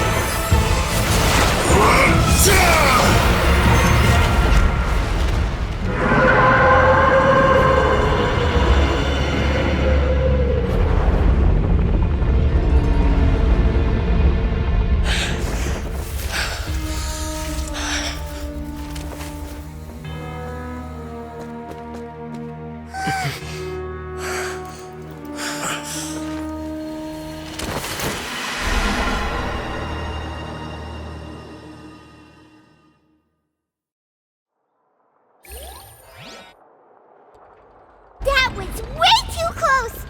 How did that thing just burst into the Opera House? Wait, was that the huge whale you saw in your dream? So we've met it at last. I understand very well why it has chosen to make an appearance here. That whale does not belong to Teyvat. It is a monster that has traversed the stars, weeping all the while. It has been greedily consuming the energy from the planet's primordial sea, using it to grow. That is the main cause for the rising sea levels. And once it has finished consuming all of the energy contained within the sea, its next step will be... You said that when the Hydro Archon first created Fontainians out of Oceanids, she filled their blood vessels with primordial seawater. Precisely.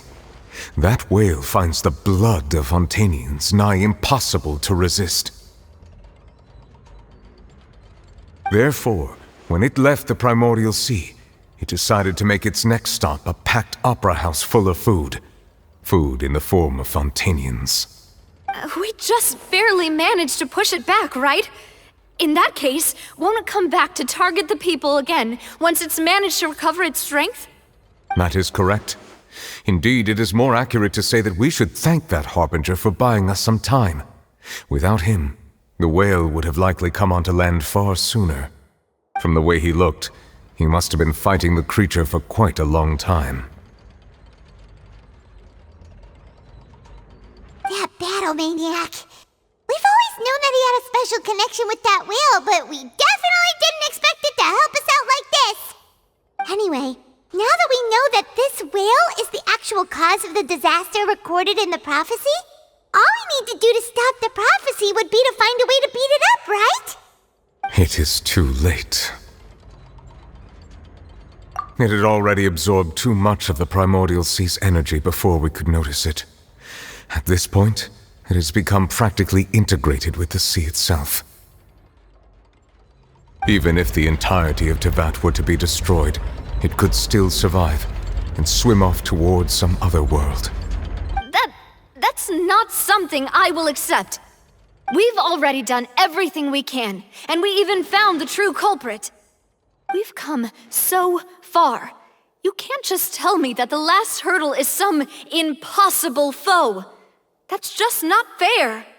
Indeed, that's not how a grand performance should end. I'll fight it to the end, no matter what. So the prophecy will be fulfilled no matter what, huh?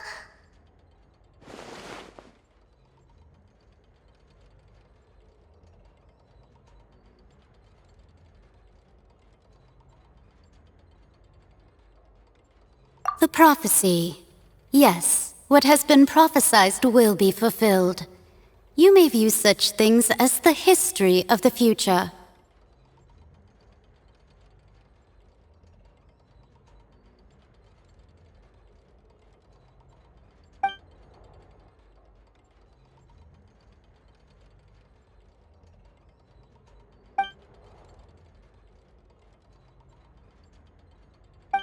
Just as prophecies are usually only the future as seen from the perspectives of the gods, could things be happening in hidden corners where the gods' gaze does not fall?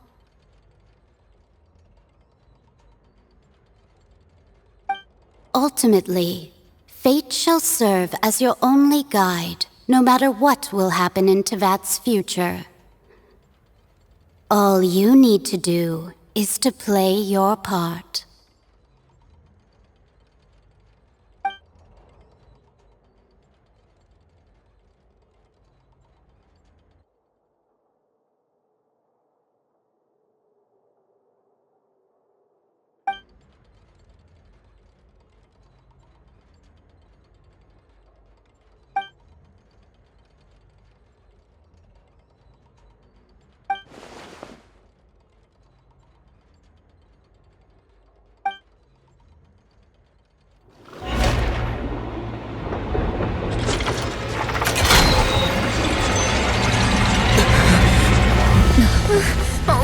happening with the Oratrice?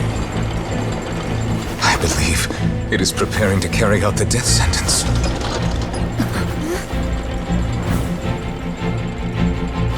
Furina!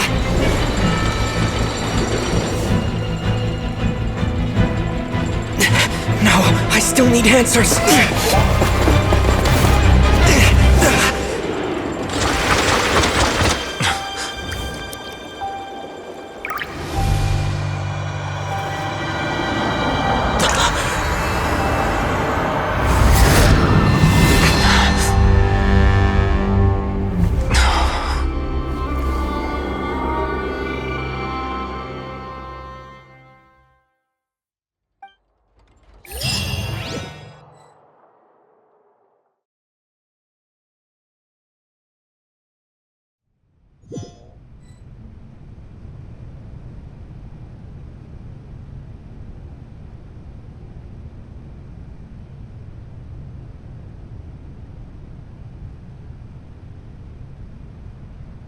You.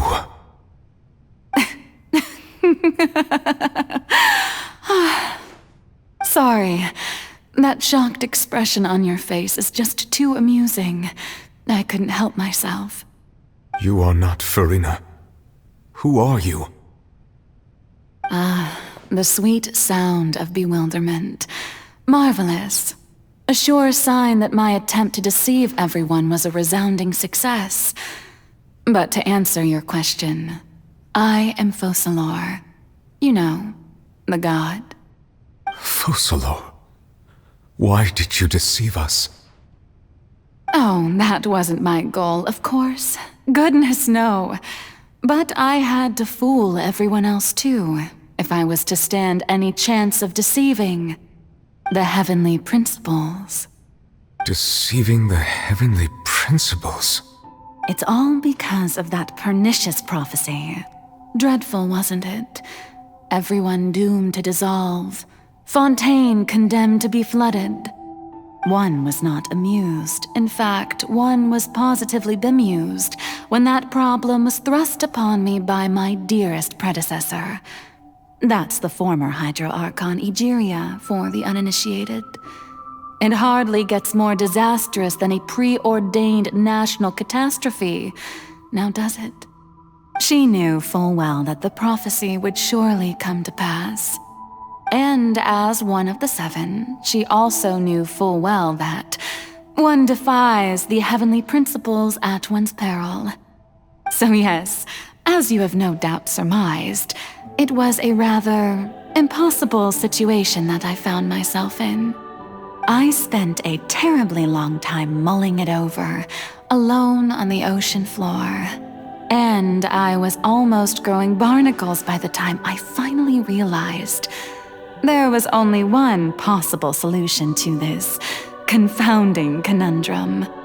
I had to outwit the heavenly principles, allow the prophecy to be fulfilled, ostensibly at least, while saving everyone at the same time. I'm a genius, I know. I can only assume that's why Egeria chose me as her successor. Although, looking back now, it was hardly the inheritance one dreams of. Between the task of saving the nation, the quotidian duties of the Hydro Archon, and not to mention the original sin of creating a new race of humans, I dare say she left me quite a colossal mess to clean up. But one can only play the hand one is dealt. I did not choose this, any more than I chose to be one of her Oceanid familiars. So you were also once one of the Oceanids, transformed into a human by Egeria's hand? Yes, I was. I always dreamed of becoming human. And I still do, even now. In my eyes, to be human is to be part of the greatest opera ever known. After becoming a god, I separated my divinity from my body and spirit, leaving behind only a self that was as naive and bewildered as my past self on her first day as a human being. The me you see before you now is that divinity. and the human counterpart I left behind, I named Furina. She could feel joy, sorrow, and everything in between. She could be as vain and conceited, or as meek and vulnerable as she wished. Her strengths were of a kind only a human could possess, as were her shortcomings. But in my eyes, Furina's humanity was what made her perfect. She was perfectly human in every way. The person I always wanted to be. Anyway, so then I cursed her. All part of the plan, of course. The plan to deceive the heavenly principles. Do you still remember the final scene of the prophecy? The Hydra Archon alone, weeping on her throne.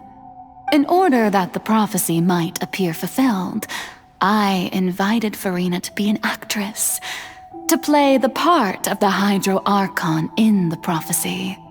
Under the curse I placed on her, so long as I, Focalor's divinity, continued to exist, she could not die. But nor was she free to live her life in the pursuit of happiness. Instead, she was forced to take the stage in the opera house, to embrace the role of leading lady, to forever play the part of the god from the prophecy, all to create a deceitful appearance of that prophecy coming to pass. I suppose now you probably understand why your court is called the Opera Epiclese. But Furina is only human, isn't she? Even though she has had a long life, her mind is no stronger than that of any other ordinary human being. I cannot begin to fathom what she has had to endure. It must have been torture for her. It has indeed. And although she is, in a sense, me in human form, I most definitely owe her an apology for it. It's been 500 years, and all along, she's been playing her part in the most unimaginably long, unbearably lonely, and agonizingly painful opera of all time.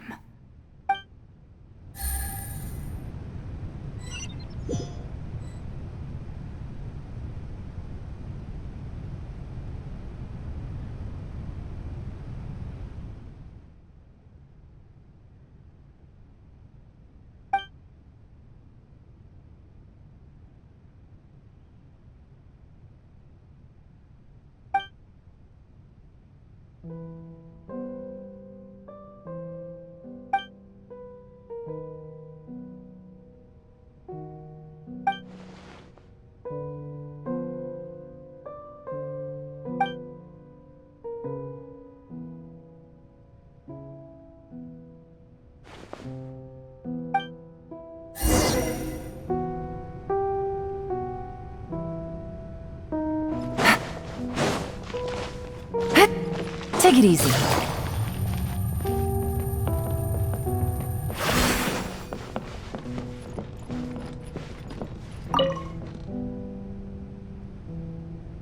Oh, who permitted you to come onto the stage? Now, I understand your admiration for my august self, but I must ask you to keep to the rules. All right. It is not my intent to reprimand you. There is no need to state your name. Just be off with you. Do not distract me from my performance. Oh, do not jest. Can you not feel it? I am Focalor. The eyes of countless Fontainians are upon me. I must, at all times, display the utmost elegance and nobility.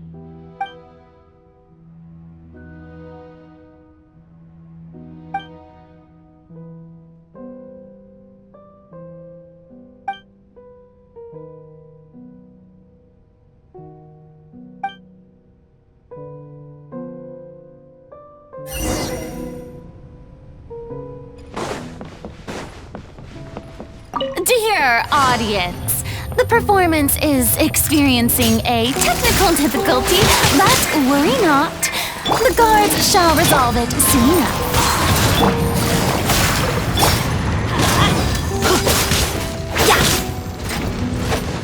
Why do they never miss? Huh? Gotcha.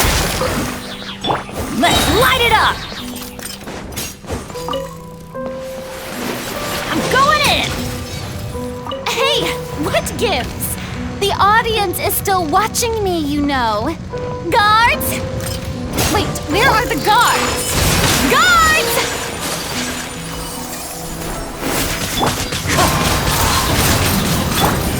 Quietly now.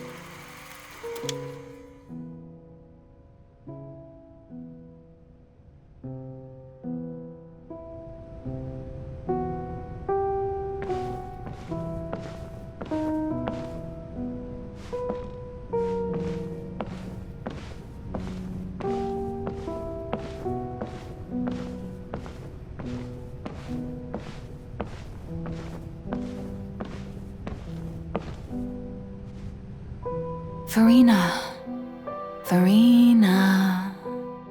Huh? Who's that? Who's calling me? Where are you? Be not nervous. Be not afraid. I am before you. Wait a moment. You're near me? How can this be?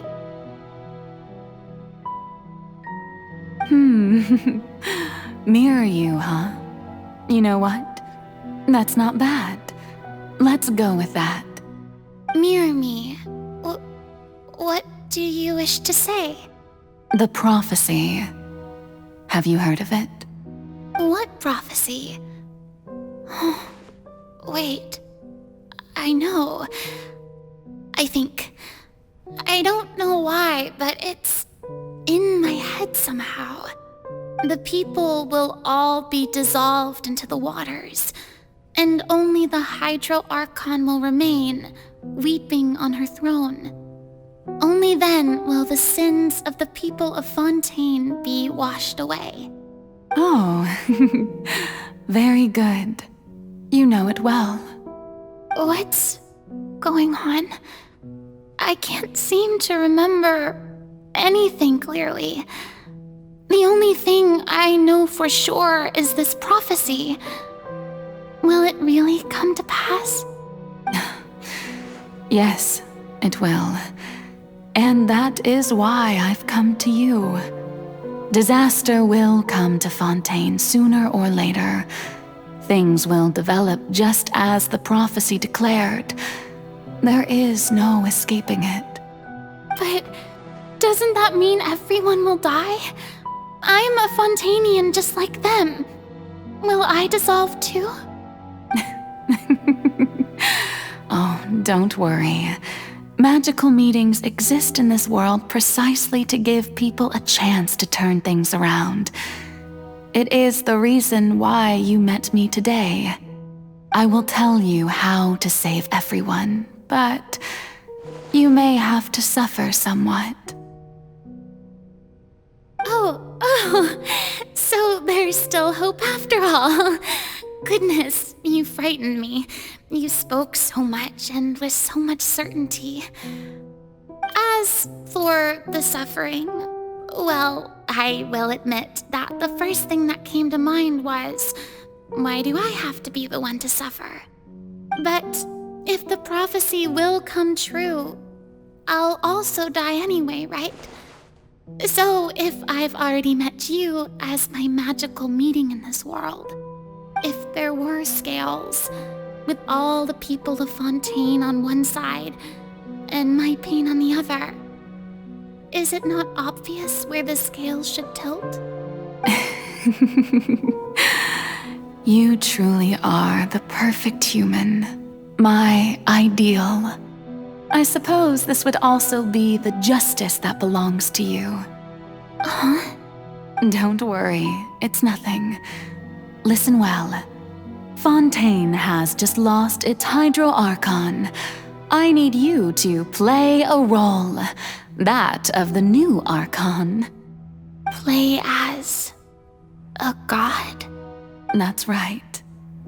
You must begin a never-ending masquerade. You must never let anyone suspect your identity. If you can keep it up, then I shall have my way of defying this prophecy. But should your identity be revealed, then all hope will be lost. But how will I do this? A human assuming the role of a god without being exposed? Don't worry. What you must do is not to turn yourself into a real god. You simply need to play the role of a god as humans imagine them to be. Being a human yourself, I'm sure you already know what such an entity would be like. Remember, your true challenge will not be pursuing divinity, but contending against humanity. I'm still not sure I understand, but I'll try. I'll try to do this. So, how long am I going to have to play this role? To accomplish this mission, you will have to stay on the stage for many, many years. You will endure and not grow old until your task ends. But I promise you, all will eventually end in a magnificent and dramatic trial, and everyone will be saved. A trial, huh? How exciting. I'll be looking forward to it.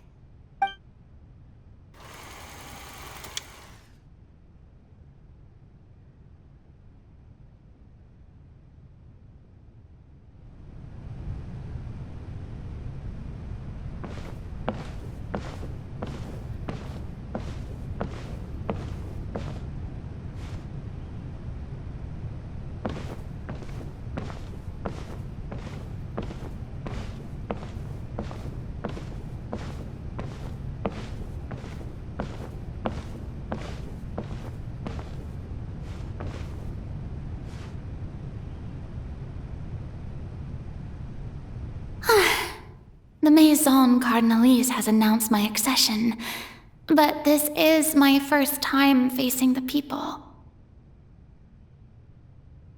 What should I say to most appear like a god? To be honest, I still don't know. Perhaps I should first try to act natural. Ladies and gentlemen, good evening, and welcome to the Opera Epiclese. I'm sure you've all heard about how I have taken on the role of Hydro Archon. Indeed, I am Furina de Fontaine, your new Archon. In truth, I know little about becoming a nation's new god, but it will be my honor to guide you all. As the god Focalor, the god of justice, I shall do all within my power to lead you into an age of fairness and justice. Once again, thank you all for coming. If you should have any questions or suggestions, please send them to the Maison Cardinalise. The future of Fontaine will require us to work together, after all.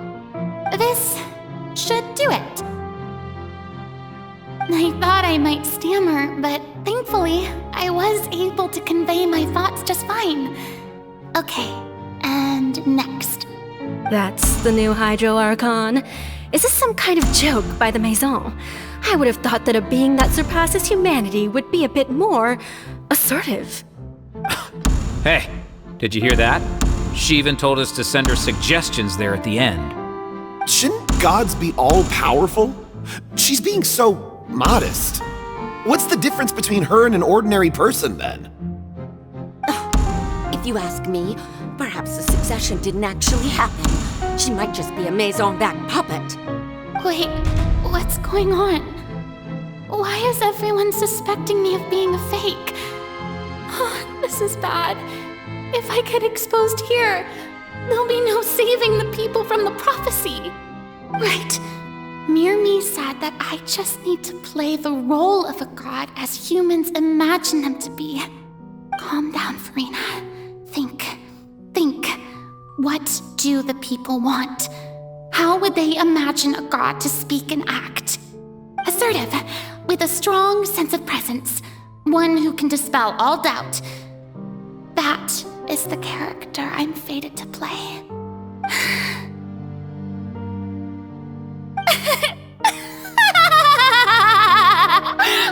Oh, very good, my people.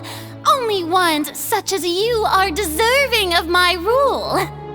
Now, I was wondering if some weak puppet were to one day come onto the stage and claim ownership of this opera house, would the children of Fontaine follow them? Well, it seems that you would all see right through them. Having passed my test, you are qualified to witness wondrous trials alongside my august self, here in this opera house. You may consider my previous act a door gift of sorts. I thought it was a debut that suited the atmosphere. Now then, let us be reintroduced. Ah, so that was just a performance. How could I have forgotten that we were inside an opera house? Her personality. It's quite shocking, to be honest, but I suppose it's a better look than before. Such a fascinating and bold deity. How wonderful. Our future may yet be bright after all. It seems I've turned them around. Best follow this flow and restart my accession speech. My dear people, whether you acknowledge me or not, whether you trust me or nay, I say to you, keep faith in your ardor for justice. We have heard it said that this nation's sins can no longer be washed away. Well, I say that justice is most fragrant when it blooms amid sin.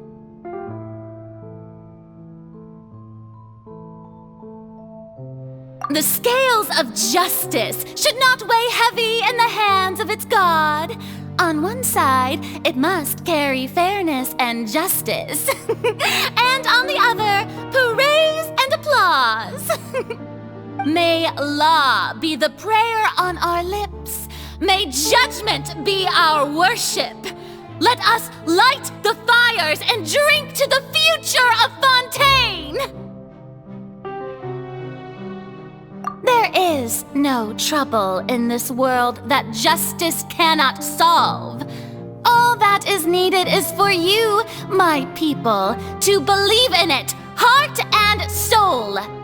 So long as I, the Archon Focalor, stand within the Opera Epiclese, so long as I stand before the Oratrice, I shall even judge the gods of this world!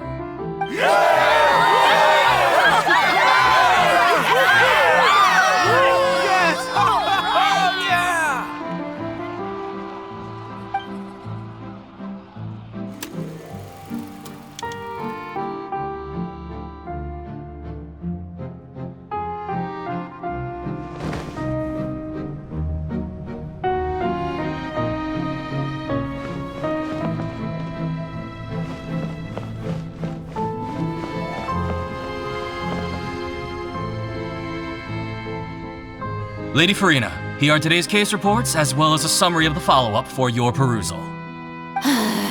Come now, was I not just at the Opera House in person? Leave these kinds of things to Neuvillette.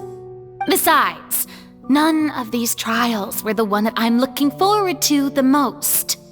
If I may be so impertinent, what kind of trial are you truly looking forward to? A magnificent, dramatic, and wondrous trial. A trial to end all things. How could you hope to understand? That's true. I fear I lack the ability to grasp your divine thought, Lady Archon. No need for fright, and do not take what I said before too seriously. Go now, do your duties. The trial I await. It will come one day.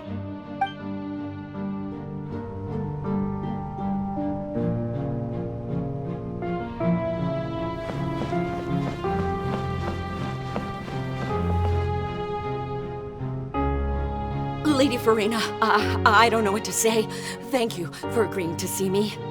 No need to thank me. Or rather, thank your own sense of perseverance instead. Long have you stood in line to meet me, have you not? Oh, I'm afraid that's just an inevitable consequence of my divine charm. All right, Deuteria, is it?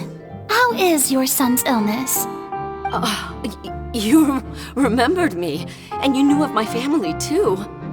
He is doing much better now. In fact, he is far more of an ardent believer than I. He was the one who forced me to seek an audience with you, and to bring your words back to him. Oh, good. Very good. If this should happen again in the future, please do not hesitate to come and tell me. Going down to citizens' homes every so often, while not usual practice, should serve as a fine change of pace. You're such a gentle and wise god. Thank you once again, on behalf of my son.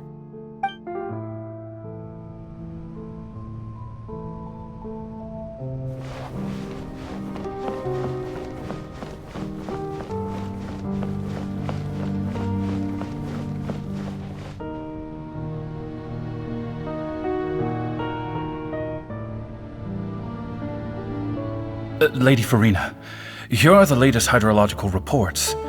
As for the specific parameters you asked to take note of, I'm afraid things still don't look good.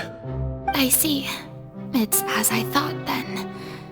As your god, I did already expect this, but I wanted to see how far your human wisdom would allow you to analyze it. All manner of signs indicate that the prophecy will still come to pass. Forget it. That's not something you need to worry about right now. Well, as I understand it, the Fontaine Research Institute is also trying to find a way to counter the rising water levels. Really? Have they found anything? I'm afraid that they haven't found any effective solution thus far. Oh, is that so? Well, no wonder. This issue has reached the realm of the gods after all. Still, their spirit is praiseworthy.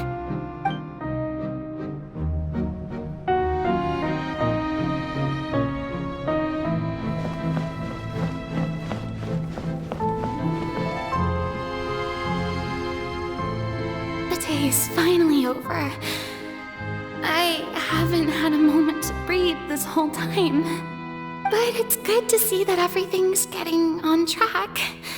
There are no longer any voices of suspicion. Maybe this is fine. I just need to keep going, and everyone will be saved. Alright, Furina, don't think too hard about this.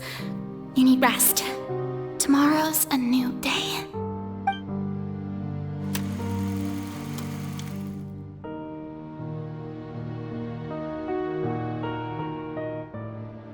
Lady Furina, here are the new trial reports for the latest cases, as well as a summary of the follow-up. There'll be no need for that. I've seen them already. There's no need to go back over scenes I've witnessed in person before. Lady Furina, I've waited so long for this chance to see you in this manner. Indeed, my dear, loyal citizen. This joyous moment is an honor for us both. Lady Furina, we're detecting significant hydrological anomalies near Poisson. Understood. Keep monitoring. Keep me informed should anything come up at the Institute.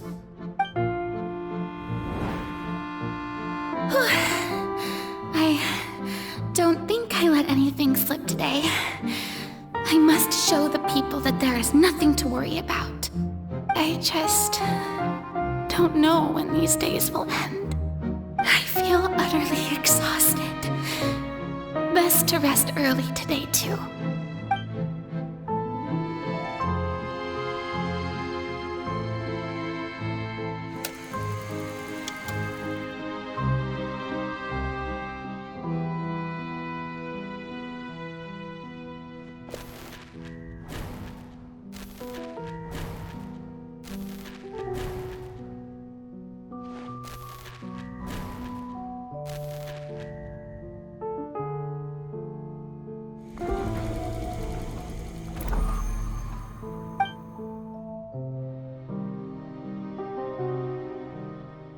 Lady Furina, it's like a dream being able to speak with you up close like this. I've heard that the first member of our family who was honored to receive an audience with you was Madame Dioteria, almost 20 generations ago. And what a fine family yours is indeed.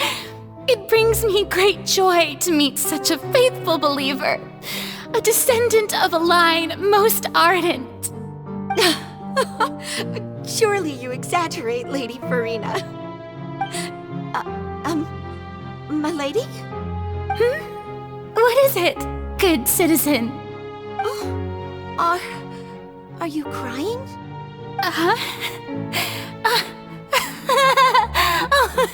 Really now? I didn't even notice. This must be the overflow of hydro from my person. Well, can't quite help being the god whose dominion is the waters, can I? No wonder. No wonder. A manifestation of your power, then. Oh, Archon, I am honored to have witnessed it. Honored indeed.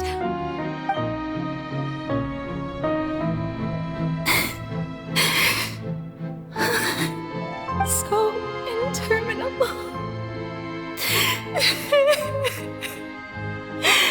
So lonely. Just how much longer? Hundreds of years must have passed by now. Perhaps the show must go on for hundreds more. I never imagined that it would hurt so much. Have I reached my limit? No. Perhaps I reached it long ago. Today I didn't even notice my own tears. I want to tell someone, anyone, about this. But would that not destroy all I've done so far? I've conducted so many investigations across the centuries, but there's not even a sliver of hope that we might break the prophecy. All I can do is keep heart. I must maintain this act. It is the only way to save Fontaine. Please, mirror me. You have to succeed.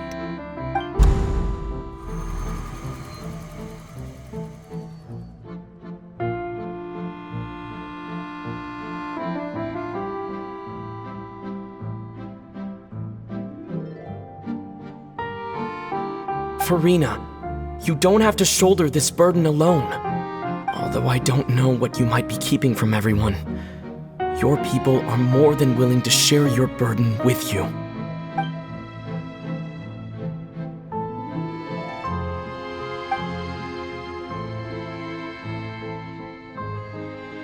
Share my burden. That's impossible. It was fated right from the start that this would be my duty alone. But even if your burden doesn't need to be shared, you can still choose to confide in someone. Just share it with me. I'm what you'd call a witness. A witness? Yes, I've heard that you came to Teyvat from beyond the stars, yes. In other words, you never belonged here. And if Teyvat is, in its entirety, a show on a stage, then you're just a spectator, aren't you? If that's the case... He's right. I could confide in him, couldn't I? But if things don't play out as expected, the people of Fontaine will be the ones to pay the price. No, Furina, you shouldn't be selfish. But what if it's really alright? Furina, you've worked so hard for so long. Surely it would be okay to put yourself first for once. Just this once. Is it such an outrageous thing to do anyway? To find someone in whom you can confide your frustrations and sorrows? Surely it could not hurt. If you let this opportunity slip through your fingers, it might never come by again. Think about it long and hard.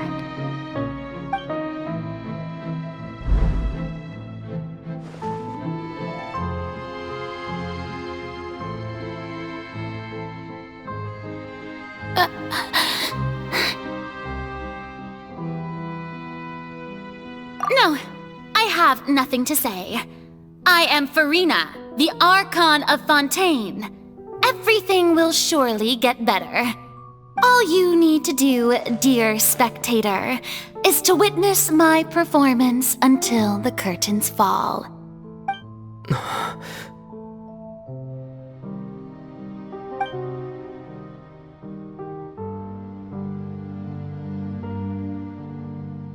Fine.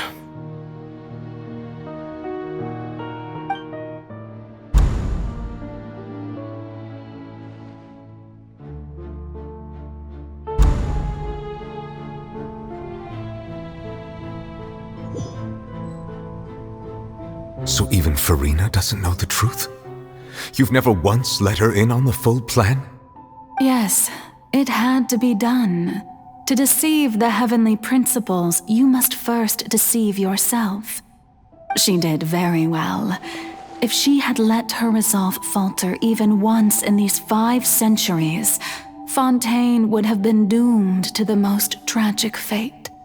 It seems that trusting humanity was the right decision after all.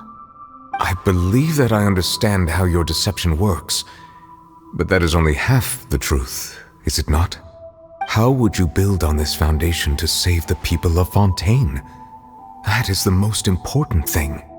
Ah, good. Of course, the Iudex of Fontaine has pinpointed the crux of the issue. I'm sure you've long sensed that the Oratrice is no simple machine, yes? I've always suspected that it had its own consciousness, and Linny did mention that he heard a human voice within the core chamber. It now seems that that person was you, hidden within the machine all along. Am I right? And then I became one with the Oratrice, taking Fontaine's gnosis with me. Yes, it would seem so, wouldn't it? Alas, your understanding of this device still lacks sufficient depth. In truth, it is no enactor of justice. It is, in fact, a device created to kill the god of justice. I beg your pardon? Oh, you have it. And to be more precise, not only will the Oratrice take down the god of justice, it will also take down the divine throne upon which she has been placed. I mean, did you think I would be the sort to enjoy peaceful repose while Furina suffered? My work over these last 500 years has been to constantly accumulate indemnitium within the Oratrice. But really, some have already discovered that only a small fraction of the energy generated by the device was ever used to provide power to Fontaine.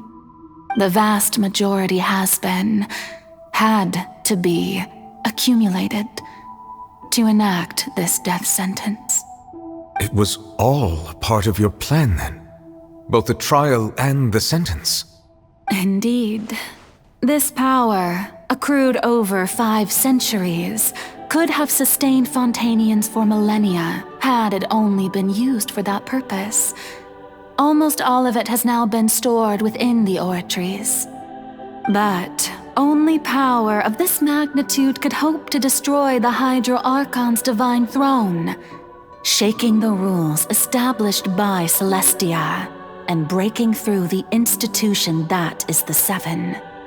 So the Oratrice's call for death was for neither Furina nor Focalor, but for the Hydro Archon. The destruction of that divine throne.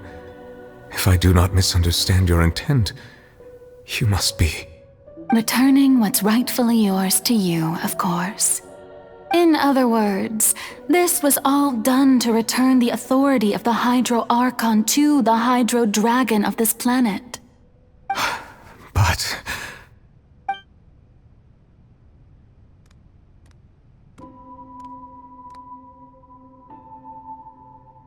Oh, what? Getting sad again, are we? The authority of the ancient dragons shall soon be yours once more, O Hydro Dragon Sovereign. And this is the face you make. all you've done throughout the years is just so you can sacrifice yourself at the very end. I've never quite seen it that way, you know. Even now, I'm quite pleased at how well my deception worked.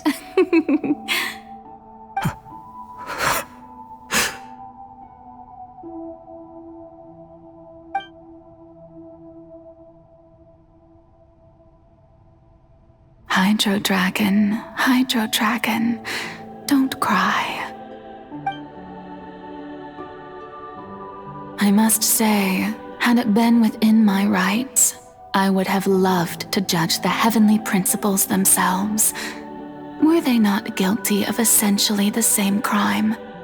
Egeria stole the power of the primordial sea, and the heavenly principles stole the power you ancient dragons possessed. I, for my part, am the god of justice. And is it not just that your original powers should be returned to you? Speaking of justice, I have always believed that justice lies in the process of pursuing human existence itself.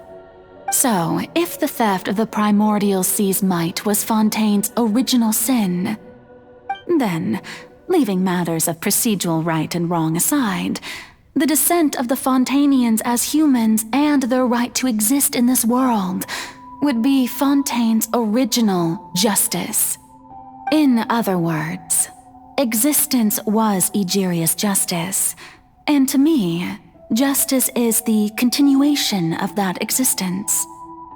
Defying the prophecy and ensuring that Fontaine's people shall live on, that should be the justice enthroned over all others.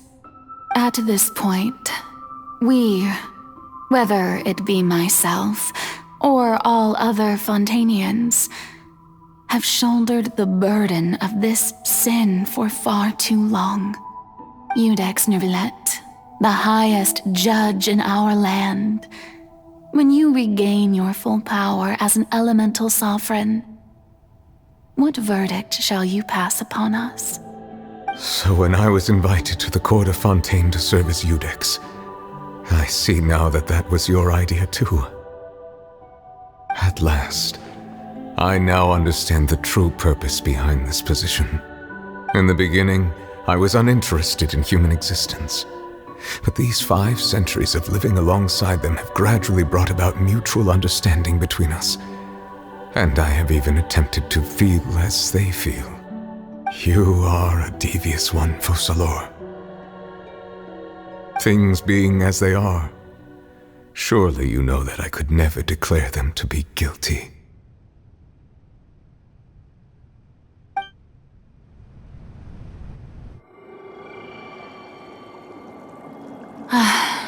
The hour of my execution is almost here. For the sinner, the curtain call has come. I know I may not sound it, but faced with death, I find myself a little afraid. Perhaps this is one thing both gods and humans have in common.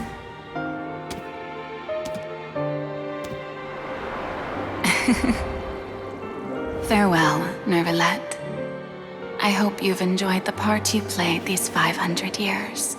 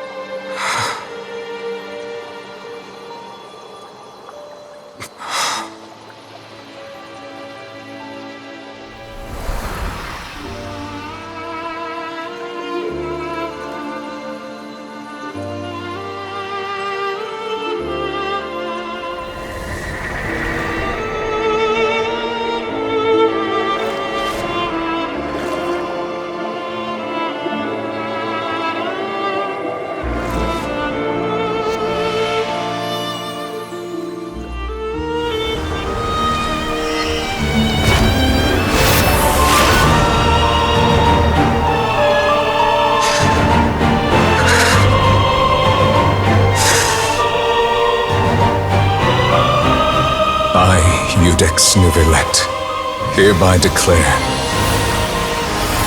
people of Fontaine, your sins are forgiven.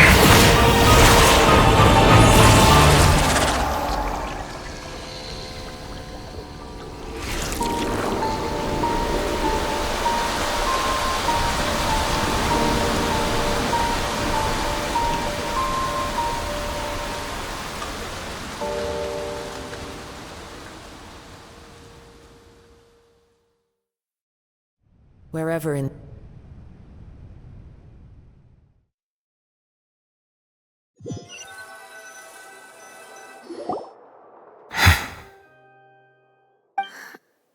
What just happened? Has the death sentence been carried out? Was that bright light some sort of misdirection? I have a feeling that something huge just happened. But since we're all still alive and haven't been dissolved, I assume whatever happened was good for us. It's time to end this. We must mete out punishment to that beast. But didn't you say just a moment ago that it can't be defeated? I have gained the strength sufficient to deal with it. Through certain means, I now have the ability to separate the power of the primordial sea from that creature. We should seize the opportunity to pursue our quarry. Traveler, now that the Oratrice can no longer function, I require an executor to help me mete out justice. The root of the calamities befalling Fontaine, the beast that enacts the prophecy. Its name is the all-devouring narwhal. Come with me, traveler. The hour of execution has come.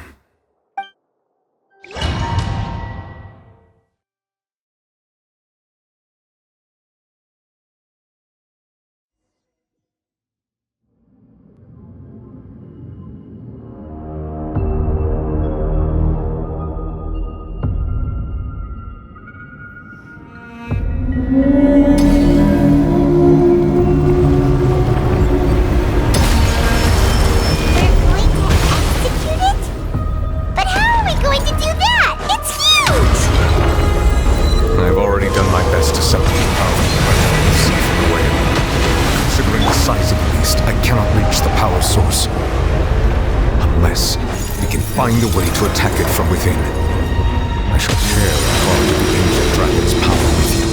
We shall look for an opening together.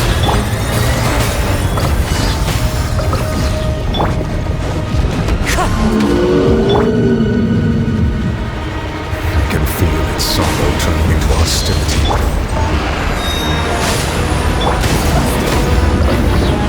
Things are about to get dicey.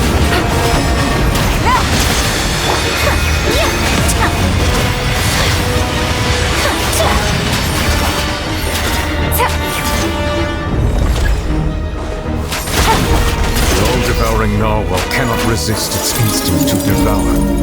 Continue to trigger its hostility. Chance will present itself.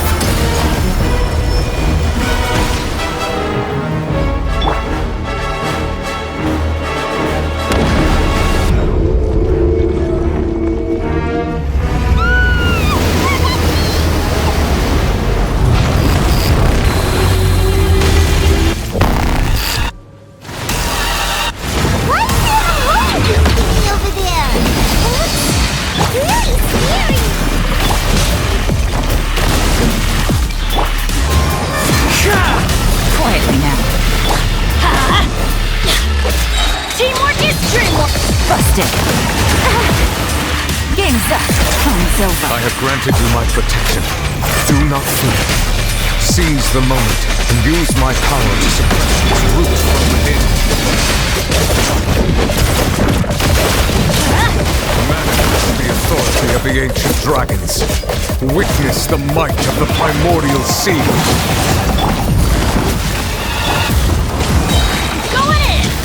Clouds high, the birds call! Into the wind.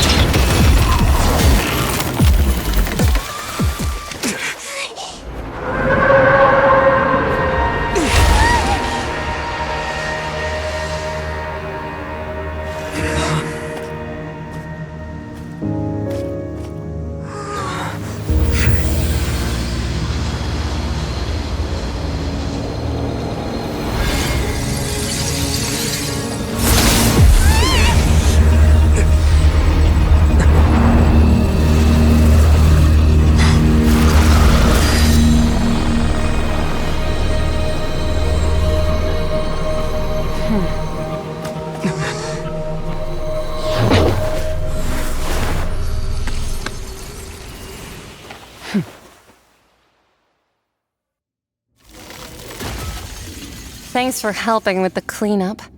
It should have been my job, but... oh well. It was just supposed to be a short private training session for me. I didn't think that my disciple and my master's pet would start brawling in the meantime. Well, actually, I had a feeling that it would happen at some point, but they bumped into one another earlier than I thought. What a blunder. I suppose I'll have to swing my sword 3 million times as penance. That power. Who are you exactly? Paimon has an idea. From what she said earlier, she must be Child's master. Skirk, right? It's just that he gave us the impression that she was the less talkative person. I simply did not have anything to say to the weak. But you, on the other hand, managed to defeat the all-devouring narwhal without using power from beyond this world. So you may speak to me as equals. I have to agree. It's a strange use of a planet's primordial waters just to raise an all-devouring narwhal. That kind of power is wasted on it. It's not cooperative, it eats too much, and I have more important things to do with my time than pet sitting. The only thing that creature has going for it is its looks. All in all, it fails as a pet. Miss Skirk? I think you might have missed the point. The point being? Well, being that this pet almost destroyed an entire nation. So what sort of person is your master? Well, Child's master's master. Wait, is that right? Oh, right. So you don't know him. Sorry, I assumed you did. His name is Arlecchino. Huh? I am unfamiliar with that name. Huh. So Master isn't sufficiently famous. How should I describe him then? Have you heard of the name The Fowl? The Fowl? Still nothing? Well, how about the Visionary? Vetterfulnir then? Or Gold Rhine-Daughter? Ooh, that one we've heard! Rhine-Daughter's part of the Hexen Circle. She's Albedo's mom, right? Oh, so you do know that name. To be honest, I also heard all of those names and titles from my master. I don't actually know them either. But I suppose you understand now, yes? My master is likely a similar sort to Rhine-Daughter. They are both pursuing some form of perfection. Wait! Didn't you also mention a visionary person? Paimon didn't quite catch their name. Actually, never mind that. I believe it expedient to inform you that the all-devouring narwhal used up nearly all its strength fighting you. Such roiling hydro energies will prove difficult for the planet's deep seas to digest. As such, the Fontaine back on the surface has most likely been thrown into chaos. In other words, the prophecy that you've been fretting over should now be in full swing. What?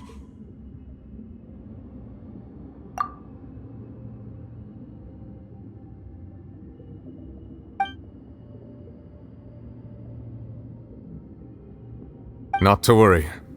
Focalor has already managed to deceive the heavenly principles.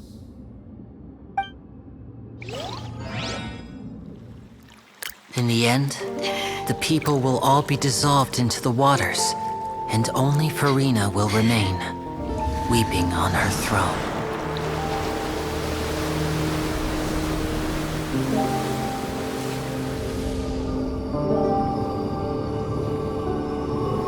Only then will the sins of the people of Fontaine be washed away.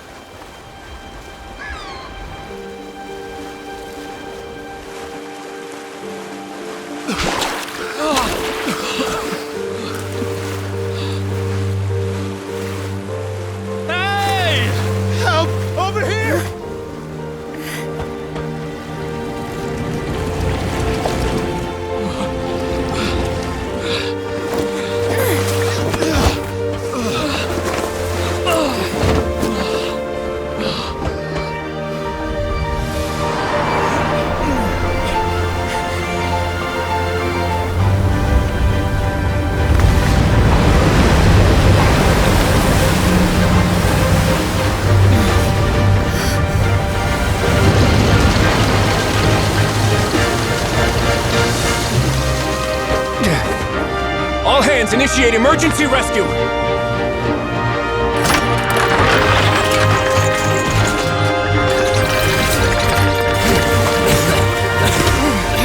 Hurry!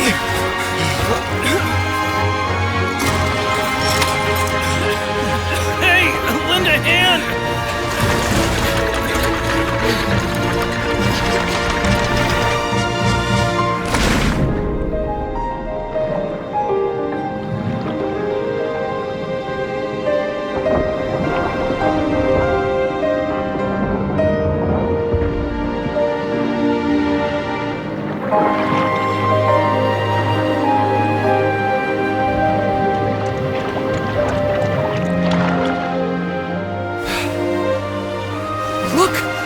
Receding!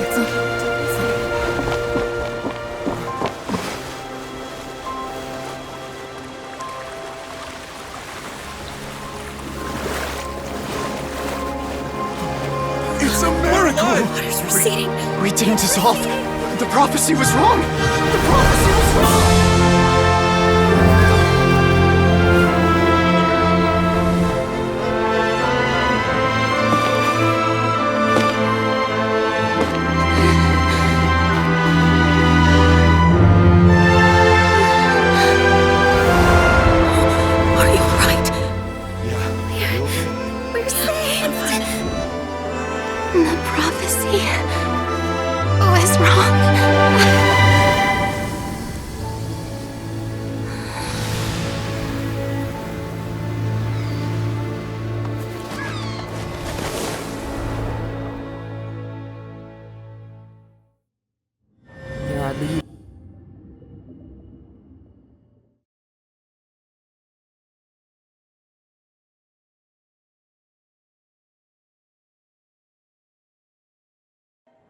The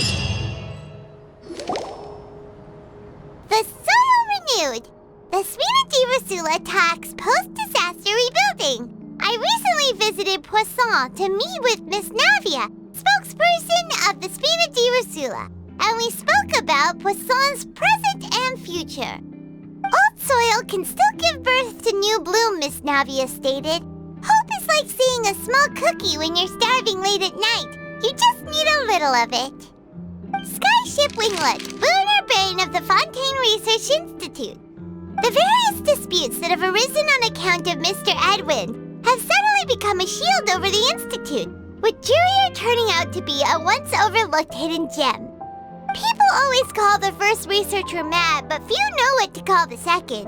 And should that latter person achieve a miracle, they would find it all the harder to find a word with which to classify him and his team. Wow! Paimon barely recognizes the people in the reports. Are those really Jurier and Navia?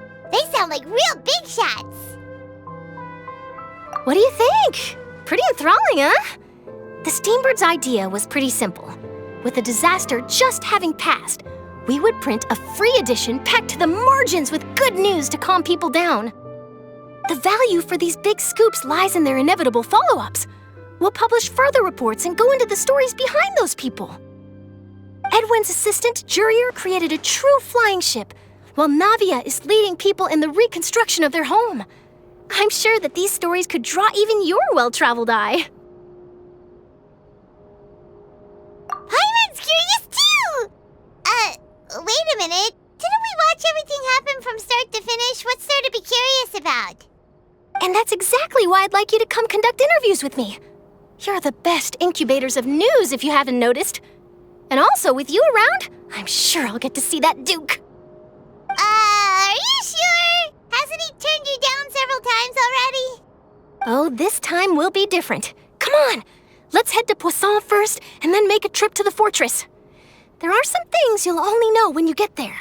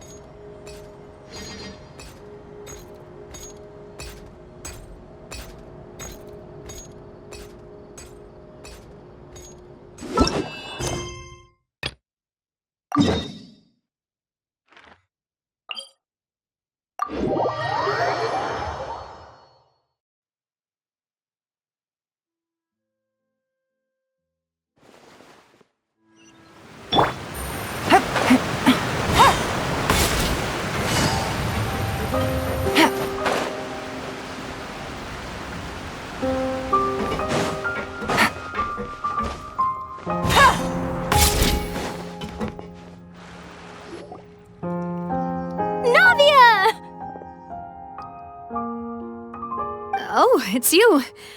What brings you all here? Hey, we're just having a look around. I'm here to update myself on how things are going here. Oh, the Fatui are here too. Let me introduce you. This is Mr. Garunt Snezhevich. He represented the Knave in sending us a large amount of supplies, and is helping with our work. Our residents are hard at work as well. Thanks to everyone, work is progressing nicely. We've lost a lot of people, but we're moving forward. That will have to be enough. Hello, Miss Charlotte. I'm a big fan of yours. I especially like that article you wrote last year about Fontaine's stray cats. But if you don't mind, could you not emphasize our role too much in your report? It's not charity we're doing here. We just happen to share the same interests as the Spina. I get where you're coming from. I'll keep it as simple as possible.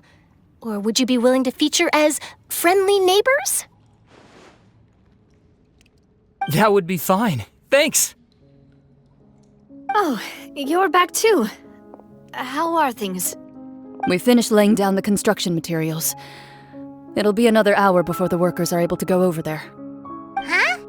You're here too, Clorinde? Well, her reputation's greatly risen after that whole duel business with Miss Furina, so she's here in Poisson to wait out the heat. All right. She really came here to help me out. There's too much to consider in the reconstruction of Poisson. The Spina has need of more decision-makers. And, well, I do already happen to be connected to Mr. Callis. Oh, wait just a moment. Do you mind me asking a few questions? You know, about how you felt before the duel, about what it was like facing down a god. There's lots of exciting material there, I bet. Forget it. I'm sure you can find a better theme than that, Miss Charlotte. I see you're the same as always.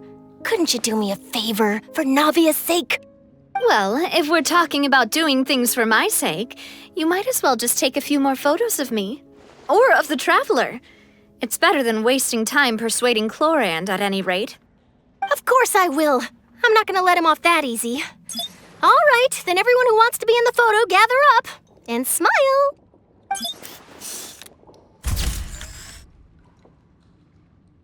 How did it go? Was it a good shot? Did Paimon look cute in it? Not bad. Your addition really helped the composition of the picture. All right, hang on a moment. Let me snap a few more shots.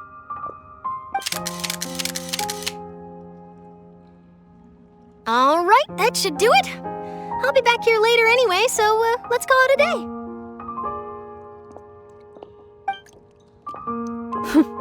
You're very quick. Speed is of the essence when it comes to the news, and freshness is the key.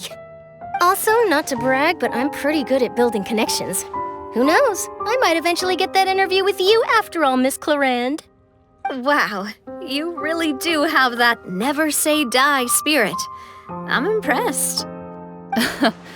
I'll hazard a guess that this is how you got that interview at the Fortress of Meripede.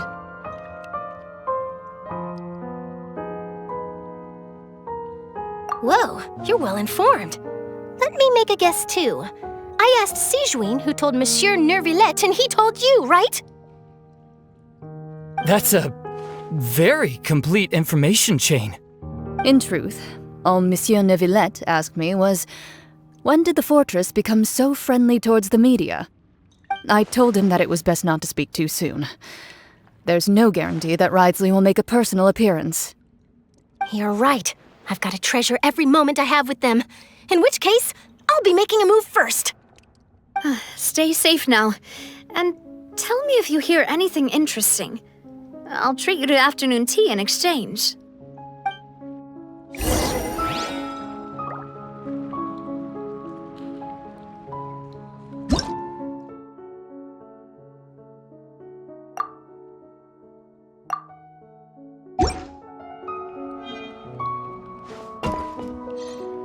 You seem curious about the fortress. Of course.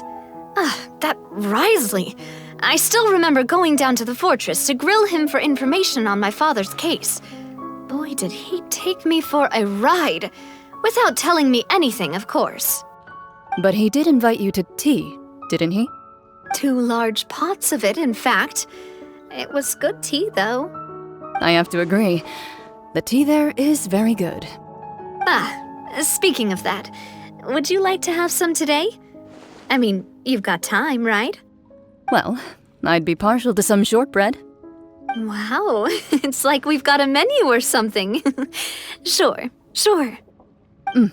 Good. What flavor of biscuits would you like, Mr. Snezhevich? Me? I'm fine with anything. But I would prefer chocolate, should you have it. All right. Leave it to me. I'll go over the newly arrived supplies with you later, Mr. Snezhevich. We should be able to finish the preparatory work today. That works great for me.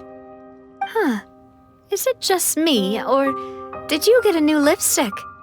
I did. It was a gift from Sijuin. Want to give it a try? I think the color would suit you, too.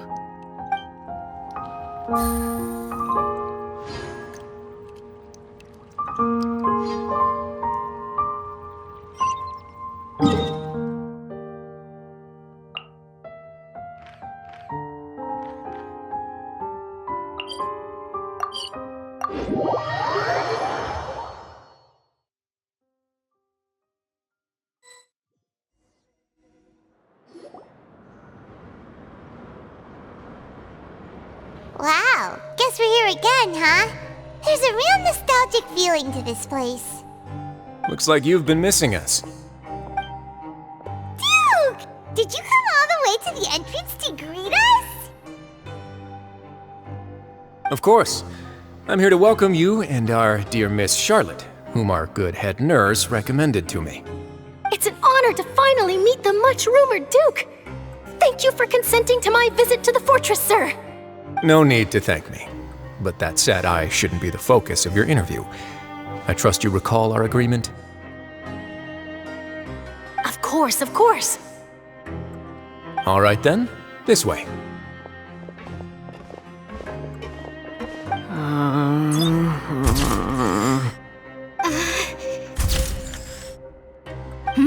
Hey, no need to be so nervous. I've already taken all the photos we need. Miss Charlotte, do these pictures really need to be published on the cover of the Steambird? It would seem that Miss Lorvine doesn't want her face to appear beside that of Mr. Jurier, Sir, please don't say things like that. But it looks like dear Mr. Jurier denies it. Might this interview be very important to you then? No, I just... This is my first time being interviewed, and I'm very thankful to the Steambird for... Now, I might not look it, but I actually did meet Mr. Edwin once. And I'll be honest, I enjoyed chatting with you more. You've definitely got more of that genius vibe going on. The boat that brought about a miracle, the ark that saved the people. Why, you recreated a myth back there, like an emissary of legend. Still, if I might ask, where's that flying ship now? Huh! Looks like Charlotte's trying to get herself another exclusive scoop. I have to apologize, but that ship is presently in the bowels of our factory. I'm afraid it won't be easy for you to get a shot of it. Really?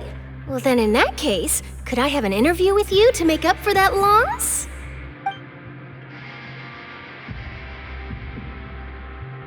You already know my answer, I'm afraid.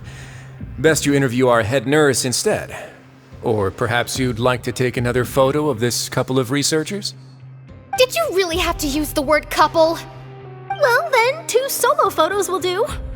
Is my hair messed up? Please, someone help me have a look. Things sure are getting pretty lively here.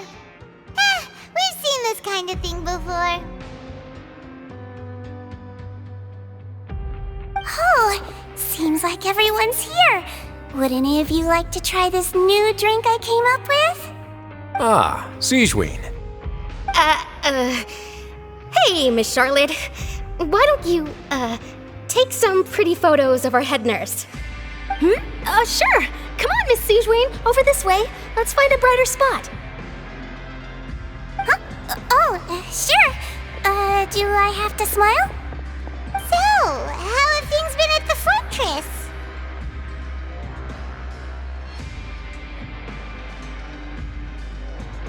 Same old, as you can see. Fontaine's undergone some changes, but this place is still more or less the same. Other than that flying ship, it got a tad too much attention, I think. That's why I decided to let the interview go through. We should direct more public opinions toward the behind-the-scenes heroes. Am I right, Mr. Jurier? Miss Lorvine? You're too kind, sir. I believe that you too should have your day in the sun. Not that you would want that, which is a pity. I'll just leave the spotlight to you two.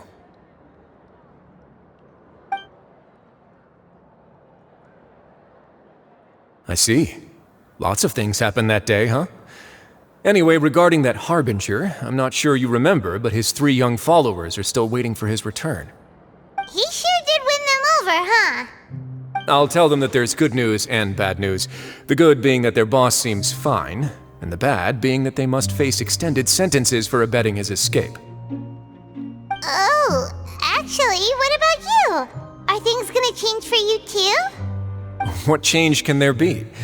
The fortress will keep chugging along, and so will my duties.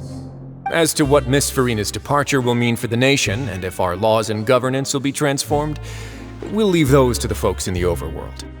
Hey everyone, the photo shoot's done. Good. In that case, let's call it a day here. Thanks for your cooperation. Come on, Traveler, let's go. Till next time, everyone. There'll be a next time? Maybe. Who knows? I might write a story about the underwater factory next time. Until then... All right, last stop, the docks. Oh, you know, I'd love to see you in one of Charlotte's photo shoots one day. Is that really necessary? Our line of work doesn't really require much photographing. It's precisely because we don't need the picture that they'll have value as keepsakes. You don't really look all that opposed to the idea, you know. Maybe I'm just happy that I managed to once again avoid the spotlight. I think this interview went well either way. Yes, you successfully kept prying eyes away by using Mr. Jurier and Miss Lorvine as shields. Very good. You should be happy for them. They have a bright future ahead of them.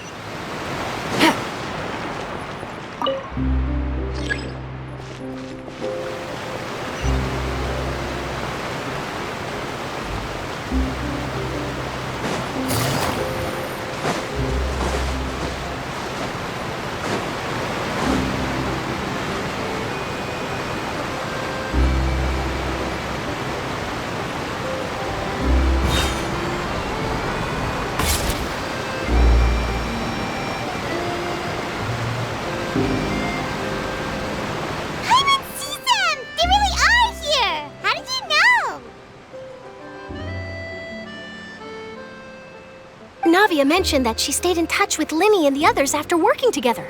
Apparently, they've been at the docks distributing these strange pockets the whole time since. Traveler, Paimon. Ah, and Miss Charlotte, too.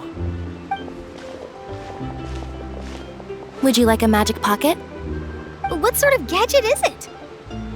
It's a wondrous bag that can be used to carry many things. The water level has returned to normal, but if you see any of your things floating around, you can use this to carry them. Or you could trick a friend into doing it for you. Trick a friend? I wonder which of my friends would fall for that.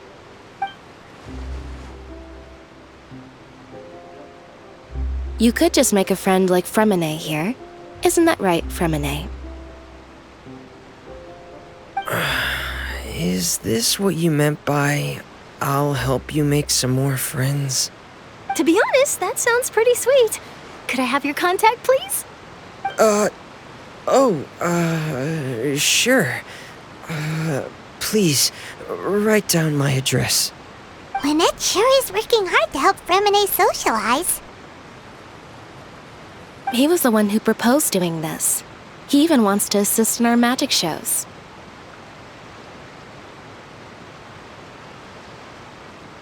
Yes, I was planning to first introduce Per as an assistant, and later Fremine himself. In the future, I think we can leave underwater escape magic to him too. That said, would anyone want to see a diver escape underwater? Oh, it'll work out. Every journey begins with the first step. He'll become a part of our show eventually. Lynette, could you come over? Miss Charlotte says she wants to take a picture of us. Got it.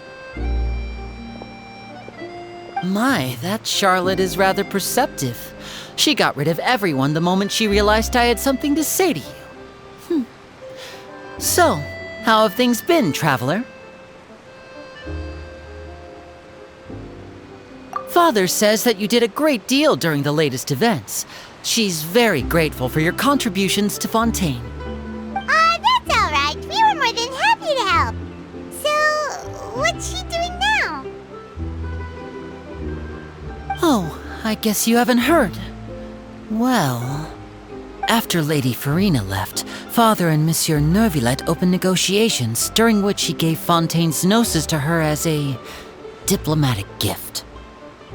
A diplomatic gift? A gnosis? Yes, I was quite surprised at first myself. But when I thought it over, there were actually a number of things going for it. It could have been done as an apology for the incident with Lord Child, or as thanks for his help in tying the all-devouring narwhal down. Furthermore, Father did also lend significant aid to Fontaine and Poisson. Well, that's true, but this is a gnosis we're talking about. Doesn't this seem a bit irresponsible? I would agree, but I've also heard that it seems that Monsieur Neuvillette has had a significant change of heart regarding the matter. So there's some reason for this that only Neuvillette knows about? I suspect you'll have to ask him about that yourself. Ah, yes, speaking of which, I did see him strolling around the entrance to the fortress of Masquerade a while back. Isn't he real busy and stuff? Paimon didn't think he'd have the time for that. But back to the topic. The gnosis was given to the knave, right? What about Child? They say that he's returned to Snezhnaya to recover from his wounds. I hear that the recent disaster really did a number on his health.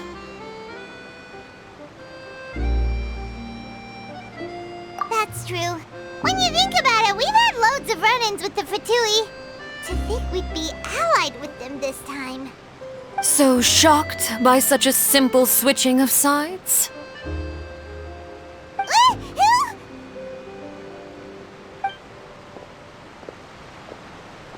Father! Well, what do you know? Come to the docks to see how my children are doing and meet the traveler by chance. Please do not pay my accomplishments in Fontaine too much mind. I would have done them regardless. Are you going to take the gnosis back to Snezhnaya? That is our duty as harbingers, yes. Don't be too preoccupied with sides. The goal of the Fatui concerns not a single place or person, but the entire world. With such a grand goal in mind, it is inevitable that we must wear many masks. Switching my masks is something I've always done. Well, that depends on many things. No one truly knows what the future holds. What good is honesty if you can't rely on it forever? As for you, I very much look forward to our next collaboration. Good things cannot be achieved alone, and you've proved yourselves to be great partners.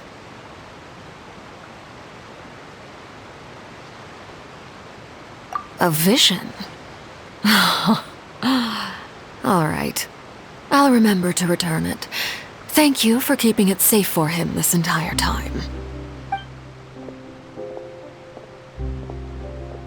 And that's a wrap for me.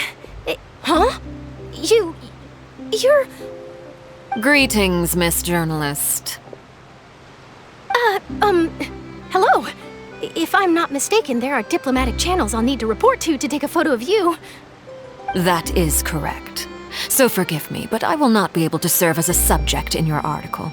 However, feel free to write as much as you'd like about our dear magicians and our upcoming rookie talent. I will. The sea breeze is quite pleasant.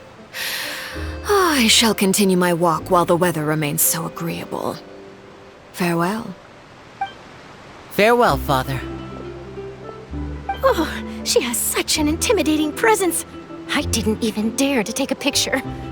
Thankfully, I've already wrapped up all my pre-scheduled interviews. Thank you all. This'll be more than enough for me to write about, I'm sure. Don't be too nervous. Why don't you take a magic pocket before you go? Here, Traveler, Paimon, you take one too. To move things about? That's right. Funny. I was giving out magic pockets when we first met too. And what do you know? I'm doing the exact same thing right now. So many things have happened, but the pockets are still the pockets. I guess this must be life. We will all follow our own paths, and serendipity will lead you to your fated friends. All right then. We'll be handing out pockets in some other districts later, so we'll get going now. Have a good day, you two.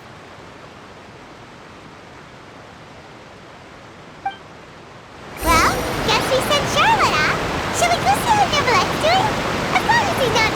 bet he doesn't have time to chat anyway.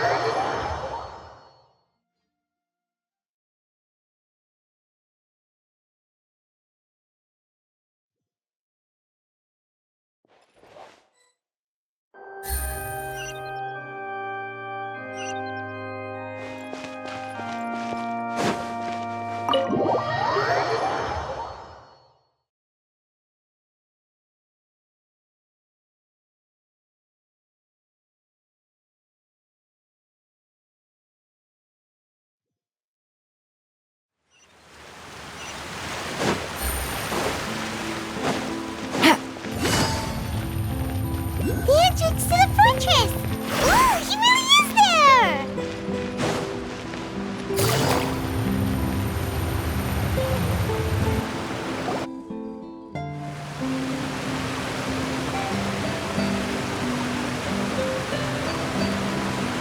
So, you really are here, Neuvillette! I didn't think you were going to have free time this hour of the day. Really? Oh, I suppose you must have met Mr. Linney. He took the time to greet me earlier when he passed this way. In any case, you came at a good time. I was just considering reaching out to you to set up a meeting, so I may explain some things that I haven't had the time to before. Aw, Paimon's glad that you remembered. Thank you for keeping us on your mind, what with you being busy and all. Alright, let's have it then. How was Fontaine actually saved? The whole business is still quite the mystery to us. It is strange how words can often leave a bitter taste in the mouth when it finally comes time to say them out loud.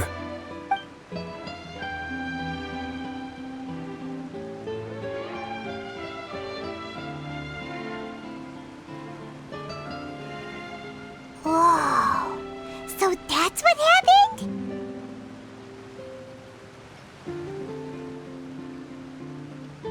Focalor destroyed the divine throne of the Hydro Archon and restored your power to you, transforming you into a fully fledged elemental dragon sovereign. But Paimon still doesn't quite get what you did to save the Fontainians from dissolving. For me, the authority of the ancient dragons refers to absolute control over the hydro element. Fontainians were incomplete humans born of Egeria's use of the power of the primordial sea, with constitutions similar to that of mimics. But so long as those primordial energies remain within them, I could use the ancient dragon's authority to grant them true blood, after the fashion in which life was first brought into being on this planet. In other words, when I gave my verdict, Fontainians became true humans, and thus would naturally no longer be dissolved by water from the primordial sea. Focalor must have counted on you to make that decision as well. Your verdict was the key to making the prophecy appear to have come true while saving everyone. Yeah, and in a manner of speaking, Focalor finally managed to fulfill the original Hydro Archon's wish to turn Oceanids into real people too! It seems from your expressions that you still have more things you wish to ask. Ask away. I will tell you the truth as I know it. I have investigated his case along many avenues, and I have learned that he once fell into an unknown chasm when he was young. There, by chance, he awakened the all-devouring narwhal. But whether it be by sentiment or reason, that should not have been enough to consider him the root cause of the disaster. At most, he would have had tangential liability. As for the judgment passed by the Oratrice during the trial, whether it was due to that liability by association or Focalor deliberately using him to buy time for us on the assumption that he would be able to hold the creature off, I cannot say.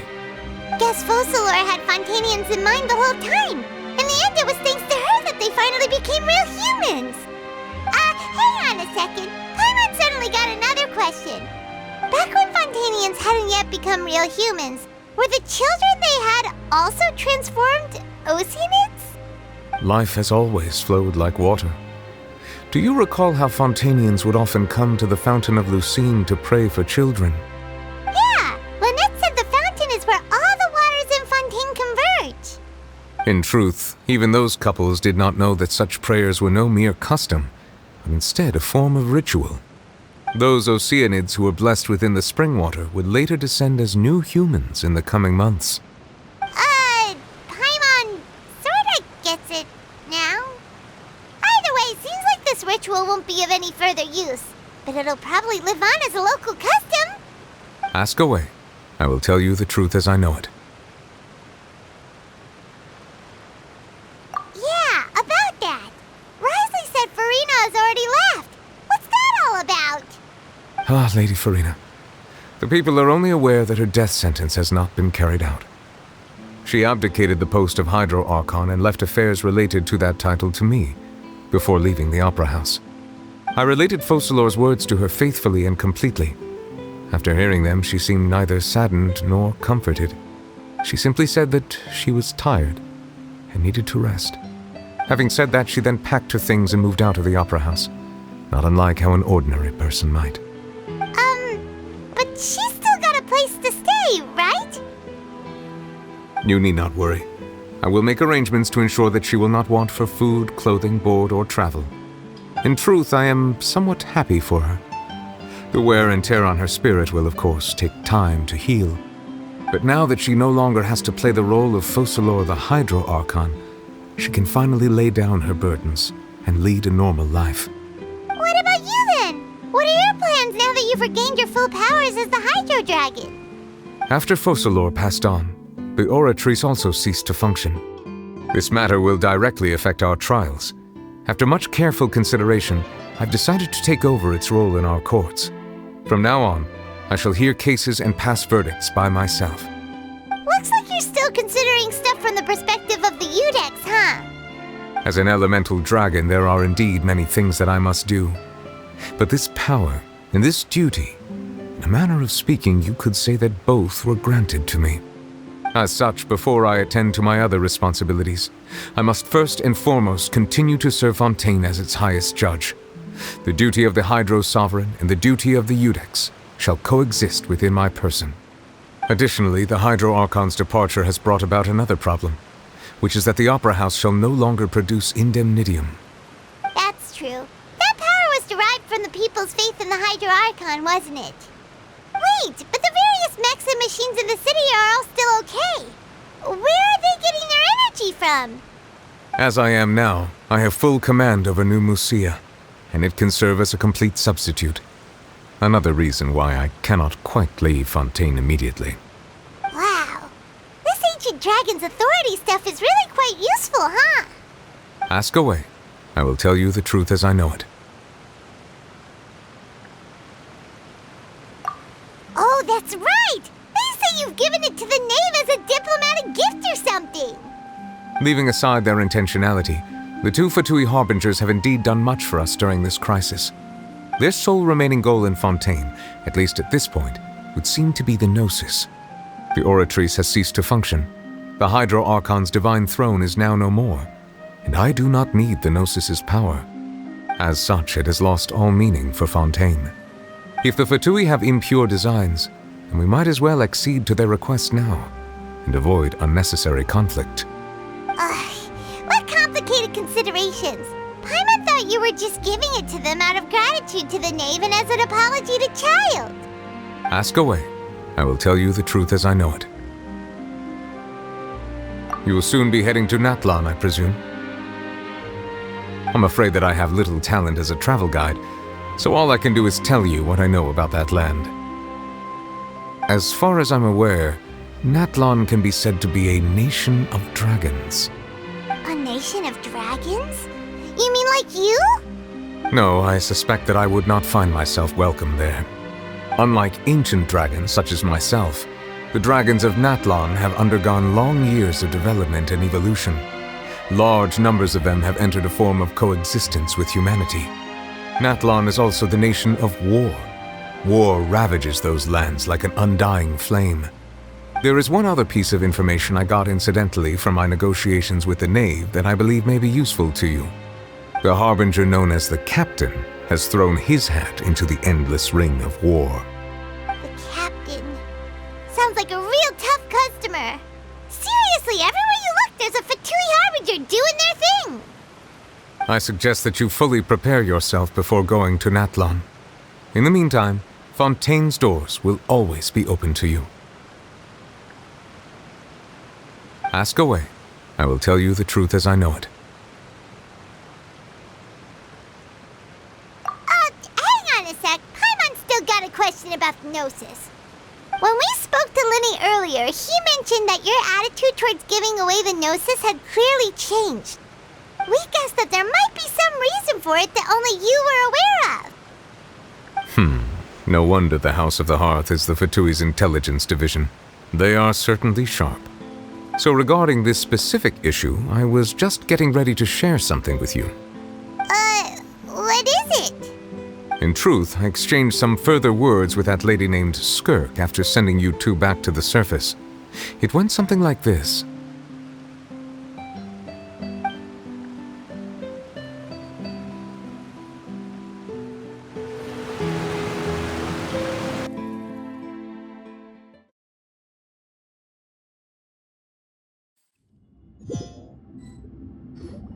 Well, we're going to head topside to see what's going on. You hurry over soon as well, all right, Neuvillette? What next? The all-devouring narwhal isn't here, so I'm no longer getting any interference. I can finally catch the scent of your power, what it's made of. It is the authority of the planet's primordial dragons, but with something very similar to a god's curse mixed in. It's quite a novel blend. I'm sure I've encountered something like this before. What was it again? I do not know what you speak of. Of course. How could I forget? You should have the remains of the third descender on your person, yes? Remains? I've never heard of any such thing. According to your parlance, I believe it may be called a gnosis. Well, that much is true. After Focalor's divinity faded, she handed her gnosis to me. But I fear I have never heard of it described in the manner that you just did. I've been training with my master, the Fowl, ever since I was young, and I have never returned to the surface since. So most of the information I possess, I got from him. It is only natural for those who are greater than humanity to possess a different sort of common sense, which is why there are so many problems in our attempts to communicate with humans. Regardless, you should probably get rid of objects of misfortune to prevent any disasters from befalling you. To live in itself is a blessing. But once a person dies, the bonds he once had with this world shall all turn to curses. What do you mean by that? No need to fret. These are just my personal thoughts, and my reason for no longer wishing to return to the surface. This third descender you refer to, who are they? And when did they die? Master never mentioned them to me. Perhaps it just wasn't that important for me to know. If you're interested, though, I could ask him. I'll be sure to pass the answer on to you next time. Next time? You believe we will meet again? I do. Wait. I have a disciple of my own, don't I? He can be the messenger then.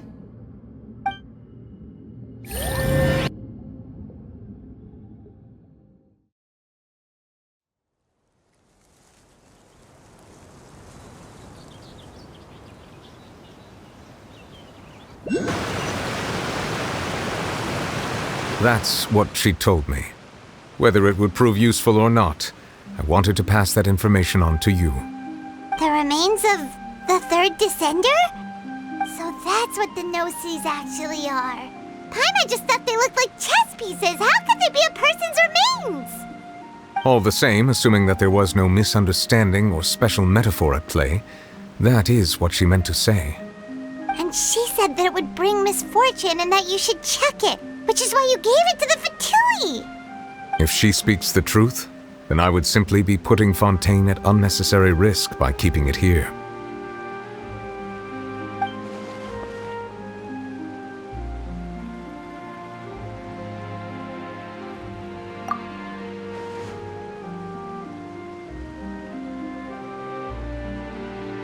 I had guessed that you might already be familiar with this concept, but I did not expect you to be one of them. That means that the Gnosis, which are exceedingly element-compatible and can even enhance elemental abilities, do indeed come from the third descender. I wonder, does your body also possess similar properties? Like being able to use elemental powers without a vision! That does sort of count as special compatibility, right? No, let's not think about this stuff right now. It just feels creepy.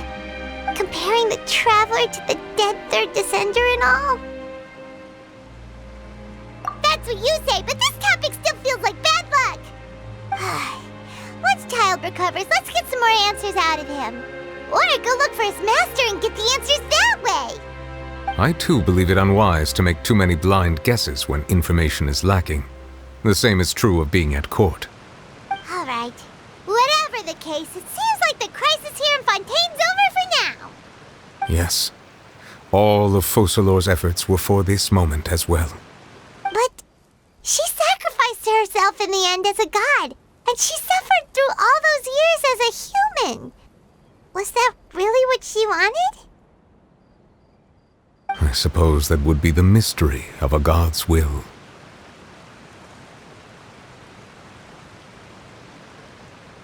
I suspect not. But once in a while I too would guess that if wishes were like the clouds in the sky, they will one day return to the earth as raindrops. Life flows like water, and rain is the final answer. The water levels may sometimes tilt one way or another, but the rain falls fairly upon all. And what, ultimately, is the difference between the rains that fall upon all of us?